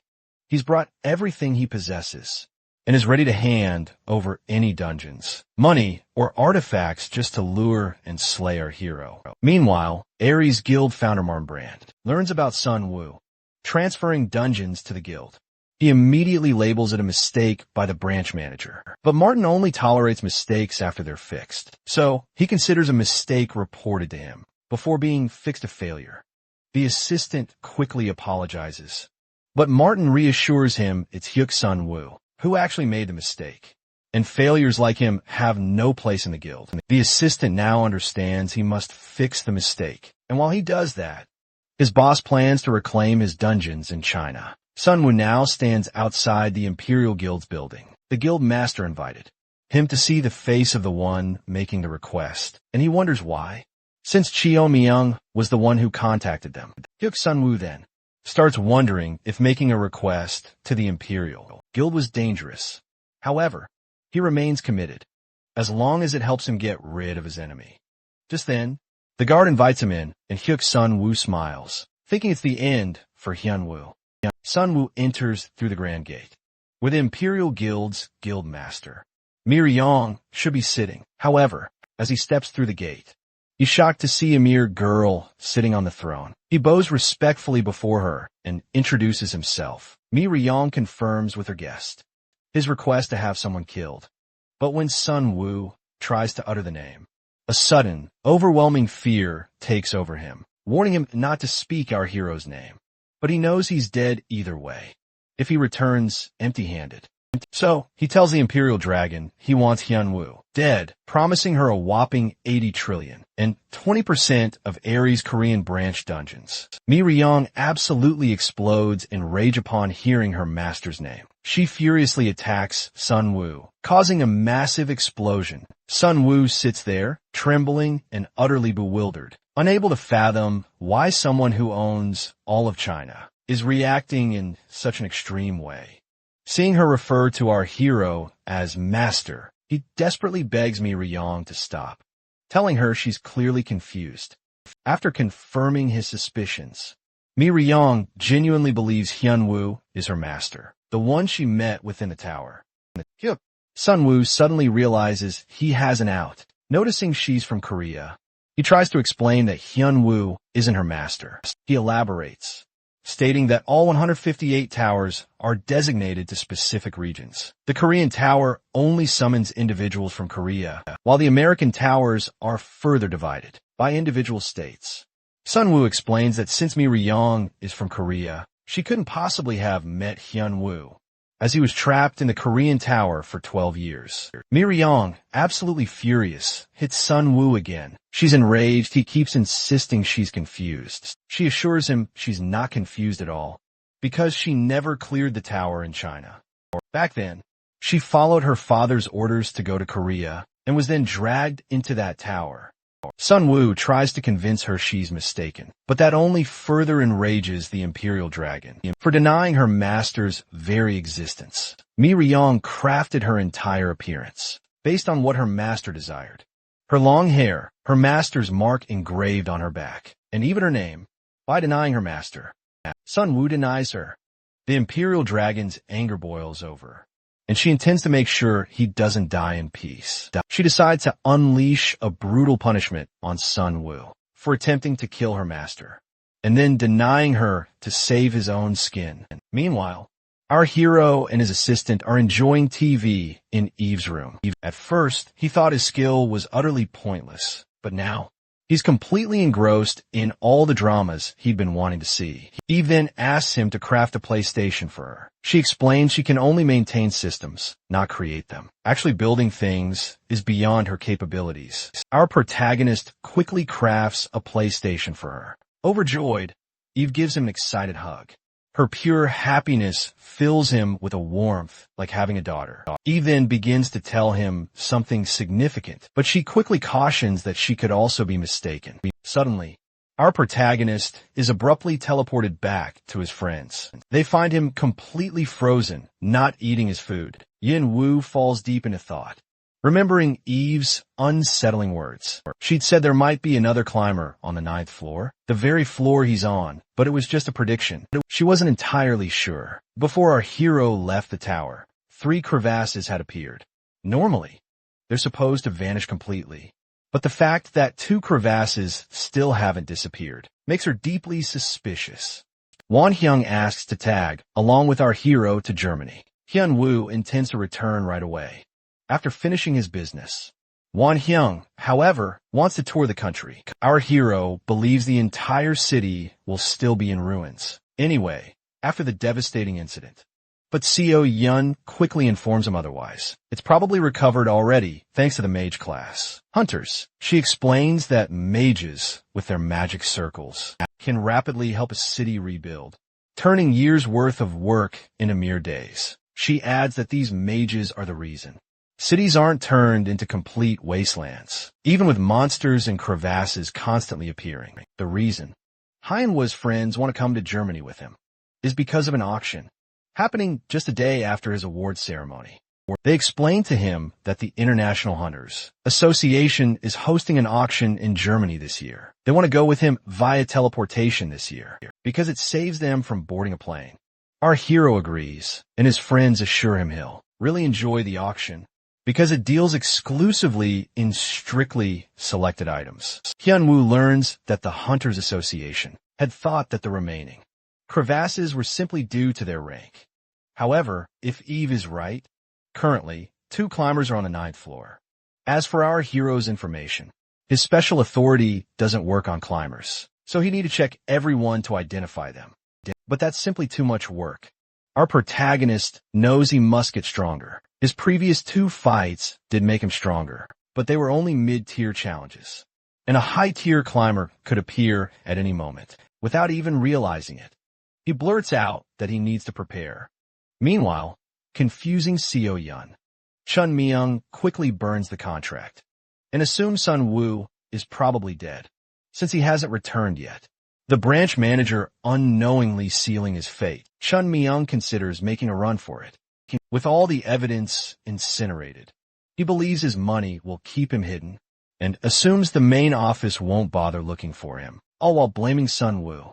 But just as Chun Myung reaches for the door, an assassin brutally severs his hand. The knight just toys with him and jokes about missing his shot. Chun Myung immediately recognizes these knights, murder hunters operating directly under the main office, and they were indeed the knights, made up of individuals from the top 40 rankings. He now realizes that escape is utterly impossible. The knight, unbothered, clears his confusion and tells him he should already know why. The knights are here. Chun Myung tries to run, but the knight plunges a knife into him. Another knight walks in, surprised by the quick kill, and the 2 quickly proceed to leave. The knight explains to his fellow that Hyok Sun Woo has been captured by the Imperial Guild, so they might not even need to eliminate him. After he entered the castle, a thick burst of mana exploded from there. Therefore, the knights assume Hyok's son Wu is already dead, if he's still somehow alive. They decide to eliminate him once he returns. The other knight is genuinely surprised when his fellow informs him that 4 knights are assigned to eliminate our hero. However, realizing he handled 2 catastrophes, the knight understands the manpower needed to deal with him. He starts boasting about the powerful artifacts, but his fellow stops him from revealing his secret rank. Meanwhile, the auction in Germany starts. Everyone keeps asking our hero to take off his jersey, but our hero doesn't care about people's complaints. Besides, the people have already accepted his dressing style now. Even when he attended the award ceremony, in his regular attire, there wasn't a single news article mentioning it. Seijin starts looking through the items at the auction and realizes there aren't any S+ artifacts. However, our hero has an S+ artifact dropped by the mysterious god of chaos that he got at the awards ceremony. He's confused, seeing no skills or adjustments on the artifacts. However, Hyun Woo doesn't think he'll get much money, since the artifact is too small to be used as a weapon. He starts looking through the description and the whole low information. Authority makes him even more curious. He starts looking at the other items. The auction continues, and our hero examines the item descriptions. The auctioneer announces the giant spear of Aslan. Our protagonist examines its description, but the whole no authority thing annoys him, and he leaves the auction. So Hyun Woo decides to take a walk outside. Suddenly someone knocks out the guards and attacks him. Our protagonist sees the attack coming and dodges. He continues blocking the knight's attack and throws him away. He's confused seeing the hunters. The knights tell him that they're here to kill him and start boasting about their skills and ranks. However, our MC is too tired of the wannabes flexing their skills, throws a rock at one of the knights, knocking him out. He tells them that they always talk too much for someone who gets knocked out easily, and this time he intends to punish them. Meanwhile, the boss receives the report that the knights couldn't kill his target. He tells his assistant to tell number 5, ensuring his blunder won't resurface. Witnessing the fierce battle, Martin Brand assumes his knights have already launched their ambush or are currently engaged in combat. However, his assistant frets that the knights are facing a truly powerful opponent and simply lack the skills to fight him. Upon learning who the knights sent after Hyun Woo were, Martin Brand calmly assures his assistant it's fine. Martin never expected his knights to handle such an opponent. Regardless, all he truly wants is to test how his artifacts impact our hero, and he's got something else he needs to check as well. Meanwhile, the assistant informs the creator that the 2 climbers, Cheon Ma and Mi Ryong, have been taken down. The creator is utterly astonished because he believed the Guardian would end up becoming the climber's sacrifice. He then demands to know who the next climber is, but that decision hasn't been made yet. The creator now grows eager, looking forward to the next unexpected obstacle our hero will face. Back home, Sure Hyun eyes the bag of artifacts our hero gathered from the auction house. He mentions how utterly shocked they all were, seeing Hyun Woo standing atop the pile of corpses. Luckily, the security cameras recorded everything. Unfortunately, our protagonist couldn't discern their identities because they all took their own lives the moment he tried to interrogate them. Even the cameras couldn't capture their faces clearly, thanks to their cognitive impairment. Magic, and our hero ended up bursting their heads, making it even more challenging to identify them.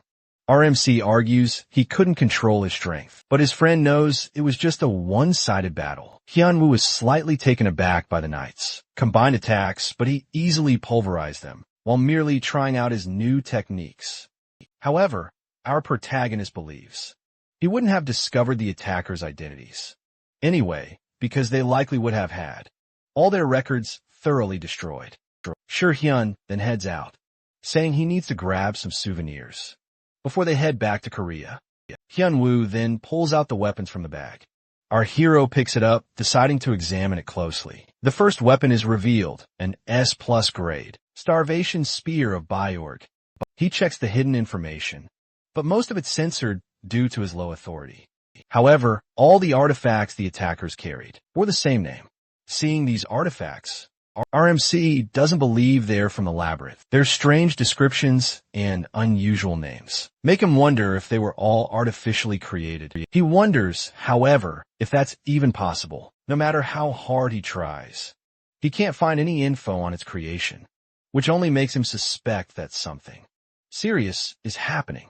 So, Hyunwoo decides to rethink the whole situation. The knights from the other night were far more skilled than any hunters he'd faced before.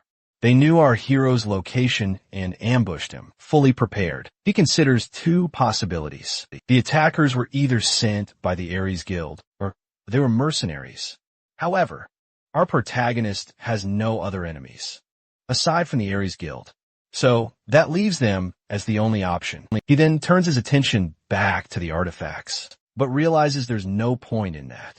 He decides that finding the person behind the knights is more important than the artifacts themselves. Our hero believes Hyuk Sunwoo is still after him, deciding to deal with him.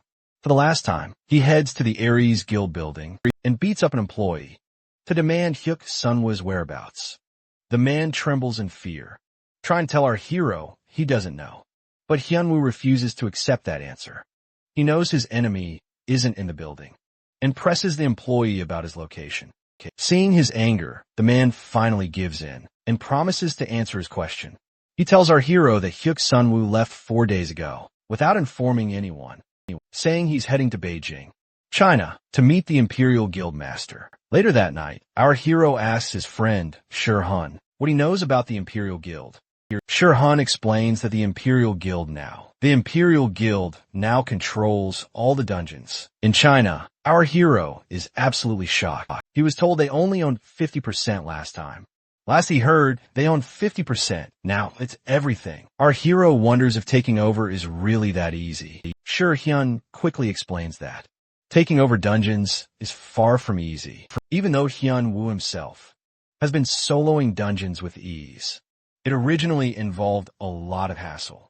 But in China, brute force was apparently all that mattered. Our protagonist realizes this simply means the strongest one dictates everything. His friend replies that China wasn't always like this. He further adds that, in the beginning, all the dungeons belonged to the country, making the transfer process incredibly complicated. However, 3 to 4 years ago, it all suddenly changed.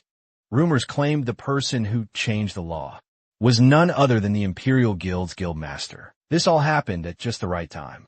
The Imperial Guild then appeared, right after the law was changed, and started expanding rapidly. Our hero deduces the Imperial Guild's guildmaster was already a big shot in China before all this, but shrugs, knowing rumors can't be trusted. Hyunwoo starts wondering if he ever discussed the outside world with his disciple, and decides to recall his conversations with her. He remembers Mi Ryong kneeling before him, talking about who she was, but he just shut her up. Our hero told the little girl she was his disciple. The girl tried to resist, wanted to go with her group to survive, but he refused to listen.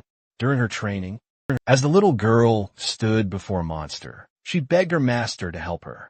Worried she would die, our hero assured his disciple that he would not let her die, and that he would protect her.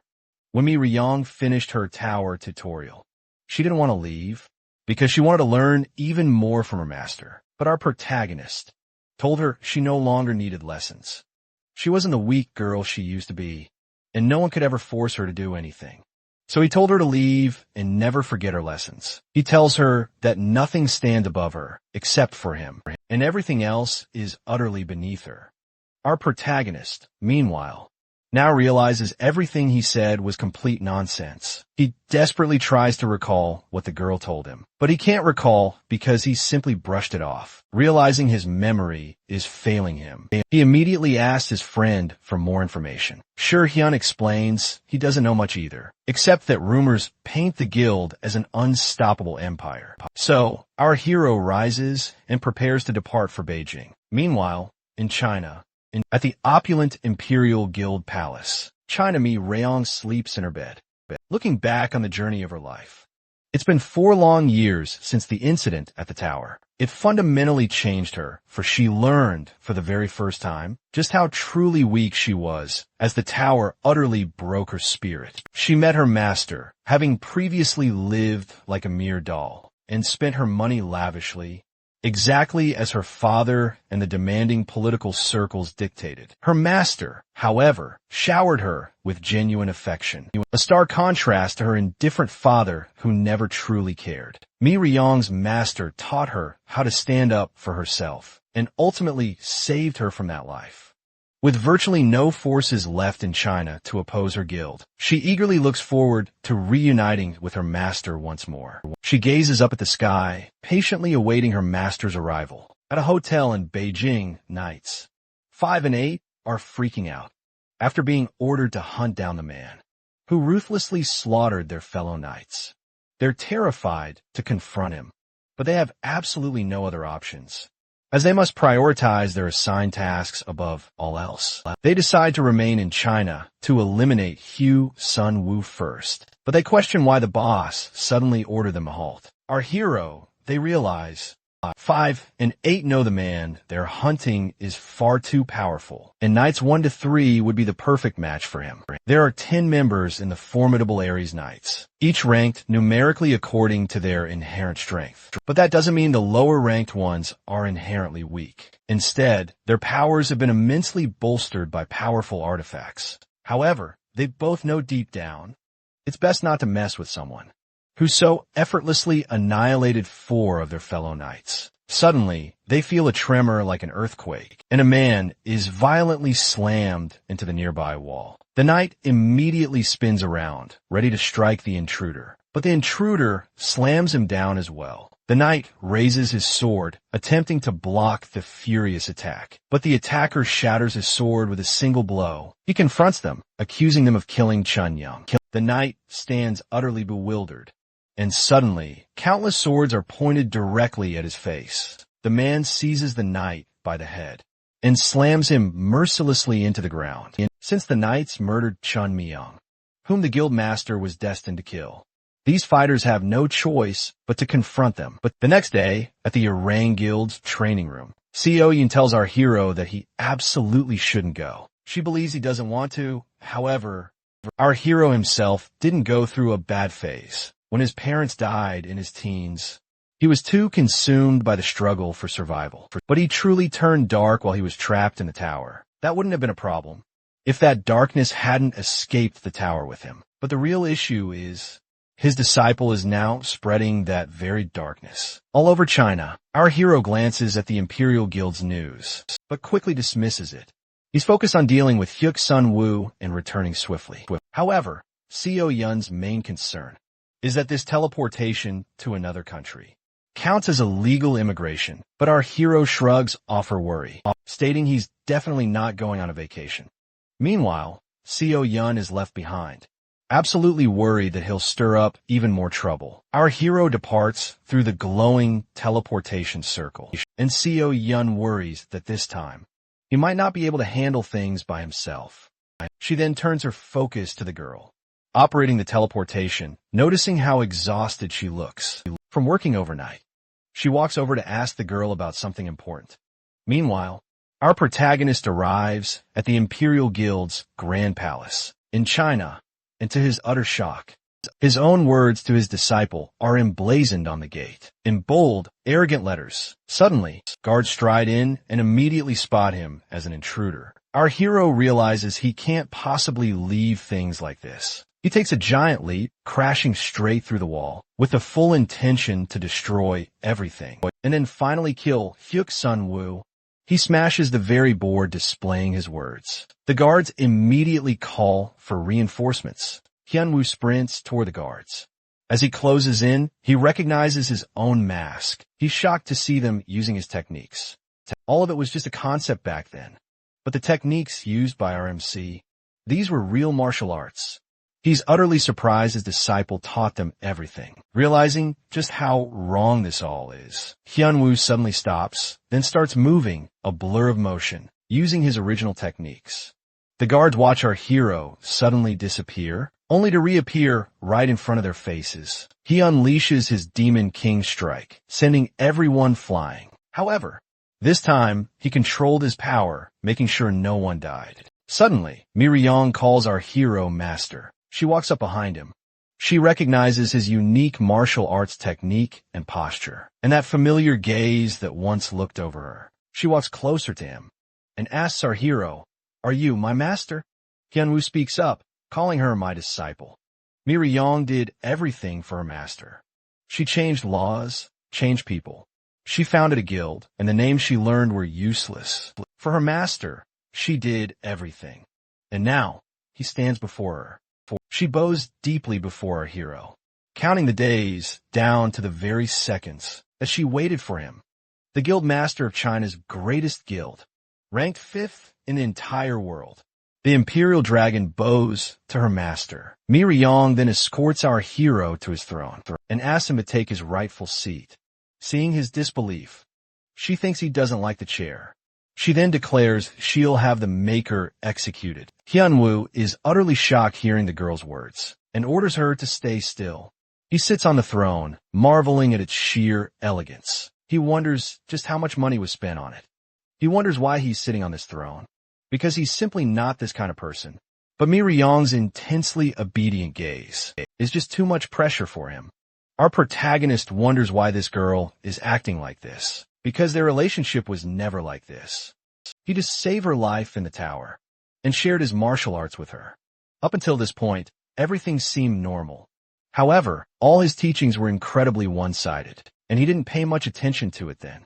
After finally leaving the tower, he calls his disciple, intending to say something, but he stops himself, taken aback by her unwavering obedience. Our hero immediately breaks into a sweat. He's utterly confused why she's so devoted to him, especially after he tortured her so many times. However, he quickly brushes those thoughts aside, but stopping Miryong from spreading his cruel history across the world still remains his ultimate mission.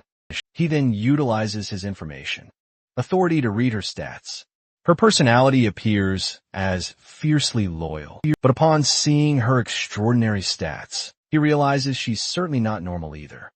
Hyunwoo then tells his disciple that he has much he needs to say to her, but first asks about Hyuk Sunwoo. Meanwhile, Hyuk Sunwoo lies on the ground, crying in pain. When our hero notices his withered, pathetic condition, Miryong explains that she took care of him for trying to assassinate her master, making our hero practically cheer in excitement. Our MC then kicks Hyuk Sunwoo to wake him up. The branch manager is utterly shocked to see our hero and immediately starts begging him to save him. He calls Miryong crazy, which makes her absolutely burn with anger. Our hero promises to let Hyuk Sunwoo live, but only on the condition that he tells him everything about Germany, starting from the very beginning. Meanwhile, in some underground bunker deep in New York, the knights are given yet another task, but they immediately complain about being utterly exhausted. However, their boss attempts to bribe them with an SST plus grade artifact that will help the 6th-ranked individual aim straight for the top. The knights are instantly thrilled, hearing they can raise their stats by 2 whole levels. Raising levels is incredibly difficult, which is why hunters normally venture into dangerous labyrinths. But the knights can barely believe their new artifact will actually raise stats by 2 full levels. So their boss decides to unveil the artifact that has never before been revealed to the entire world. Back at the Goguryeo Guild's head office, Soohyun asks his friend when they're going on their next expedition to the labyrinth. Seokwan. Hyun answers that his last artifact is still decent, so he isn't sure about his new expedition yet. SEO, Yin wonders why Hyun is in such a rush, because he still has his artifact from the last time. However, Hyun feels like he should level up his stats now. All of their rankings have been pushed behind, because their stats have been just stagnant. Hyunwoo argues that they've just been focused on maintaining the guild. However, Soohyun feels smaller. After staying beside our hero at the Imperial Guild, the disciple leads our hero to the Ares Guild, assassins having fulfilled his end. Hyuk Sunwoo asks if he's now going to live. Our hero assures him that he will live. and asks his disciple about the prison in the building. Basement Miriam explains that the prison was made by modifying AD. Ranked Rats Dungeon. Endless man-eating rats swam there, and anyone over C+ rank will be immune to attacks. However, they'll still be in endless pain unless they can escape. Our hero decides to put Hyuk Sun Woo in prison. For 30 days, he tries to resist, but the disciple obeys the command and drags him out. Yin Woo picks up the ring dropped by the prisoners. Upon examining it, he sees that it's the same as the ones he found at the auction. Since the prisoners are from the Ares Guild, he refuses to let them go. Our hero then proceeds to leave. His disciple worries that he's going out and asks if he will not lead her. Our hero says that he will discuss that with her later. She tries to talk, but he refuses to repeat himself. He tells her that he will talk to her after dealing with Ares' guild first. After our protagonist leaves, Miriam turns to her disciples and orders them to kill any Ares guild members. Found in the area, Hyun Woo takes the ring to Eve. She examines it and realizes that the ring isn't an artifact because they're created by bringing objects created on other floors to the labyrinths. After grading them using various methods, like their legends or intricate backstories, or by granting them new skills and crucial adjustments, our hero can't help but wonder what happens to the other floors if their precious objects are taken away. Eve calmly explains that those floors would simply be wiped clean from existence because climbers must destroy a floor in order to ascend the tower. Our hero then questions what exactly this mysterious ring is. Eve believes it's a meticulously crafted copy made by a previous climber. Our protagonist now wonders if the Ares Guild, by chance, has some connection to this climber. He recalls Eve mentioning the possibility of two climbers operating on his floor and realizes he might just uncover crucial clues about the climber and mess with the Ares Guild all at the same time. He then glances at the chaotic mess in the room and orders his assistant to clean it up. RMC snatches the remote and makes the console vanish. Eve watches her console disappear and immediately bursts into tears. She tearfully begs the Guardian, promising to diligently clean the entire room and more, and desperately pleads for her console to be returned. Meanwhile, over at the Imperial Guild, a lone hunter stealthily infiltrates the castle. Their mission, to rescue the two imprisoned knights and eliminate Hugh's son, Woo. But then Miriam deftly sneaks up behind them, asking if they're from the Ares Guild. However, Miriam doesn't care in the slightest and decides to unleash all her pent-up anger on them. She lunges forward directly at the hunter and lands a powerful punch right in their gut. Back home, our protagonist finally returns to his room. After a long session of comforting Eve for her deleted data, he suddenly spots two menacing hunters waiting ominously inside his room. His first thought immediately goes to Shu Yun, but then remembers he'll only return at dawn due to a demanding photo shoot. The hunters tell him not to fret about his friends, but our hero retorts that they needn't have bothered coming, since he was already on his way to visit them. Suddenly, the window shatters, and our hero leaps right out. The XS rank hunter hurls his spear directly at our protagonist, but he snatches it mid-air, then tries to throw it away. But then, it vanishes without a trace. This sudden disappearance completely stuns him. A hunter ambushes our hero from behind, launching an attack. From above, Hyun-woo quickly checks the spear's stats, and that's when he realizes it possesses the power to teleport straight back to its owner. Suddenly, papers begin swirling in, trapping our hero within their confines. He glances up and spots an X-class mage, the highest-ranked hunter, flying in. The other hunters are shocked to see our hero still smiling. They leap into action, attacking him, convinced he's just bluffing his bravado. RMC is impressed by their lightning-fast speeds, but he remains even faster than them. They strike with a spear, but he dodges it with ease. He takes his turn, swinging a powerful punch, and sends a hunter flying.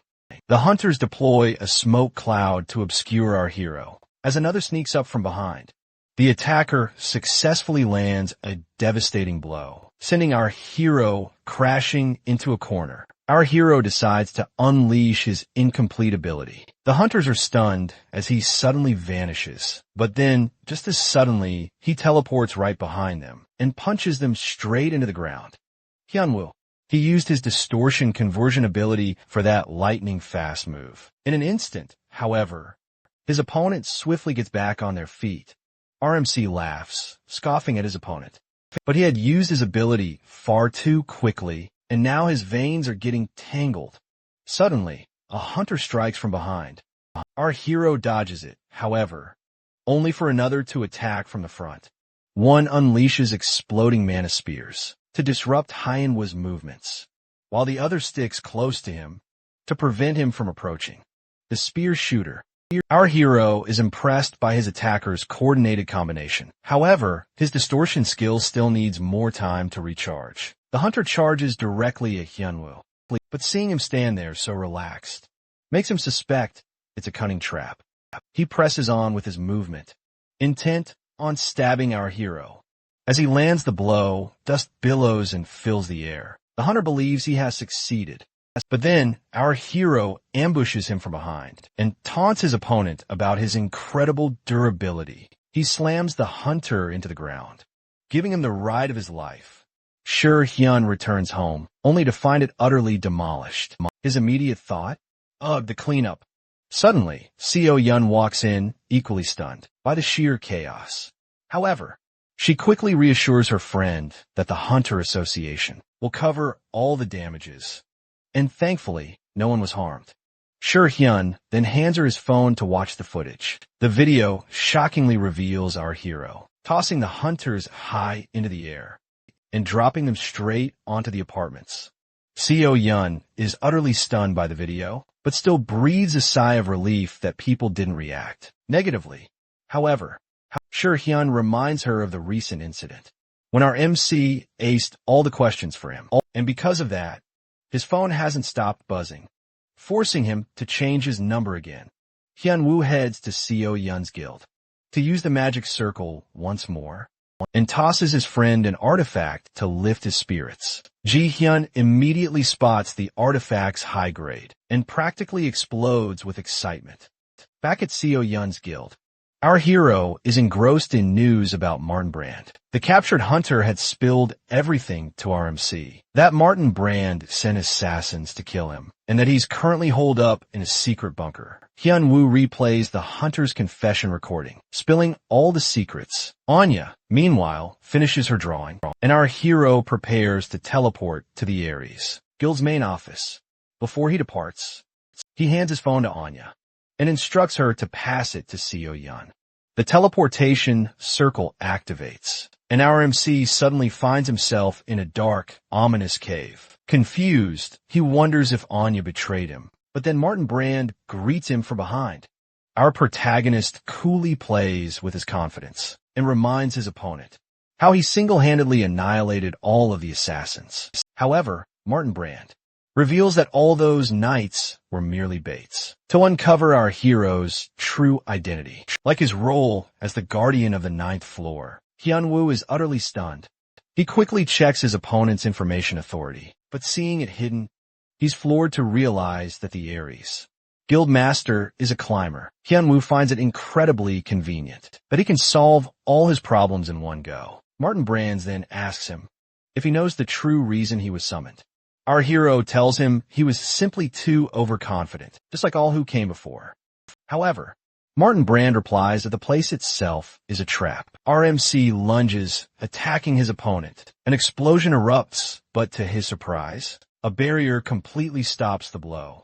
Martin reveals this barrier is far beyond petty magic. Another explosion goes off, pushing our hero back.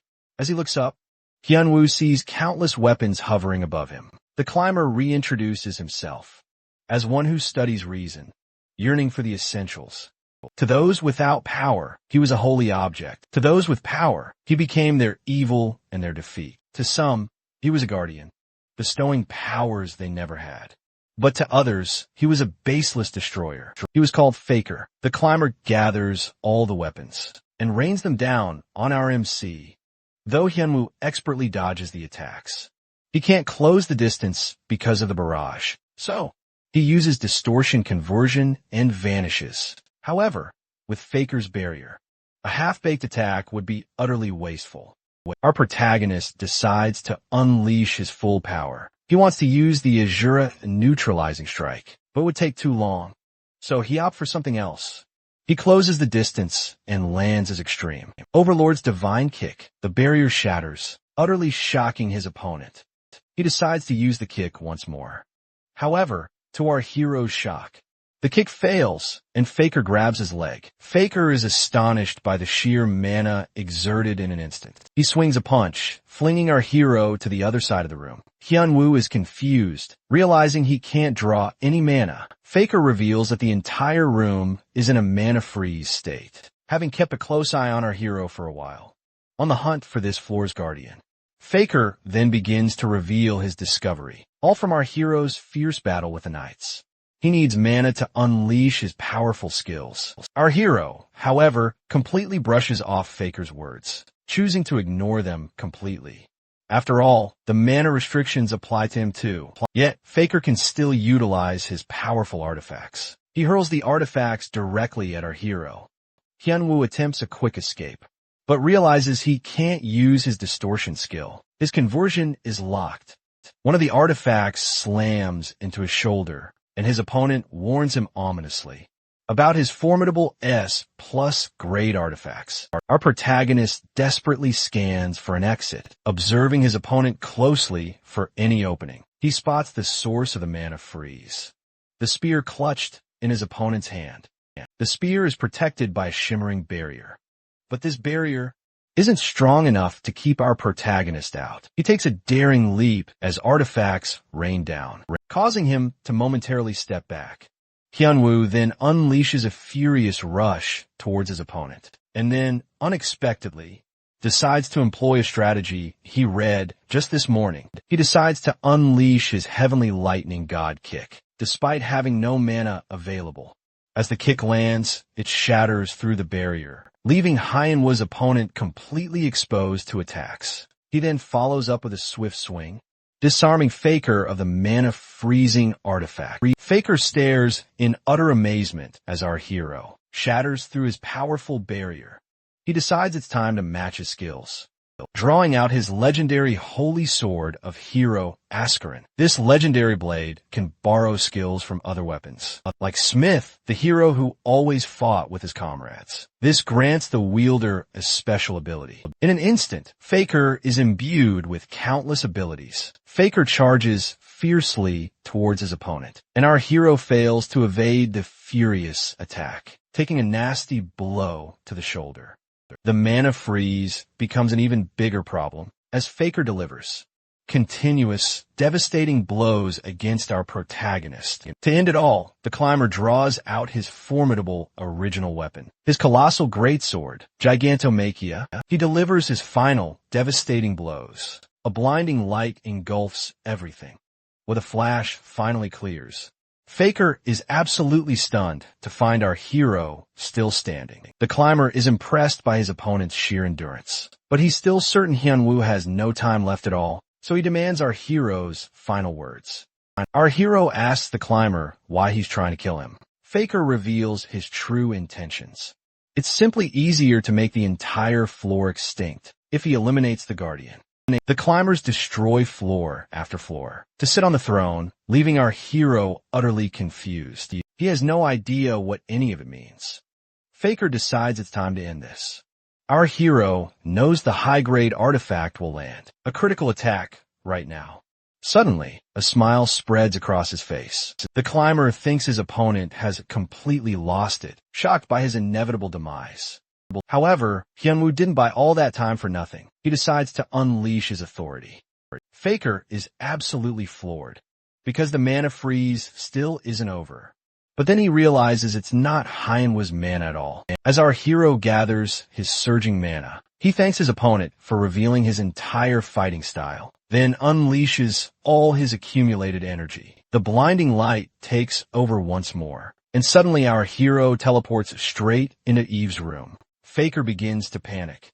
as he fails to detect any of our hero's movement coordinates. Then, unexpectedly, he spots the faint mana thread connecting the coordinates. Seeing the thread still hasn't disappeared, he quickly realizes his opponent is hiding in an entirely different dimension. Faker starts to feel a surge of pride for seeing right through the trick and confidently declares it's the end for his opponent. Meanwhile, back with our hero, Eve's room has been transformed into the tower's first floor. Our protagonist's wounds have healed a little, but they're still serious, and without a healing potion, Eve knows a mana-freezing climber spells big trouble. And our hero only has 20 precious minutes left in the room. Right then, our hero announces he's completely finished his training. Now he should go. Eve worries he might just get hurt all over again, but our hero assures her that this time, things will be different. Yun Wu teleports right back to the battlefield, ready to face off against his opponent.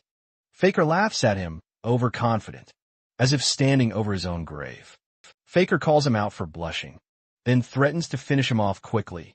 Our hero takes a deep breath, recalling his martial arts training in the tower. Most of his knowledge came from novels, but what he truly trained for wasn't martial arts, but to become a concept within those novels. These were called principles. However, in the end, he left without ever truly grasping the technique. The problem? Our protagonist had many masters, but none he could actually ask questions.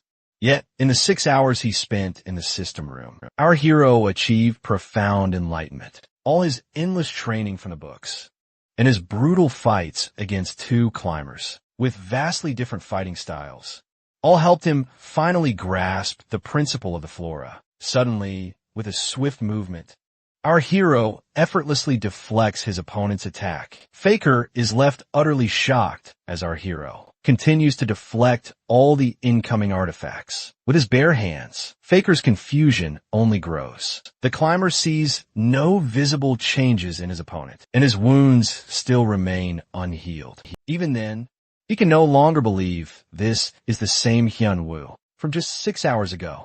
Realizing the unmatched strength of his opponent, Faker knows he can't toy around anymore and needs to finish off this fight. He draws out his massive sword, thinking our hero won't be able to deflect it, but Hyunwoo dodges the sword with just his arm. He swings a powerful punch and sends the climber flying with his overlord fist. He then jumps on top of his opponent, attempting to land another devastating blow. However, Faker suddenly gets up, standing back on his feet. He grows enraged, and our hero feels a strange energy. He thinks it's mana at first, but then realizes it's an artifact. Faker's Gigantomachia sword. He can reveal the stats of other weapons. He pulls out his giant sword, thinking his opponent will be terrified. But our hero sees a child in him. The climber can't withstand the sword's immense power, meaning he only has one strike to land. As he brings the sword down with all his might, our hero simply lifts a single hand and effortlessly holds the sword back. Faker is utterly bewildered to see his attack halt midair. As he takes a closer look, he's shocked to see our hero lift up the sword. With just one hand, our hero leaps forward and hurls all his opponent's might right back at him with his very first stance of the flora movement. He lands his final, devastating blow, destroying his opponent. Suddenly, the system notifies our protagonist that he has taken down the hidden climber. Hyunwoo notices a bag and picks it up. The bag is Faker's subspace to store items. He picks up the giant sword and stores it in the subspace. The system promptly reveals the sword's stats. However, our hero finds it quite disappointing that he can't store an infinite number of items. Hyunwoo decides to head back, but he has no clothes, no phone, and no idea where he even is. Right then, a knight opens the door to tell his guildmaster that it's time to head out. However, he is utterly shocked when he sees our hero standing alone in the secret room. Hyunwoo immediately pounces on the knight and smashes him down to get his clothes and his phone. 3 days later, at the Hunters Association, the press is buzzing about whether or not our hero will expose Hyun's attacker. Right then, Hyun-woo strides confidently onto the stage and dramatically announces that he's found the evidence against the knights who brutally attacked Shur-hyun. He plays a shocking recording of the knights, revealing that none other than Martin Brand ordered his assassination. The entire press corps is absolutely stunned. Our hero knows that this evidence might be called into question and assures everyone that he has the irrefutable CCTV footage to fully support the evidence, and piling on even more evidence to back up their claims. He demands an explanation from the Aries Guild directly, only to depart a mere 3 days later. Meanwhile, in Gangdong District, reporters swarm around, eager to grill our hero about the Aries Guild's branch manager's sudden disappearance. Elsewhere, a different kind of shock unfolds. Our hero drops a bombshell on his friends. They're in a tower, and its 9th floor happens to be Earth. Naturally, his friends struggle to wrap their heads around that, especially since their buddy is a literal guardian, whose job it is to stop climbers. Our hero just tells them to accept it and move on, though he totally gets their shock and disbelief. And Shur-hyun finally clicks, understanding why he'd been going around stopping those crevasses. Seo-yun then asks if he was trying to stop climbers, this time around as well. Hyun-woo sets the record straight. He went to completely wreck the Aries Guild.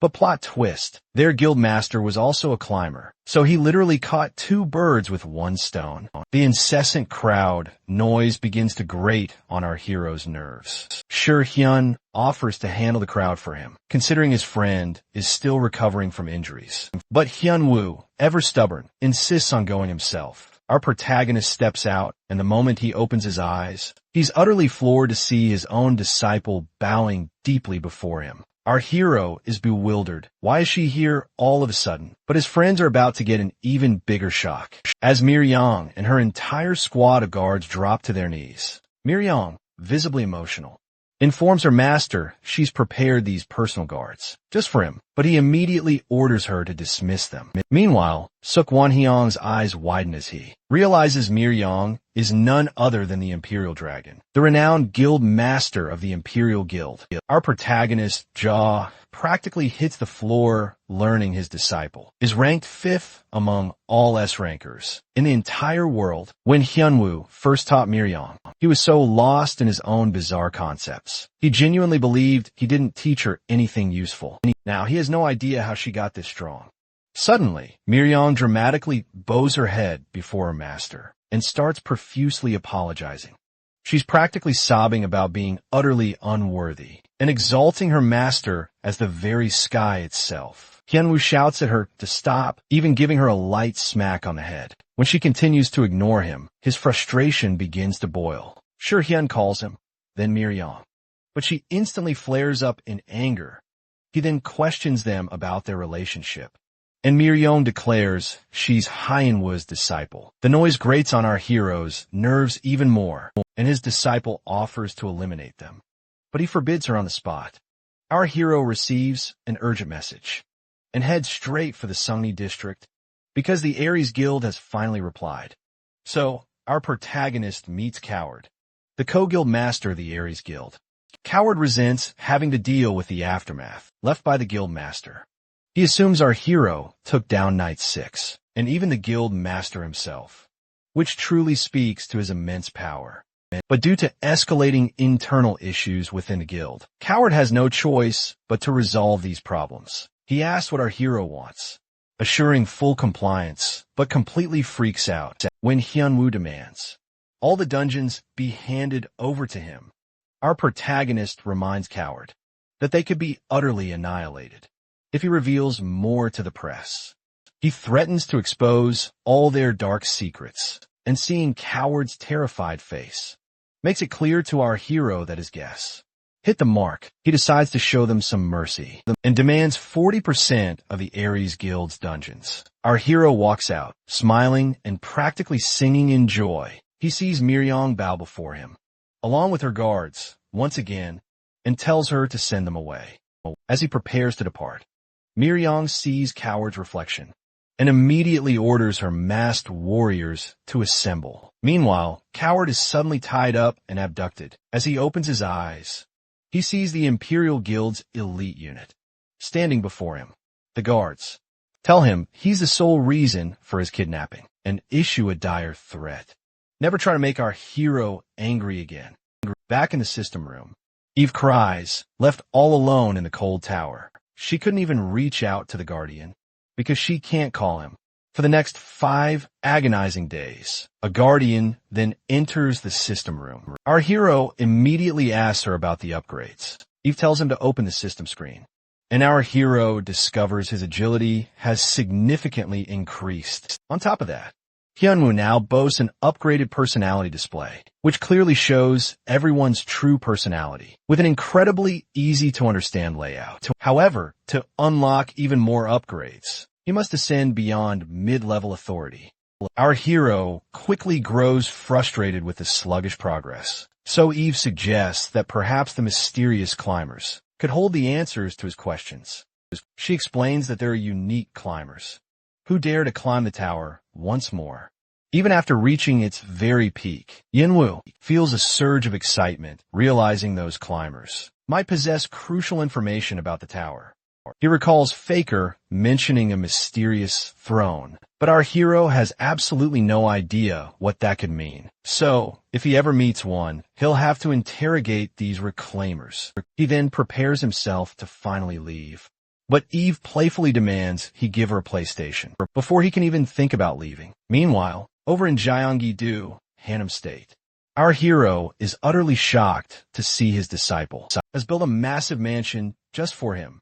He immediately asks her just how much money she poured into this place, but Miryong simply brushes him off, saying it's nothing. Our hero is completely bewildered, wondering why this girl is showering him with such intense loyalty, and speculates if she possesses some deeply hidden personality trait. However, the personality skill he possesses clearly shows her as the absolute loyalty type. So he bluntly asks his disciple if she's, well, perverted, which understandably freaks everyone else out back home. Miryong instantly feels downcast, believing her master is uncomfortable with her devotion. When our hero asks her if she needs to head back home, Hyunwoo quickly assures her that it's nothing like that at all, but rather, she has significant responsibilities as a guild master. But Miryong fiercely insists on remaining by her master's side, even as she's walking out of the room. Sahayan then leans over and asks his friend why his disciple was acting all giggly and infatuated with him. He then asks our hero if he's planning to go to the USA regarding the International Hunters Association's invitation. Hearing about the S-Rank World Ranking Evaluation, Hyunwoo realizes it's probably just all about the money. But since he's already absurdly rich, he sees no point in going. However, Suyun argues that a top spot in the world's rankings is highly honorable, so our hero decides to go since he doesn't have much else to do. A few days later, in the USA, our protagonist is absolutely amazed by the sheer size of the World Hunter Organization's complex. His disciple offers to build him a park that big, but he quickly shuts her up. Hyun then greets Liam, a powerful member of the Supreme Council, and introduces him to his friend. Liam greets our hero warmly, but when he extends his hand to his disciple, he's met with an intense, icy stare. Liam tells Hyun that he's a huge fan of our hero's performance and asks if he's here to finally measure his ranking. With Hyun-woo's affirmation, he proceeds to lead them toward the evaluation. Liam opens the door to the evaluation room, where the S-rank hunters are typically ranked. He then points towards the mysterious orb that compares a hunter against all other hunters to rank them. However, our hero was actually looking forward to a test of skills. He proceeds with the evaluation, and as he places his hand on the glowing orb, the results absolutely freeze him in shock. Seo-yun says goodbye to her hunters, and as she leaves, she thinks about how the monsters seem stronger and smarter than ever before. She quickly shakes off the feeling of overthinking, and as she reads the news on her phone about the third rank joining the upcoming event, she worries that our hero will cause trouble again. A few days ago, Hyun and Seo-hyun had a meeting to postpone the Labyrinth expedition by 2 whole weeks. Hyun argues that Hyun was okay with it too, and that they all truly need a break. Seo Yun asks her friend if he's going with Hyunwoo and proceeds to abruptly end the meeting. However, before she can leave, Soo-Yun shockingly asks for suggestions on what gift to give to a girl. Meanwhile, at the Aries Guild, Coward thinks about the guild's rapidly tanking share prices and Martin's disappearing artifacts. His anger flares as he dwells on his biggest headache. The door swings open, and Hyunwoo's irritation quickly mounts. But then, none other than Mason of the High Council strides in. Mason clarifies his presence. He was close to Martin Brand. He surveys the chaotic scene, the utter disarray, leaving no doubt about the guild's dire situation. He offers his assistance to Hyunwoo, knowing his friend would be devastated, to return and find his guild completely shattered. His only condition, Hyunwoo must follow his command. Meanwhile, elsewhere, Hyunwoo fumes, his eyes fixed on the display, as it stubbornly refuses to rank him. Liam is mortified, watching his system glitch. Sure Hyun then attempts to log in, only to discover his rank has plummeted to 172. Liam is completely stumped, having never encountered such a bizarre issue. At that moment, Mi Ryong makes her entrance, loudly proclaiming her master as the ultimate number one. Amidst it all, Hyunwoo feels upset. He's infuriated that he traveled so far for nothing. But Liam quickly tries to de-escalate the situation by tempting him with the delicious anniversary feast. Our protagonist savors the delightful meal, while his loyal disciple meticulously records his preferences. Suddenly, the formidable third-ranked tank, Trackrock, barges in. Our protagonist is irked by the hunter's boisterous chatter. Sure Hyun warns his friend not to provoke this hunter, because he's notoriously infamous. Sure Hyun elaborates. That tank openly abuses his power for illicit ventures, operating them entirely out in the open. He should be officially branded a murder hunter, yet no official record of his kills exists. Just then, Tank recognizes our hero from the news and tells him to quit playing games, menacingly promising to deal with him. Our hero, unfazed, fires back a sharp retort. Tank's temper explodes and launches a furious punch at our protagonist. However, Hyunwoo deftly ducks the blow and resolves to teach the hunter a painful lesson. He unleashes the devastating Overlord's fist, absolutely pulverizing Tank into a wall. Yet, Tank remarkably pulls himself back to his feet. Sure, Hyun quickly understands. This hunter's only gift is his unyielding, godlike immortality. The third-ranked hunter lifts a colossal stone slab and hurls it straight at his opponent. But wait, our protagonist shatters the slab with a single elbow strike. Tank, ever the opportunist, sneaks up and lands a powerful blow. Liam witnesses the utter destruction unfolding and worries this fight could inadvertently empower Mason's faction if it drags on. Tank brags about his overwhelming strength, convinced he's just defeated our hero then and there. But Hyunwoo, shockingly, gets right back up, claiming Tank's punch didn't even tickle him. He then promptly returns the favor with a devastating punch, witnessing his opponent actually withstand his attack. Hyunwoo is visibly thrilled to finally have a worthy opponent to test his martial arts against. With one more powerful swing, he knocks Tank out cold. Even Sure Hyun looks genuinely impressed, seeing Tank endure his friend's attacks like that. As our hero stands triumphantly over Tank, he realizes that by defeating the third-ranked hunter, he should now automatically claim the third rank himself. Meanwhile, far away, a venerable master congratulates his disciple for mastering his Hyoma, divine technique, and easily suppressing the Hyolan, the technique for suppressing madness. The disciple proudly declares he has now completed the martial arts of Cheon, Ma and Jongpa. Now, he yearns to climb to the very top and confront his first teacher. Seo Yun reads the breaking news of our hero's fight with Tank. Seo Kwan Hyun attempts to reassure her, insisting their friend can easily handle himself. But Seo Yun worries that his immense power could be disastrous. Seo Kwan Hyun remembers how Hyunwoo single-handedly dismantled the corrupt world of hunting and understands our hero possesses incredible depth. But then, Seo Yun suddenly asks her friend if he knows anything about Sure Hyun, because she suspects he might have a girlfriend.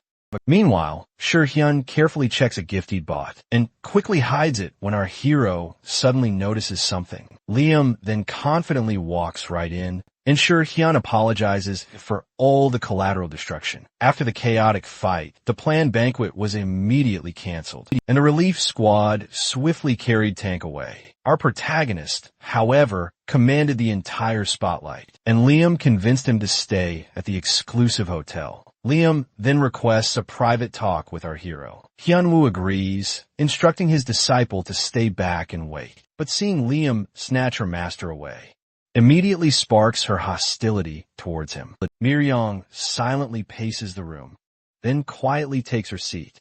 Hyun wishes to connect with her, but her silent demeanor makes him realize it's an uphill battle.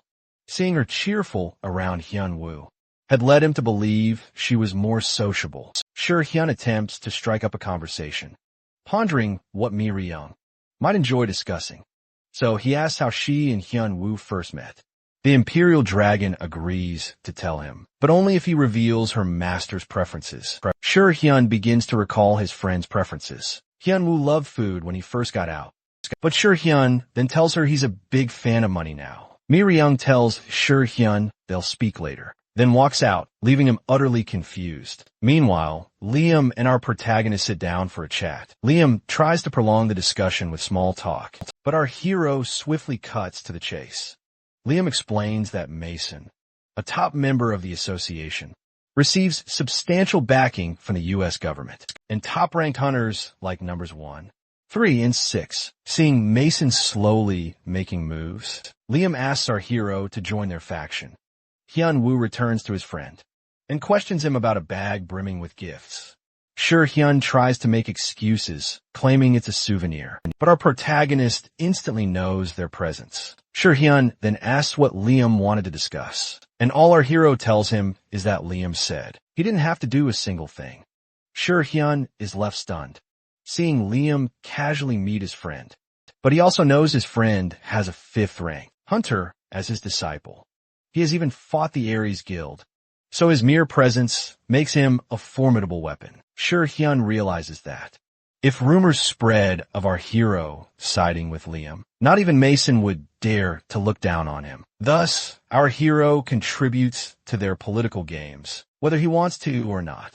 He then asks about Liam's offer, and our hero excitedly reveals that Liam granted him permission to use teleportation anytime he wants. Hyun finds Liam's sudden offer pretty odd, but our protagonist quickly explains. Liam even extended an invitation to the top 50 banquet happening in just 2 weeks. He even offered him the use of teleportation from the Ares Guild's main office. Coward informs Mason that the dispute is finally resolved and profusely thanks him for his help. But deep down, he wonders about the true intentions behind Mason's aid. For Mason, the Martin story was just a convenient excuse. But Coward refuses to let his lingering doubt ruin everything again and chooses to protect what he still can. Now, Mason realizes Coward has some questions. He pulls something out of his pocket and hands it over to Coward. He demands Coward do exactly as he says, and he'll reveal how to control the guild members. Meanwhile, at a hospital in Washington, Tank wakes up groaning in agonizing pain. He sees Mason standing ominously before him. He immediately starts screaming about Hyunwoo and how he managed to injure his impenetrable body. Tank believes our hero employed a technique similar to Mushin's, right? Just then, Mushin walks in, shocking both Mason and Tank. He coolly tells Mason that he's prepared for everything. And now it's their turn. 2 weeks later, Liam gazes out the window, patiently waiting for our protagonist to arrive. However, Eden, the Grand Swordmaster, believes Hyunwoo probably isn't interested at all, and Riley laments that he could have at least sent a note. Liam knows our hero is simply built different, and he must have felt this particular entrance was necessary. Liam then walks out of the room. Eden and Riley observe the politicians, constantly engaging in hushed conversations. Liam mingles, exchanging words with a few people, but then Eden pulls him aside to show him something else. As he turns, he spots Mushin standing amongst the crowd. Riley is utterly surprised, as Mushin hasn't shown up since becoming one of the top 5. Liam feels a strange sense of unease settle over him. A man approaches Mushin and tells him he didn't expect to see him here. Mushin violently grabs the man's head and smashes it in an instant, leaving everyone utterly shocked by the Irang Guild. Seo Yun asks Hyunwoo to create the teleportation circle somewhere else, since this is her guild.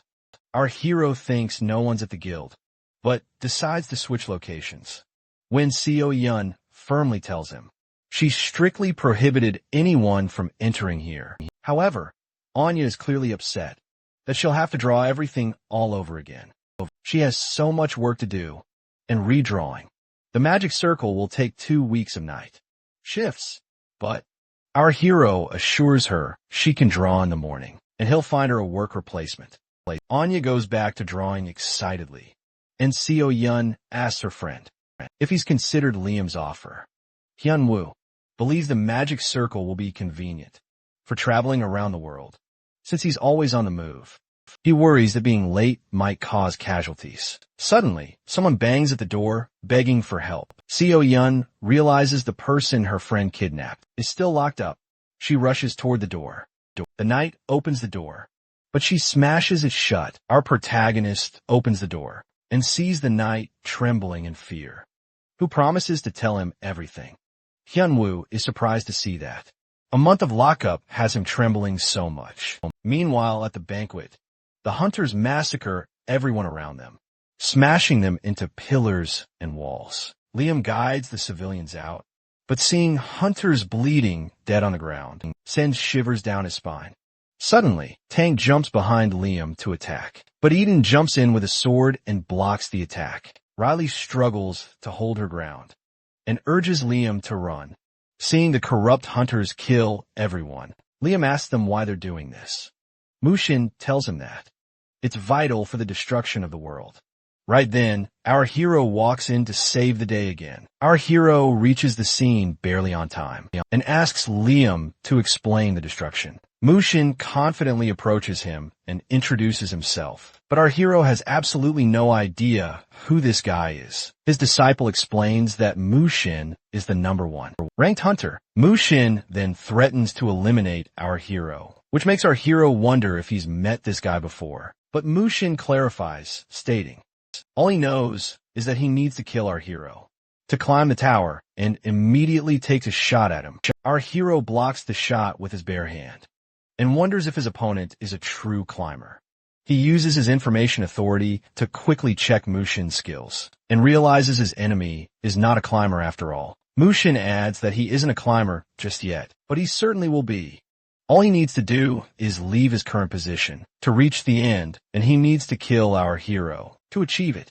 Mushin leaps towards Hyunwoo, swinging a powerful fist. Just as the fist closes in, our hero skillfully flips onto his hands and tries to kick his opponent. But to his utter surprise, Mushin blocks it, having finally met someone with martial arts. Mushin suggests they take this fight outside. He then sends our hero flying through the walls with a single, devastating punch. Miriyoung tries to follow, but Tank blocks her path.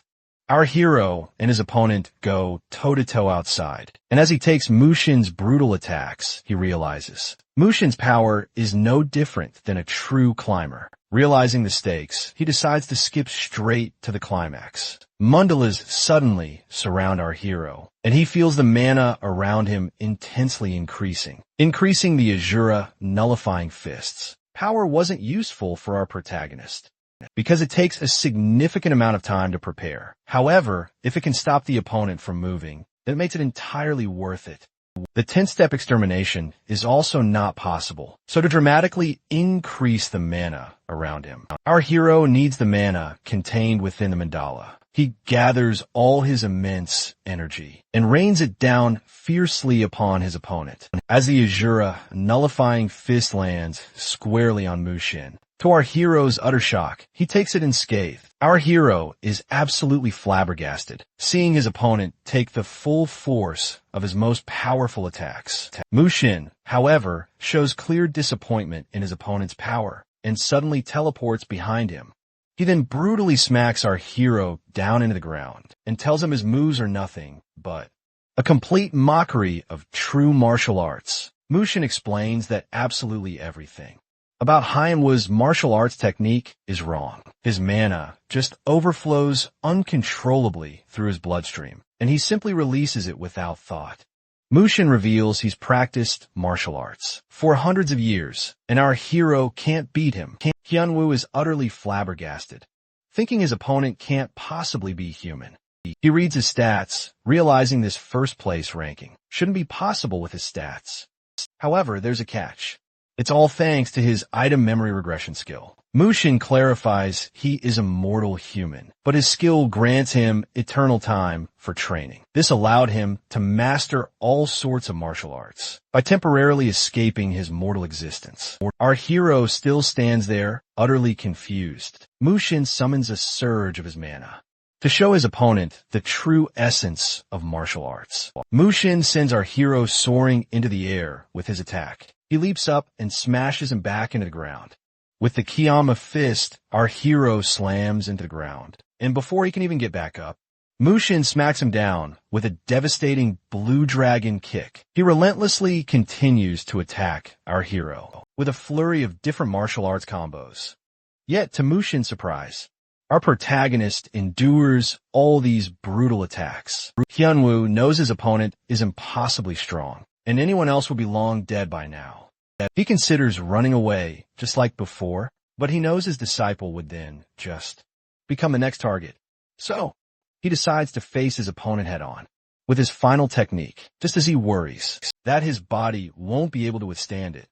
The system suddenly notifies our hero that his durability is about to increase. Meanwhile, Mushin decides to end the fight with his mysterious dragon flying attack, but to his surprise, our hero vanishes. Hyunwoo then jumps from behind, catching his opponent off guard with a Kiyama fist as he lands the punch on his opponent. Mushin realizes our hero's MP is now perfectly controllable. However, he's confused, seeing it's not even a reinforcement technique. Our hero decides it's time to repay his opponent and flawlessly mirrors the same martial arts combo. He then blasts Mushin sky high with his northern sky divine technique. Mushin is utterly bewildered, and our hero reveals his secret. He poured all his MP into his eyes, specifically to observe his opponent's MP usage. Thanks to Mushin's incredibly refined MP, our hero could effortlessly dissect his every move. Mushin is stunned to witness his opponent learn skills simply by observing them. However, our hero isn't merely watching. Combined with all his accumulated fighting experience, the immense MP he's always maintained, and his vast Q1 channels, our hero made this feat possible. Now, he's ready to put his newfound knowledge to the test. Meanwhile, seeing Mi Ryong stand her ground, Tank Liam worries that she, a 5th-ranked fighter, can't possibly win against a combined 3rd and 6th-ranked duo. Tank cruelly mocks Mi Ryong's small size, laughing at her, and brazenly calling her master a mere dead corpse. Mi Ryong absolutely erupts in fury. She'd patiently waited to witness her master's epic fight, but now she's forced to step in herself, realizing that keeping her opponents alive would only pose a threat to her master. She decides to eliminate them.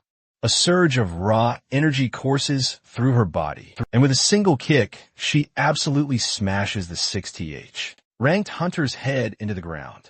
Tank begins to tremble, gripped by sheer terror, as he sees the girl's deadly gaze lock onto them. Mr. Yang turns to Tank, declaring he deserves to die in the most excruciating way possible for all the countless sins he's committed.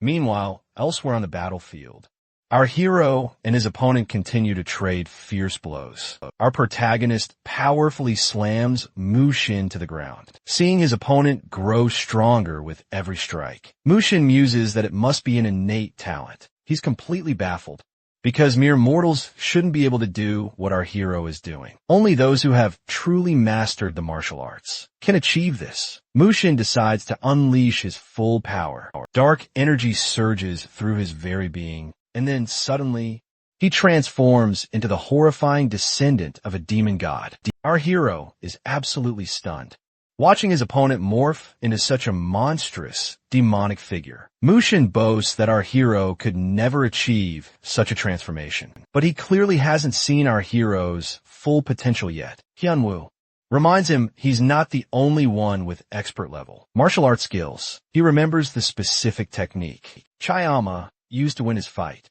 However, back then, our hero couldn't quite copy it. But now, he truly understands the principles of martial arts. As the energy surges through Hyunwoo's body, his opponent is left utterly shocked. He's seeing the very form of the god of thunder. Meanwhile, Miryong stands atop Tank, who's annoyed his skills keep disappointing him. Right in front of everyone, Miryong smashes his head down and tells him those skills don't matter. It's the martial arts that truly count. Hyunwoo and Mushin continue to exchange brutal blows. But after just a few exchanges, our hero can feel his body starting to fall apart. Mushin knows he can't win like this either. Our hero realizes something is terribly wrong with his thunder god technique. It's consuming far too much mana, and his body is about to give out. Mushin, meanwhile, senses his opponent is stronger than ever. Hyunwoo steels himself, facing his enemy, realizing he can't waste another second. As he prepares to make his move, Hyunwoo notices the terrifying death spirit creeping towards him. He confronts his opponent hesitantly for using this massive clump of mana instead of true martial arts. However, Mushin doesn't think his opponent can possibly handle this raw mana flow. He unleashes his demon god extermination, releasing all his mana outwards, thinking his opponent won't be able to take it. But to Mushin's shock, our hero blocks the death spirit with a mighty surge of thunder. Our hero now decides to teach his enemy a few new tricks. With a much improved technique, he unleashes the Thunder God's second coming. The mana rains down relentlessly on Mushin, and the system notifies our hero that he has utterly defeated Mushin, who is on the reverse list to climb. The system increases our hero's information authority from low to medium and invites him to the system in 3 days' time. Withered from the intense battle, our protagonist takes a much-needed breath. He suddenly notices something gleaming on the ground, and when he picks it up, he realizes it's Akian's true origin.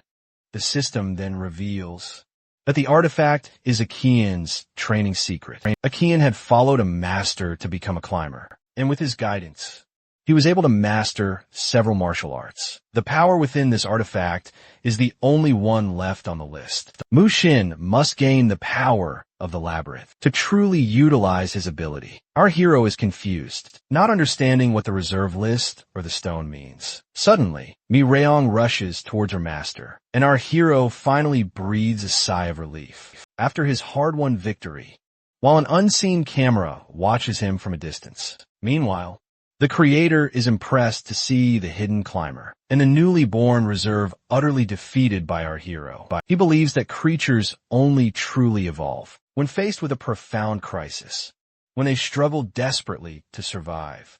Their true growth begins. And the creator believes our hero is that very crisis. For the climbers, the creator then wonders if our hero has ever met the highest ranked climber. His assistant answers that the one on the reserve list was almost considered his equal, but he too ended up dead before ever becoming a climber. The assistant doesn't think the guardian will ever get to meet the highest ranked climber because the old constellation gods are actively evading the 8th floor. The creator agrees, but he also believes it means our hero will also meet his end very soon. A day after the banquet, the whole world is in shock. News channels and social media are utterly filled with clips from the event, showing how the top hunters gathering turned into a horrifying scene of chaos. Reports spread that most of the strongest hunters were wiped out and only a select few survived, many of them too gravely injured to continue their careers. Everywhere, people talk about the incident, and some admire the incredible strength of the survivor, who miraculously came out on top, calling him a true hero and praising his unmatched power. The hero's name is now emblazoned across news headlines and billboards worldwide, making him the undeniable center of attention. While everyone seems utterly amazed, the real truth about what happened is being completely covered up and the media is shaping the story to keep the public calm and compliant. With so many powerful figures gone now, the world's balance feels profoundly shaken, even if few are willing to admit it aloud. To distract the public from their fear and confusion, the media spun Kim Hyun-woo into a global sensation, portraying him as a legendary hero. After the devastating incident within the Guardian Guild, however, everyone quietly accepted this manipulation, knowing that if the truth reached our protagonist, he wouldn't be pleased, so no one said a thing, keeping the truth buried beneath the praise. Meanwhile, in America, Hanarin visits Hyun-woo at the hospital and checks on his condition, asking if he's all right, to which our guy, still covered in bandages, casually replies that he's fine, and that winning the fight was enough for him. Naren was clearly worried. Also, Sahayan had expressed concern earlier and told him she'd handled the hospital paperwork. Left alone, Hyun-woo feels the raw pain from the battle, despite the intensive healing he received. The after effects are strong enough to leave him uneasy. Plus, he admits to himself that an ordinary person would have been completely destroyed by such damage. Thinking back on the fight, he realizes how much he still doesn't understand about the enemy's technique.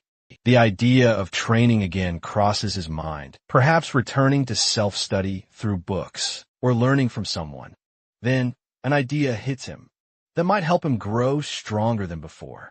2 days later, inside Arb space, Eve examines a mysterious object and wonders if it's the AK Chion source that once belonged to someone named Mushin, to which our guy confirms that it's called a labyrinth stone and instructs her to find a way to destroy it. Eve immediately begins her search and soon discovers a related clue. Further, she explains that the answer might lie inside a labyrinth dungeon, and this stone might be linked to a monster's mana core or something else entirely. But the clue clearly indicates that a climber must conquer the dungeon to reach the next floor. Hearing this, our hero decides to investigate further. Before heading out, he asks Eve if he's gained any new skills.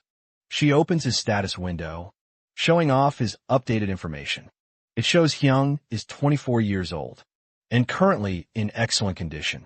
Most of his stats, including strength, agility, and stamina, have all improved, and a new ability called psychology has also appeared. Curious, Hyung asks how it works.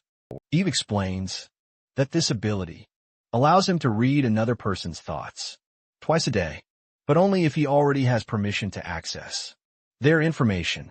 Hyung notes that it won't be very useful on other climbers, but still considers it a decent upgrade. And Eve adds that his notification skill can now, almost perfectly, detect the exact time and location of other climbers. Just as she's about to mention something else, the hero notices what looks like a game console in her hands. When he questions her, Eve defensively claims she doesn't just play games, even though that's what she's often seen doing. She insists that this time it's different, saying she recently discovered something important. Miryong rushes into the hospital, repeating his master's name and checking on Hyung's condition. Our guy reassures him, saying it's nothing serious. Though, Miryong still worries his recovery isn't complete and asks about healers and artifacts. He vows to protect him if any harm comes. When our guy asks about Seo-yun, Miryong explains she already left through a magic circle to handle paperwork. He also warns that people are waiting downstairs, which Hyung realizes are reporters, and instead of avoiding them, so he immediately calls for a press conference. The moment he steps outside, reporters swarm him from all sides, shouting questions and aggressively calling his name. Irritated, our protagonist tells them to quiet down. He tries pushing through the massive crowd, when suddenly one reporter blocks his path. The scene ends with reporter John Michael criticizing Hyung's behavior on air and mockingly suggesting he should remind him just how deadly reporters can be. Later, Hyung gets rudely interrupted when John loudly accuses him of using the recent banquet massacre as a flimsy excuse to eliminate hunters he disliked. After hearing this, Hyung, surprisingly, remains calm and tells him he hasn't even finished speaking, but John keeps pushing, twisting Hyung's silence as undeniable proof of guilt. Growing thoroughly irritated, our guy tells him to leave. When John claims the outrageous rumor came from the internet, our hero demands to know his source. But the reporter visibly hesitates. Finally, Hyung warns him that if John doesn't back away within 30 seconds, the interview will end immediately. Nearby, Miryong keenly observes the unfolding situation and quietly orders someone to handle John. Sometime after the fiery press conference, Hyun comes across an article claiming Hyung left the reporter's questions unanswered, but surprisingly told one to leave politely. This, Hyun finds extremely hard to believe, noting how unusual it is for Hyung's tone to sound so calm and different. Soon after, our guy returns, and Hyun greets him, asking eagerly about his recovery. To which Hyung says he's feeling much better, and mentions he plans to visit a dungeon very soon. Hyun is clearly surprised, reminding him he hasn't gone on hunts for profit in quite a while, and wonders if he's after some rare artifacts. After this, our hero explains he only needs to confirm something, and wants to join Shihyun's guild for the expedition instead of using his own. Hyun points out that dungeons are inherently dangerous and impossible to navigate without a proper map, agreeing that it's much safer to go together. They decide to leave the following week, with Sahyun promising to share the location beforehand. As he speaks, Hyung gently pats Miryang's head, causing her face to flush bright red. After seeing her, the protagonist then asks about someone else's well-being. While reflecting on the past, Hyung's thoughts drift back to when he was trapped inside the tutorial tower. Back then, he once tried to take on a disciple and then quietly disappear, but the plan failed.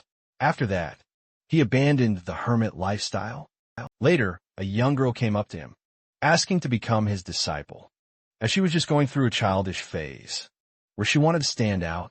He didn't teach her any deep martial arts, just basic training to help her grow stronger. He figures she must be doing fine, since no troubling news about her has surfaced. Hyun spots Hyung lost in thought again, and his gaze shifts to a new article.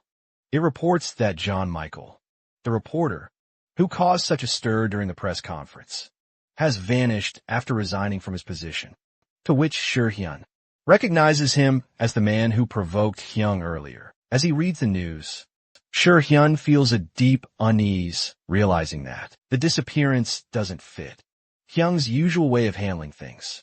Still, he quietly notes to be kinder to the hero from now on. At Ares' Korean branch, the hero arrives to confront Hyuk Sun-woo. Sun-woo is already on edge, because his company stands on the brink of losing 40% of its shares to Hyung and knows he can't ask Mason for help. Since the recent massacre, scandal has tied Mason's side to the chaos, and public scrutiny is tightening its grip. To make things worse, Liam has started gaining political influence from the fallout, pushing Sun-woo into an even tighter corner. When Hyung enters, he greets him casually and gets straight to business. Sun-woo attempts to stall, offering to negotiate a smaller share reduction. However, our protagonist wastes no time, making it clear he dislikes delays. He orders Sun-woo to answer only with yes or no from that point forward. Upon hearing this, Sun-woo tries to protest, but quickly grasps the gravity of his situation. The protagonist then plays a recording, where a desperate voice echoes.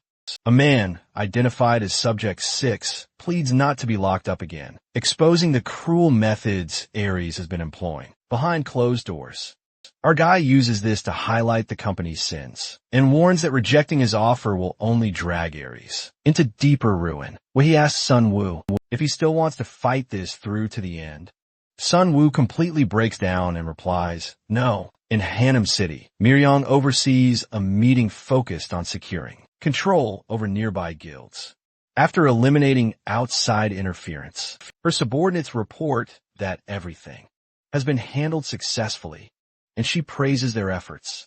A subordinate quietly observes how much she's changed. Once expressionless and reserved, she now smiles openly, revealing a softer side that surprises everyone. When she asks about the missing reporter, Her men admit there was unexpected interference. They explain that while tracking him, he was already gone, clearly abducted by someone else, and the only clue left behind was a mysterious symbol stamped onto a desk.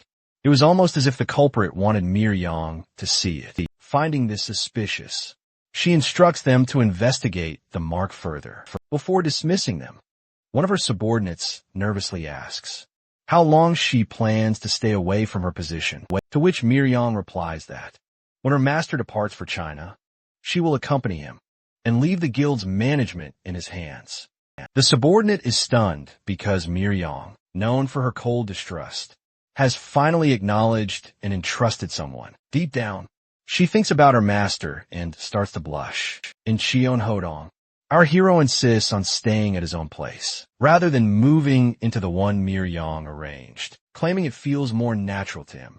When Sahayan visits, he asks about Hyung's deal with the Ares Guild, to which our hero explains it all went as planned, and that the Ares situation will be wrapped up within 2 weeks, though he still needs to handle one major task. Before then, something tied to over 40% of the guild's ownership. Using his psychology skill, the protagonist senses hidden intentions, realizing that one of Ares' men is planning to set up a suspicious device within a dungeon under Mason's orders. Understanding Mason's influence is behind this, he decides to intervene instead of just watching from the sidelines. Meanwhile, in the ghost sewer dungeon located in Wejongbu, Ares executive Oh Suk-Hyen moves cautiously through the area, relying on his concealment ability to avoid monsters. He repeatedly tells himself that all he needs to do is bury an object in the sand, just as Mr. Coward instructed. Nervous, but driven by the promise of promotion, he begins to dig. Suddenly, he notices something unusual, a shadow near him. When he looks up, he's utterly shocked. Hyung is standing there, holding the stone. Hyung arrives at the scene 6 hours later, finding Hyuk Sunwoo terrified and begging for his life. His bodyguard is nowhere in sight, leaving him even more anxious. Our hero mocks the panicked hunter, telling him to stop overreacting, since they're already being so lenient. Sunwoo realizes just how bad things look, thinking Hyung seems like the villain from the outside. Later, he grows even more anxious, wondering how our guy managed to uncover everything. The protagonist senses his thoughts and remarks. Since Sunwoo knows he's doomed, he should start asking for forgiveness. Seeing Sunwoo's frozen reaction, Hyung decides to explain how he found out everything, revealing a stone directly tied to their technique, and exposing that every single member of Sunwoo's guild used the exact same technique. Then, without a moment's hesitation, our hero orders him to spill every single secret he knows. Moreover, he lifts the stone, threatening to show him what it feels like to crush a skull if Sunwoo doesn't talk immediately. Sometime earlier, back at the Ares Guild, Sunwoo had been ordered to plant an unknown, mysterious device in the dungeon Hyung was about to claim.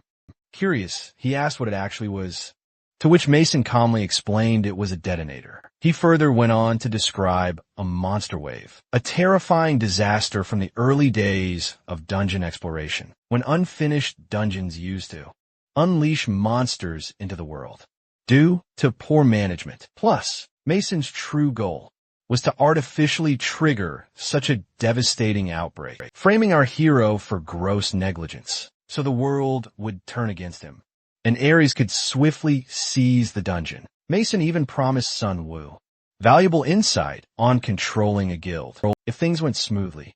Back in the present, Sunwoo finally finishes explaining absolutely everything, to which Mir-Yang finds it incredibly strange, pointing out that during that specific time, Mason and our hero had absolutely no connection, so there was no logical reason for Mason to go to such lengths, unless Sunwoo was lying. Panicked, Sunwoo insists he's telling the absolute truth, and admits he also found it incredibly suspicious back then. But our guy quietly pieces everything together, realizing Mason's supposed assistance had been part of a hidden, sinister scheme. All along, Mason now sits in Washington and thinks over how his grand plan fell apart.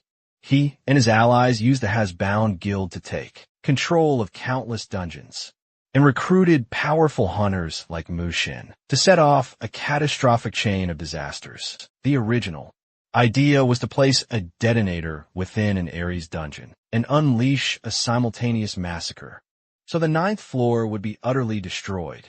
Everything was ready, except for the crucial final step. But Mushin failed after Kim Hyunwoo escaped the tower and began fiercely fighting the climbers. One by one, those threats were systematically eliminated, including Hasbound's formidable forces. Mason candidly admits he gravely underestimated our hero and completely misjudged how useful Ares' assistant would prove to be. Even though many pieces of the grand scheme still linger, the key players have been decisively stopped.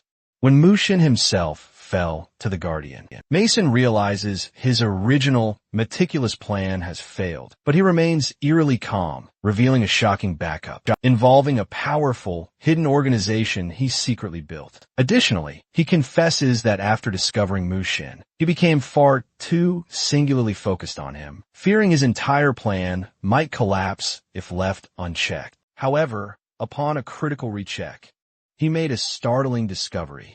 Mushin had grown immensely powerful, all on his own, which, to his secret delight, only excites him further. Right after that, Hyung dramatically appears, utterly shocking Mason. Prior to this explosive moment, Eve had already meticulously investigated Mason's past, discovering that before the very first crevasse, there was absolutely no record of Mason existing. Moreover, he mysteriously appeared out of nowhere afterward, involved in a string of highly suspicious activities, and was intricately connected to none other than Mushin. From all this, our hero stunningly concludes that Mason might actually be a rogue climber who stayed behind, trapped on the ninth floor, and could be the very one who whispered to Mushin the devastating truth about this world, to which Eve urgently warns our hero not to confront Mason yet, as his body is still alarmingly weak.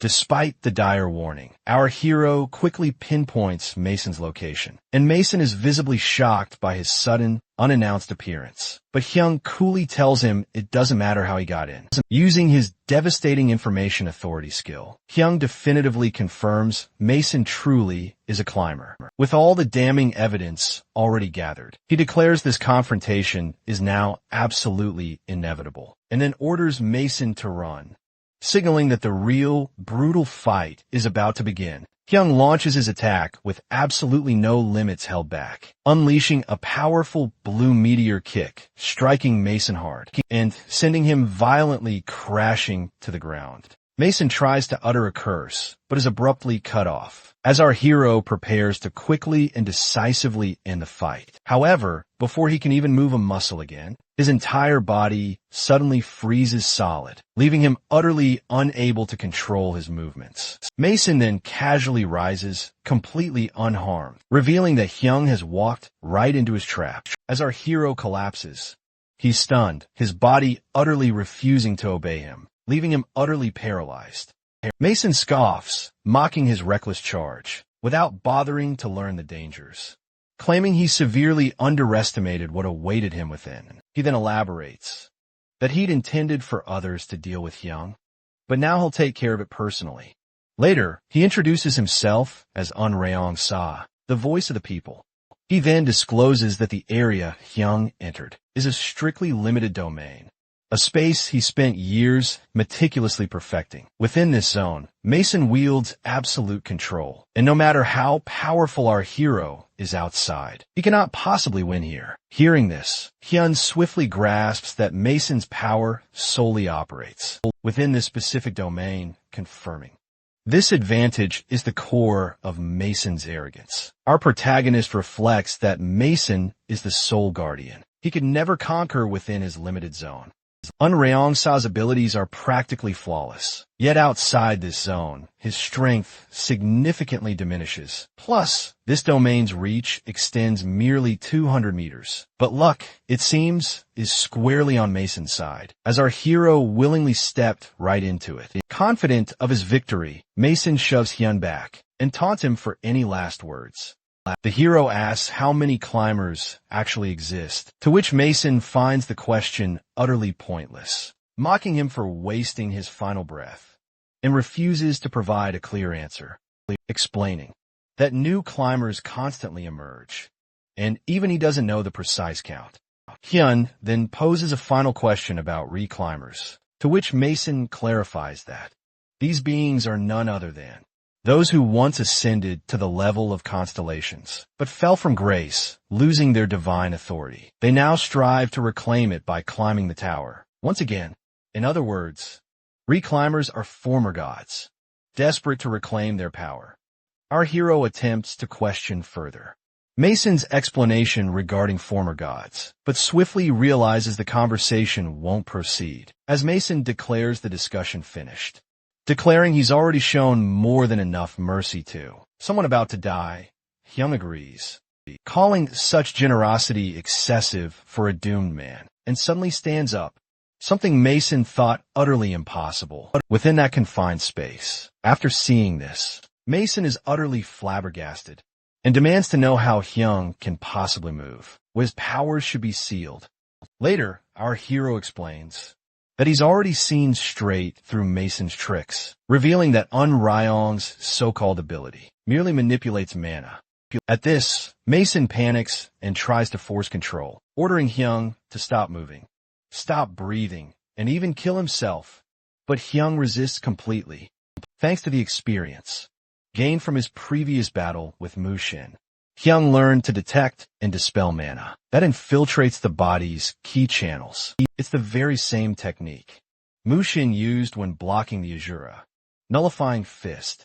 Though our hero admits he still lacks complete mastery and channels his own formidable skill, he launches a devastating move, the Overlord's Phantom Kick. Hyung assumes Mason wasn't anyone particularly remarkable, since no system notifications appeared after the fight, leading him to believe Mason escaped.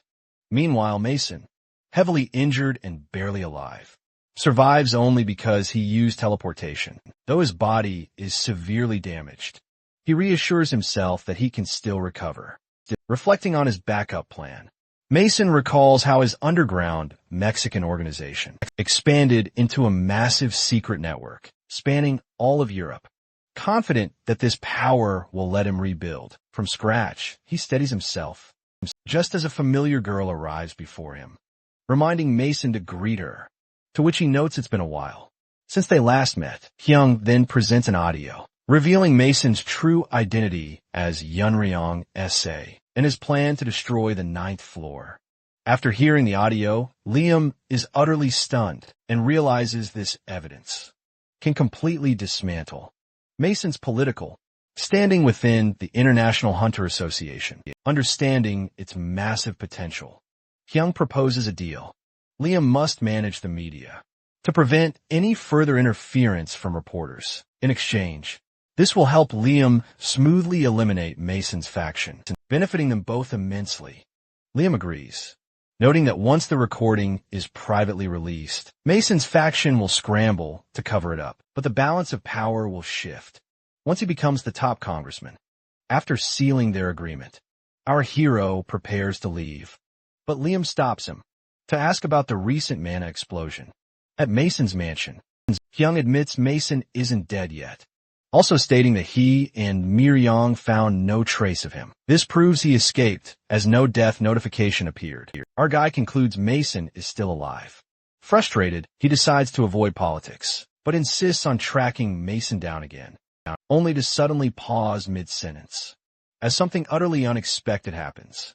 In another location, Mason meets with Hanarin. She asks Mason the reason for his tiredness, to which he mentions having handled some difficult matters. He casually refers to Kim Hyun-woo, the man he calls a nuisance, who delayed their hidden operations.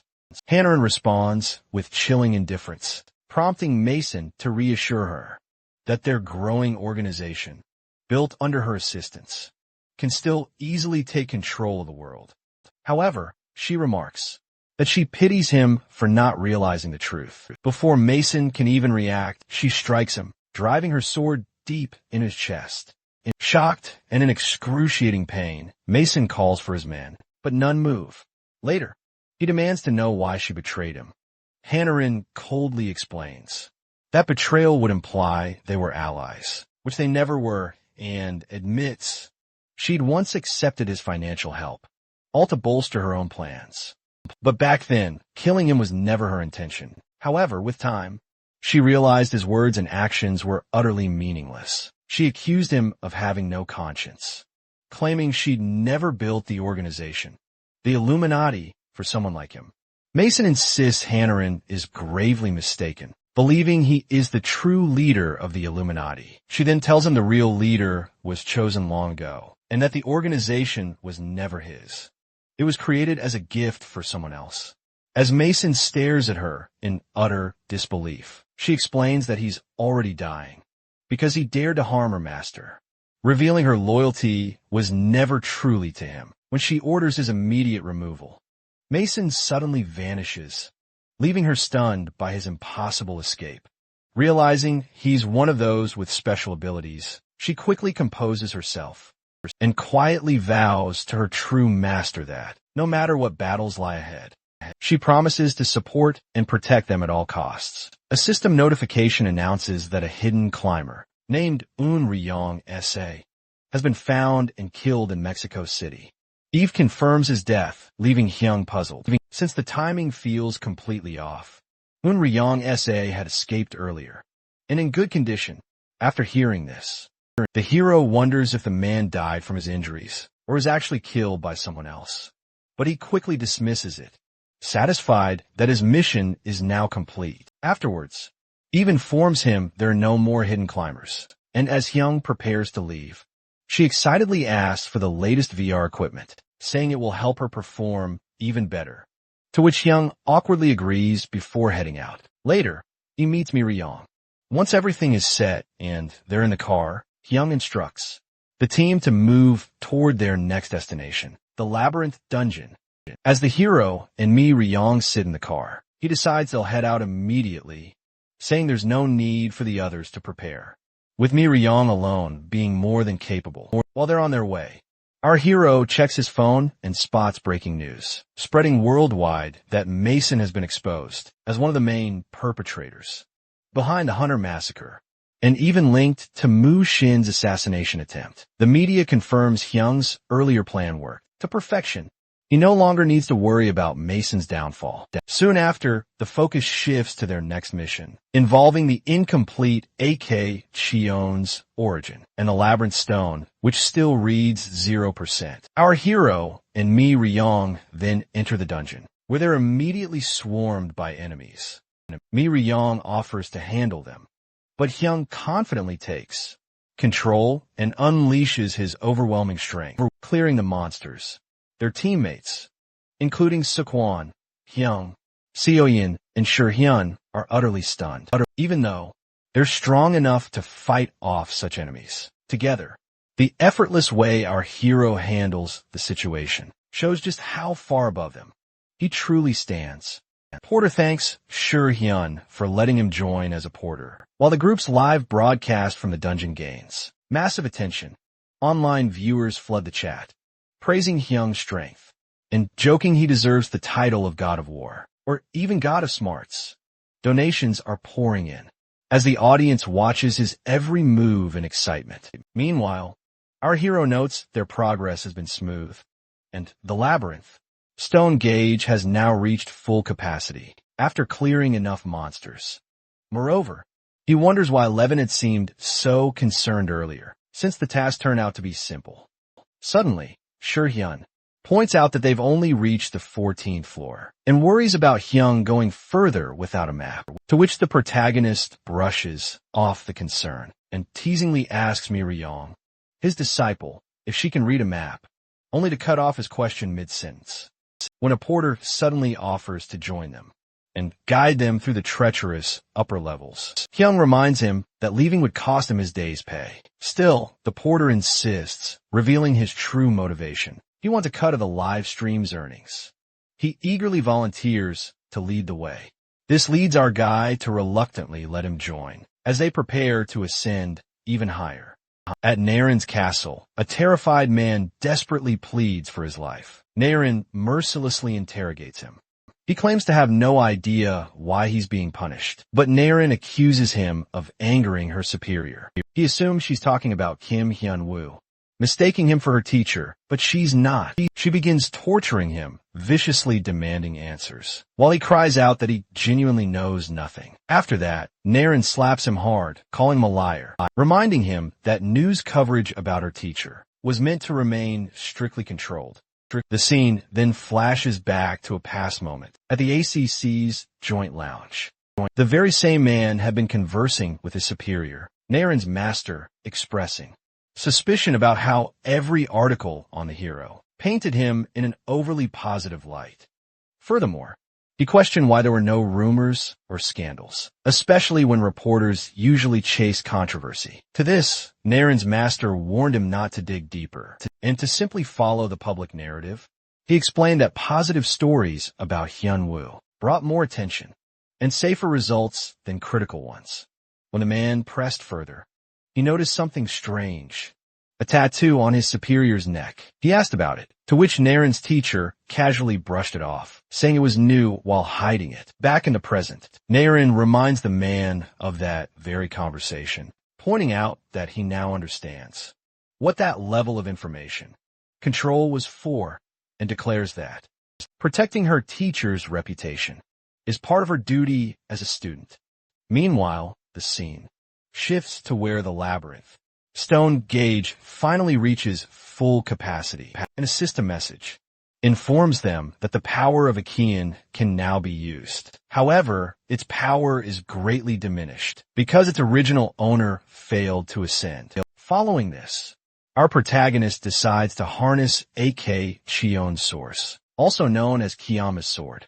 He instructs Mir-young to manage the dungeon during his absence, as he has a crucial meeting. Stepping into a new and expansive domain, our hero quickly grasps the immense scale is beyond expectation and immediately begins searching for the individual he came to find on the 8th floor.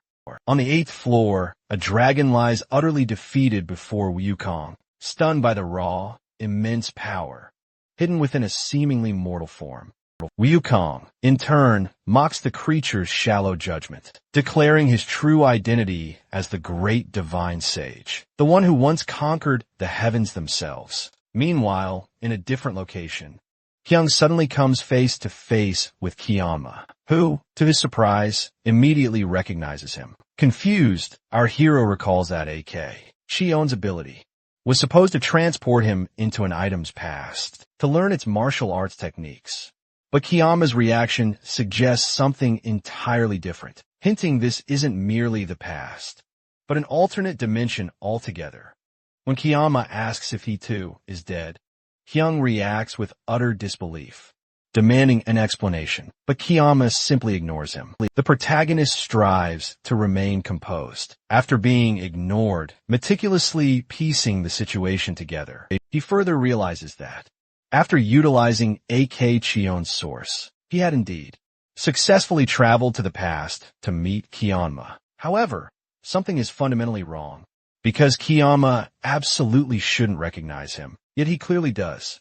Remembering the source's weakened power, our hero questions what kind of space he's truly inhabiting. Determined to focus on his original goal, he requests Kiyama to teach him martial arts, to which Kiyama bluntly dismisses him, refusing to cooperate. Our hero persists, but Kiyama grows increasingly irritated, telling him to leave, holding back his rising anger. Our hero inwardly admits it's understandable that no one will want to train the very person who once killed them, and tries one last time, asking to at least witness a few moves, but Kiyama just curses at him once more.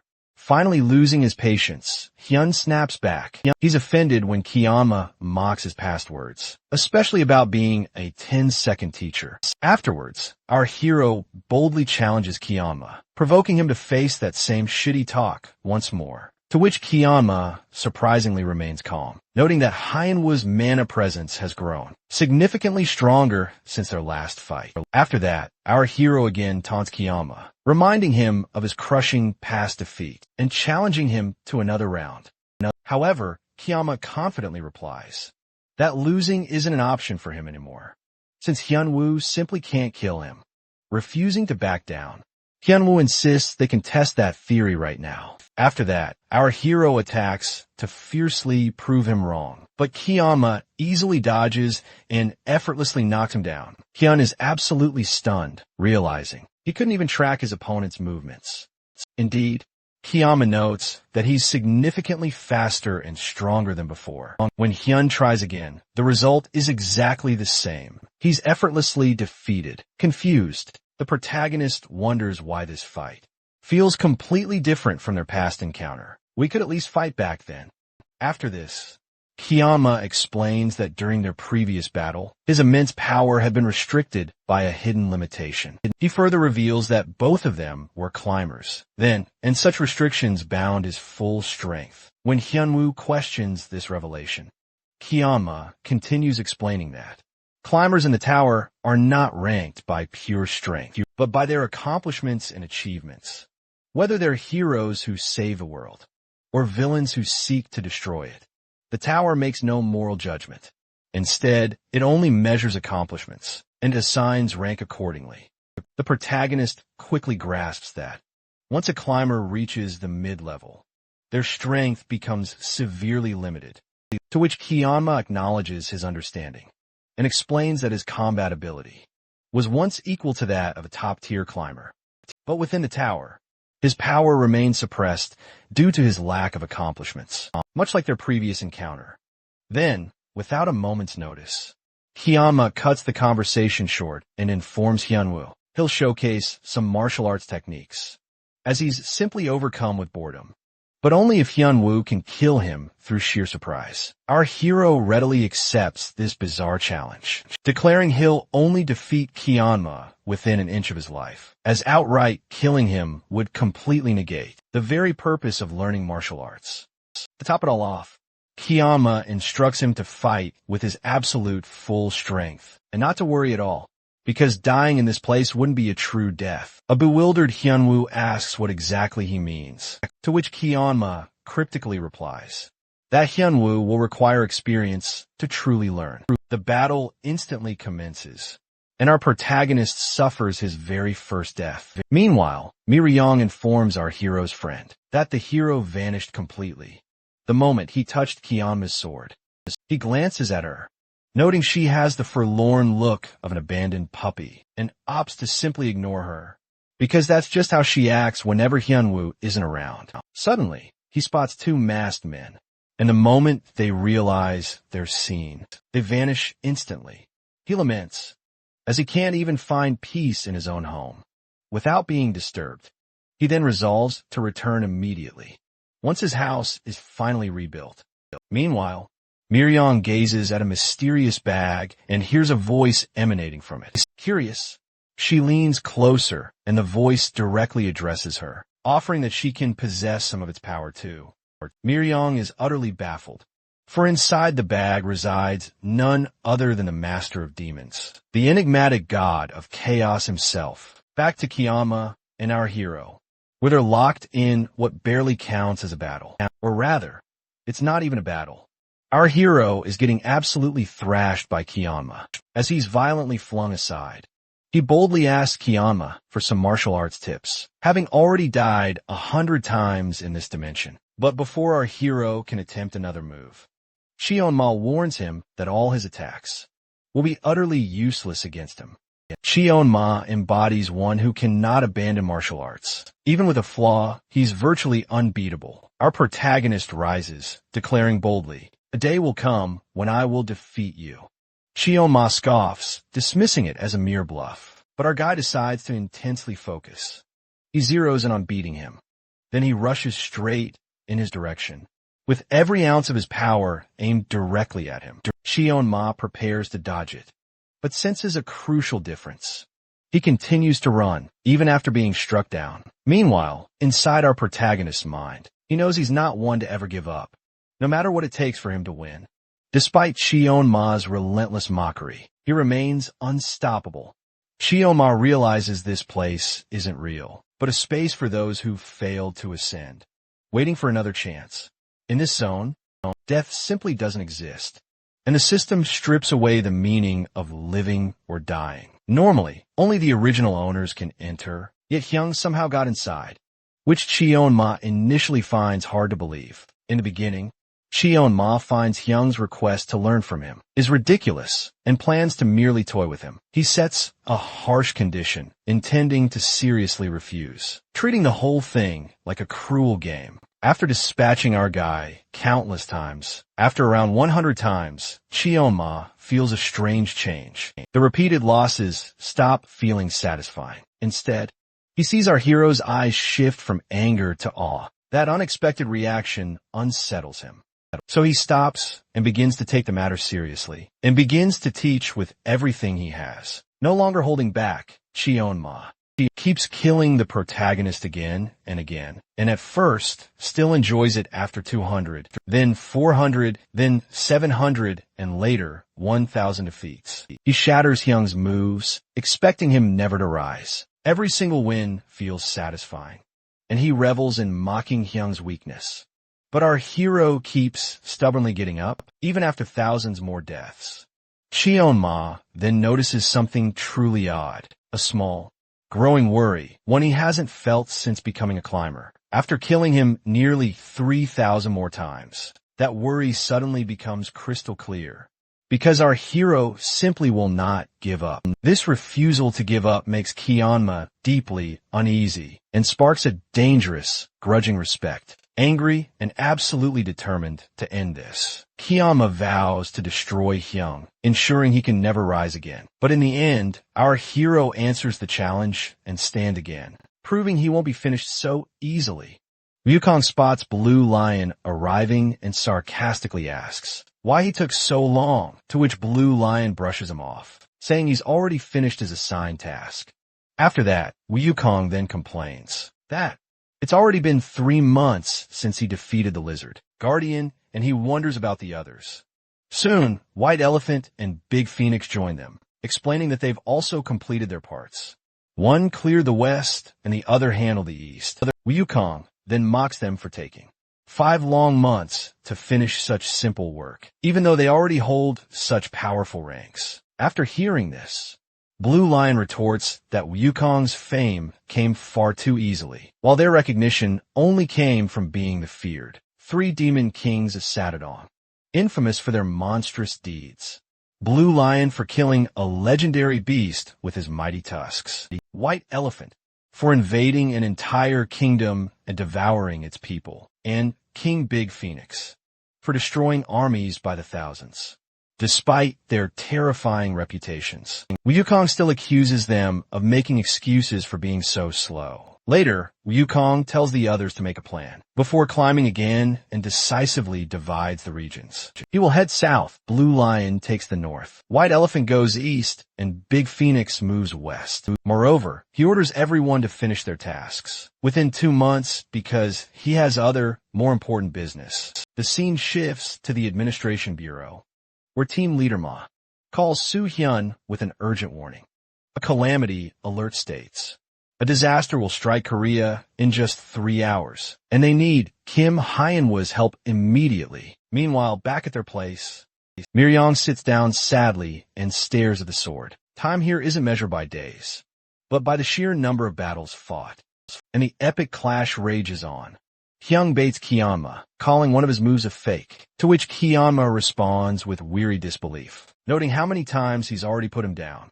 Cheon-ma has utterly crushed our hero 5,000 times already, and can't fathom how he keeps fighting, without a single break or losing an ounce of hope, especially after Hyung's progress abruptly reset, around his 3,200th death, when Cheon-ma unleashed the Thunder God technique. Yet, Hyung's eyes still blaze with the same fierce fire, and he relentlessly keeps coming back, landing blows and boldly teasing Cheon-ma. Each time, Cheon-ma snarls that Hyung is a mad dog, to which our cheerful hero takes it as high praise. Later, Cheon-ma's feelings begin to shift.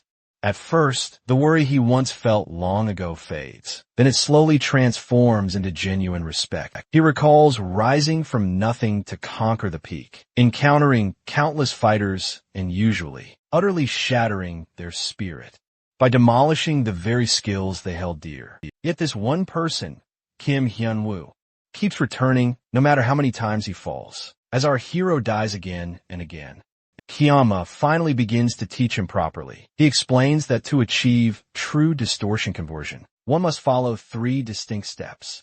Martial arts aren't about flashy tricks, but about the fundamental roots, proper footwork, understanding how lightning power resides within your mana, and shaping that raw power into one reliable form. Moreover, he warns that merely copying moves by watching isn't enough. The lightning must be harnessed from the fighter's own energy and molded into a basic, versatile form for any combat. The protagonist tirelessly keeps practicing through countless deaths. For example, after the fight recorded as his 8,000th second fall, and later his 8,423rd, he notices each attempt is subtly different from the last. Bit by bit, he learns that this steady repetition and intense focus are the true strengths of martial arts. After countless deaths, our hero finally reaches the point where Kiyama instructs him to destroy the very form he has just mastered. From this moment on, every technique and energy flow within him will now move naturally with his body. Through thousands of repeated deaths, after more than 10,000 attempts, Hyung finally grasps the truth. His mana now flows perfectly through every channel in his body, forming lightning all on its own. Each motion now carries layers of techniques, infused with the fierce stance of the Thunder God's skill. With his energy optimized, his control becomes flawless. Kama acknowledges this, explaining the final stage. The protagonist has learned and broken the Thunder God form. Now he must craft his own martial art. Previously, Hyunwoo would have dismissed such advice, since all his former teachers were mere illusions, and his training had always stopped where the answers ended. But now, with full awareness and resolve, he understands. Our guy steps forward at Cheyenne's command, ready for whatever comes next.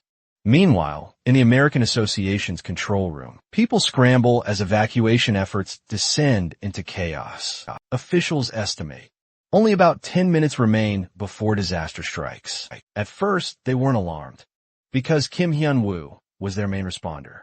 But then, calamities popped up in Thailand and Mexico, too. And finally, one was detected in South Korea. Now there are 4 simultaneous disasters, and only one Kim Hyun-woo. So the team asks how each country is handling things. Thailand and Mexico called in major guilds and top-ranked hunters, while the American side prepared its own heavy hitters. The priority is the local calamity first, since the hero lives in Korea. The trouble is, he cannot be reached, because he has been gone for about a month, and keeping that secret is no longer possible, with no idea when he might return. Soo-yoon and his team decide they cannot wait any longer, and must act together in the end. Soo-yoon turns to the Imperial Dragon, and asks what she will do next.